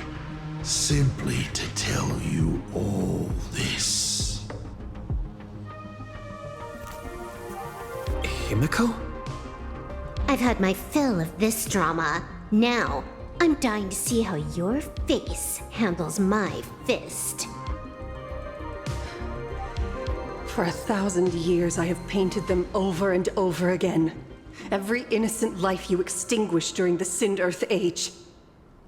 Tell me, Asat Pramad, are you prepared to face their fury? I have more important things to do than linger here. But this little parting gift of yours? Why not let them have a taste instead? Come forth. Demonstrate your defiance.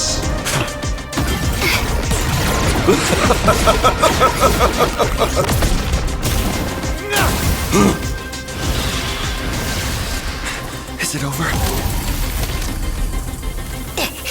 Watch out! Pity. Such a clean strike. But the odds of success are 0.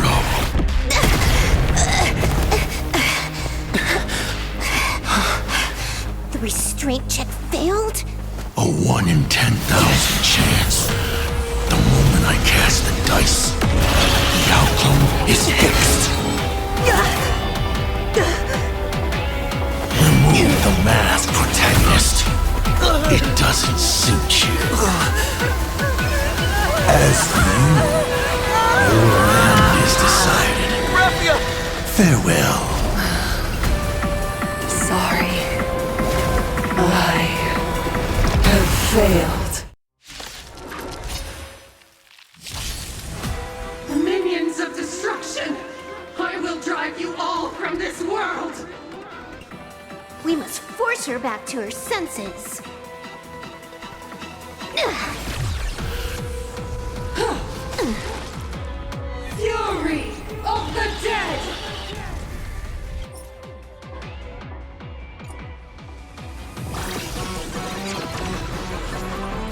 go full force? Of course not. That is exactly what that Mimi wants. I decide the rules of the game. And you're out! Did we have to fight? Why, of course. Get there.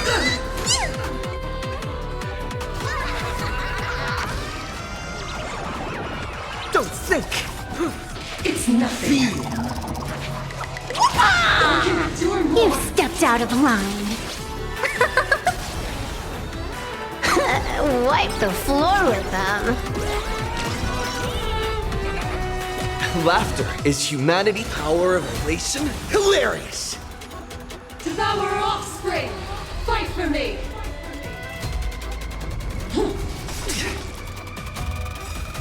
Your moment to shine. Light it right now! The stage is yours! It's all about the thrill.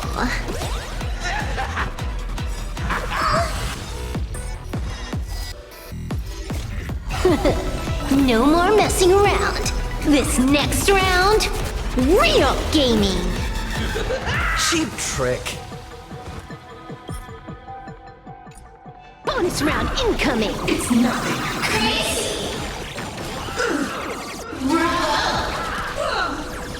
Amazing. Super Slice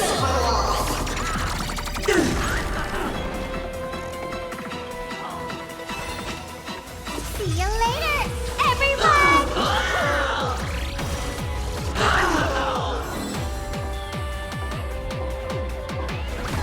Somebody help me!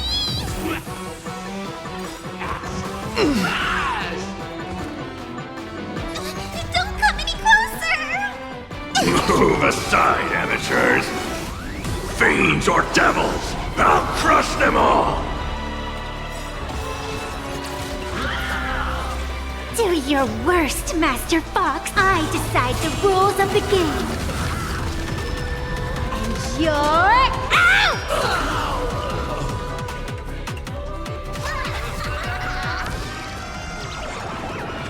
All martial arts are mine to command. You're done! The game is fixed.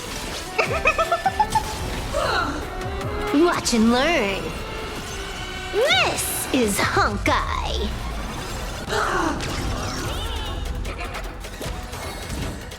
Trailblazing whirlwind!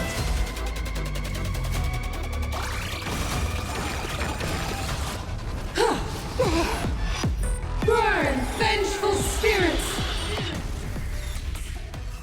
Bonus round incoming. It's nothing. Bravo! It's amazing! Super Slice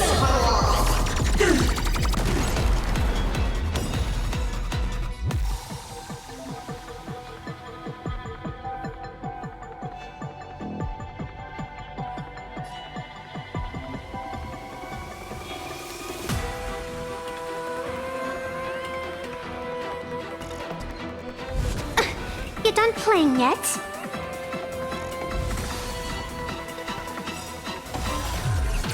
I can endure more! Do your worst, Master Fox. I decide the rules of the game. And you're out! Absolutely cannot let you touch this place! Depart once more!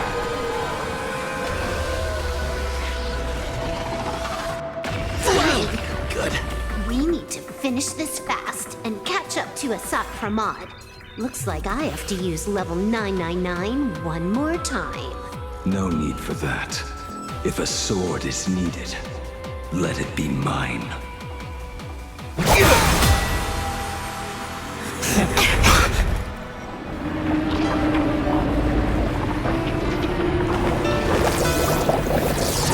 Have you thought it through? What defines a blade?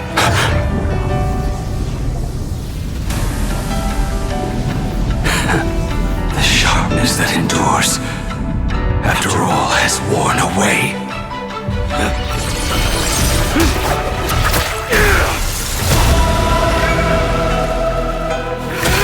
shall take veracity as my forge, and abundance as my iron.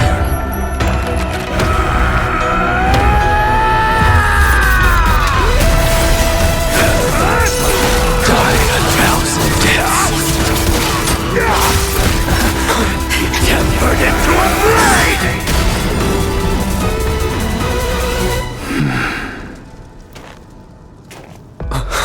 What? Not even a welcome back?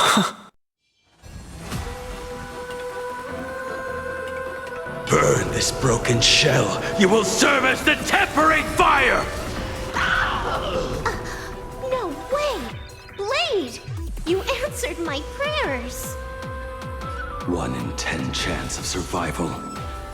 I choose to survive. Whoa, thanks. Now I can go another 500 years. Don't think. Feel. Watch and learn. This is Honkai. Your moment to shine. Light it up! Right now! The stage is yours! Feast your eyes, Time for a real show! Burn this broken shell. You will serve as the tempering fire! Power of elation? Hilarious! Bonus round incoming!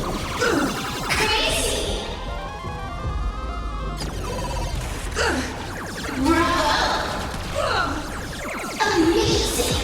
Super flexible!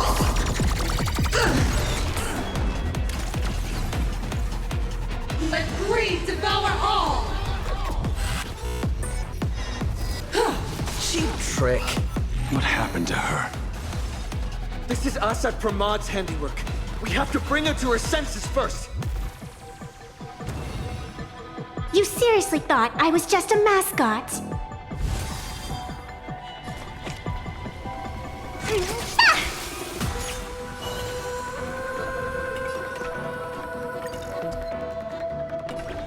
Get them!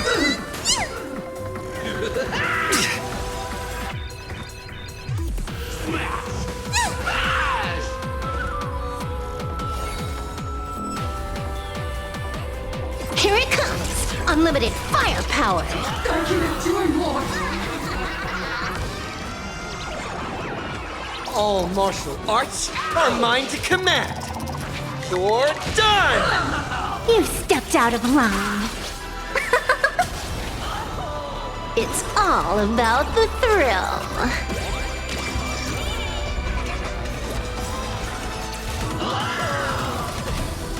Burn this broken shell. You will serve as the tempering fire! Do your worst, Master Fa. I decide the rules of the game. And you're out! Hate the pain!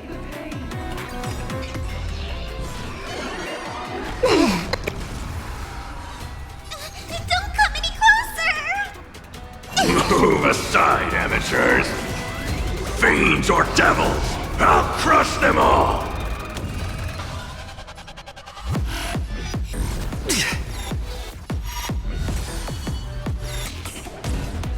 Trailblazing whirlwind! Let me measure that. Your moment Whoa, to shine. You're way Right over now. the limit. The stage is yours!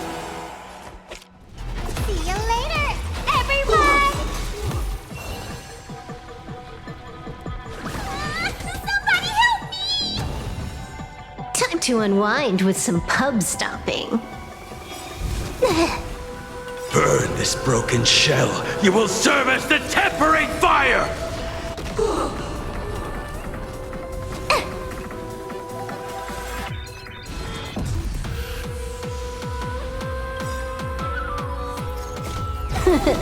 No more messing around.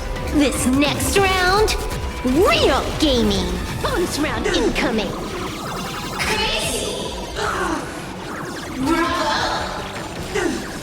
Amazing! It's nothing.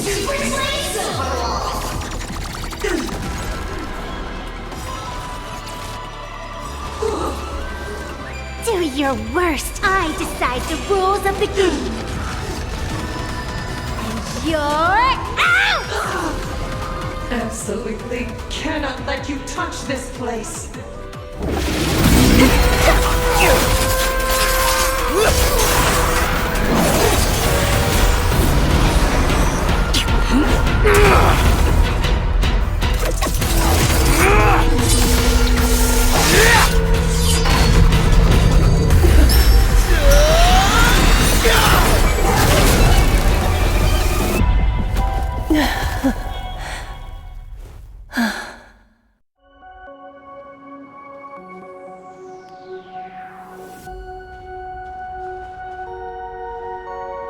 I hope I am not too late.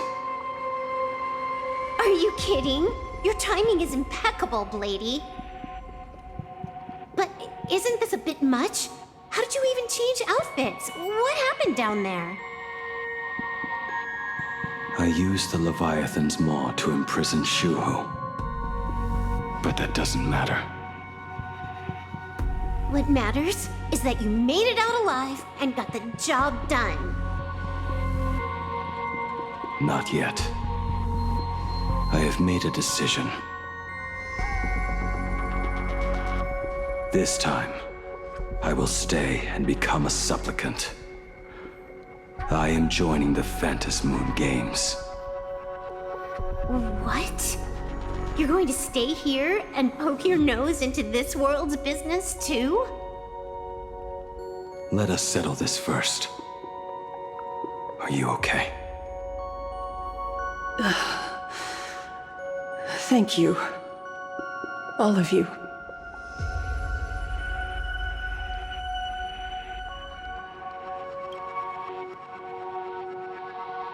I will do everything I can to help you.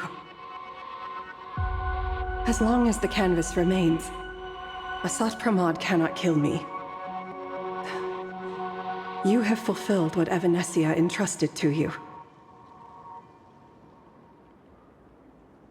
It was all me.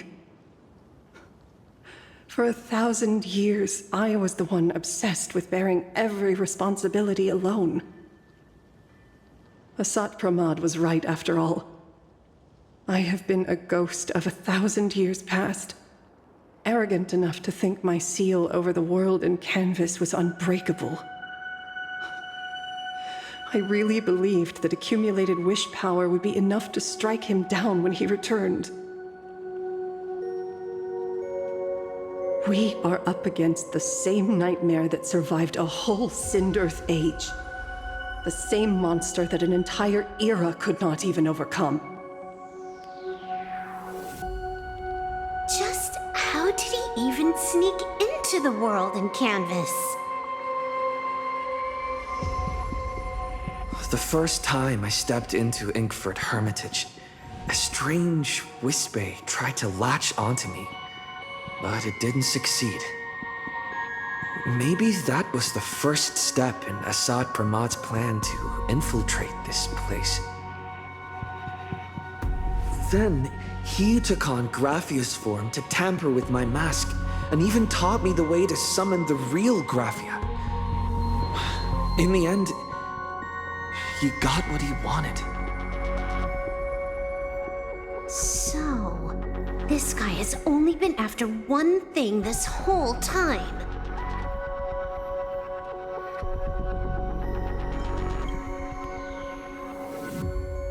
And to awaken the husk of the veracity, we need to leave this place as soon as possible. The giant maw that swallowed me is starting to stir.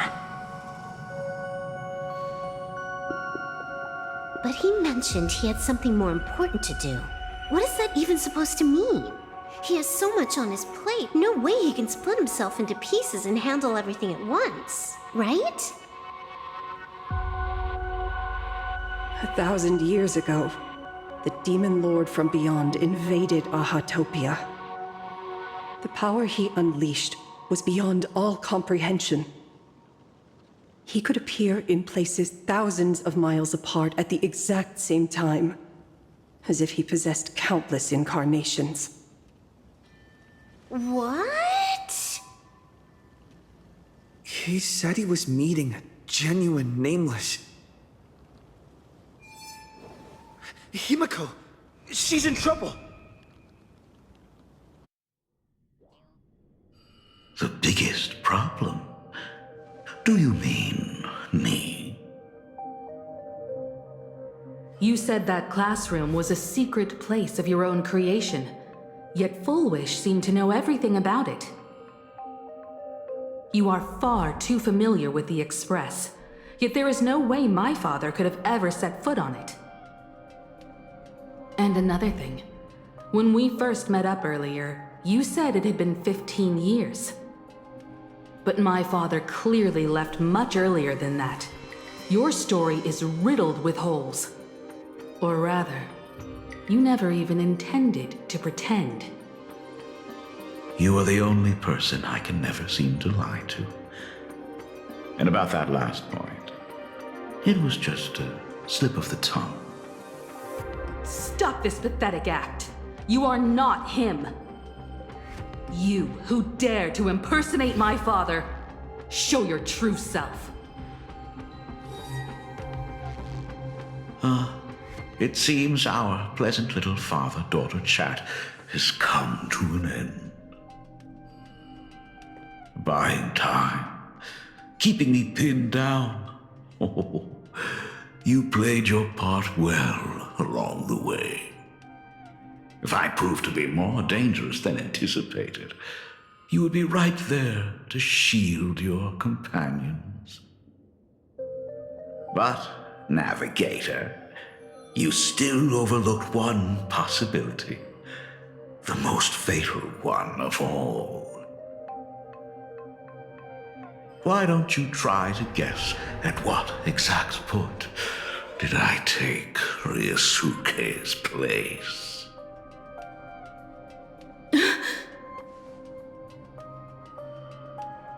It happened on the day that man, in his desperate search for the source of the Weathering Curse to save his family, was destroyed by me.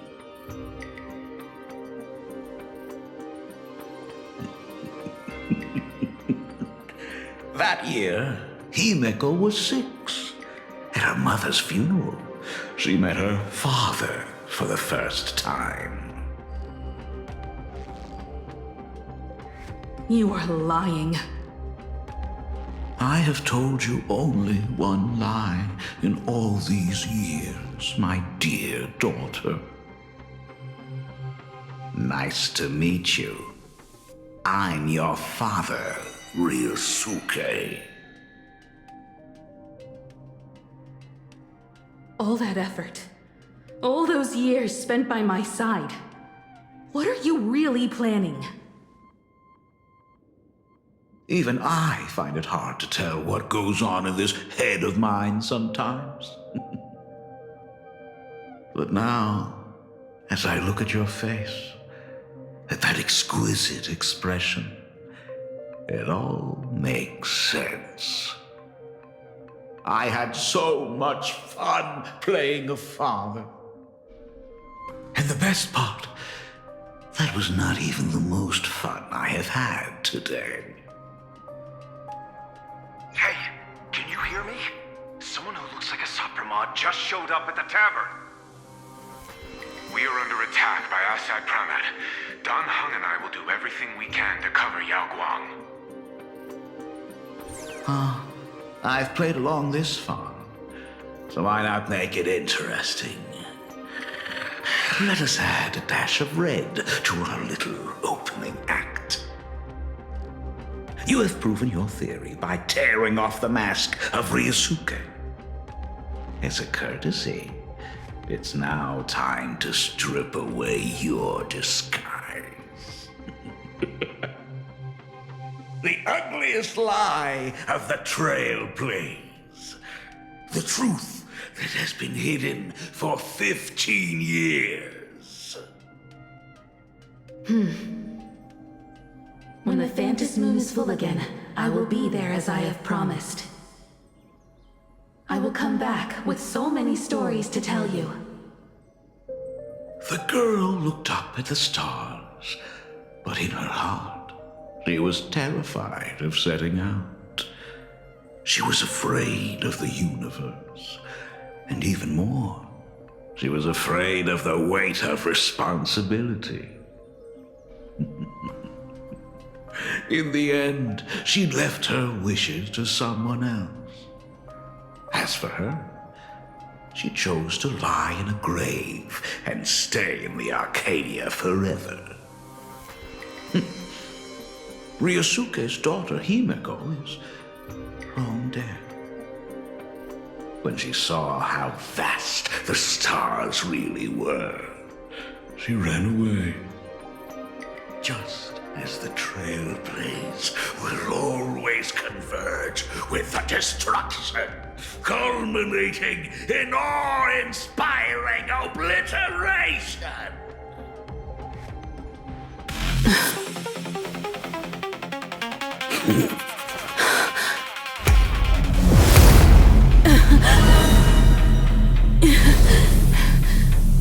So, you really are a fake. Right back at you.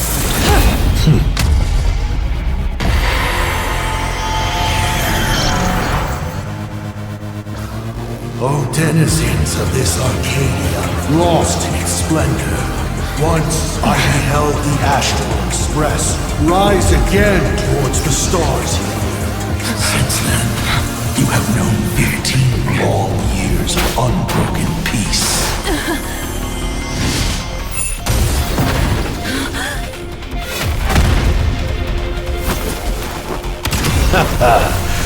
It's been a while, old friend.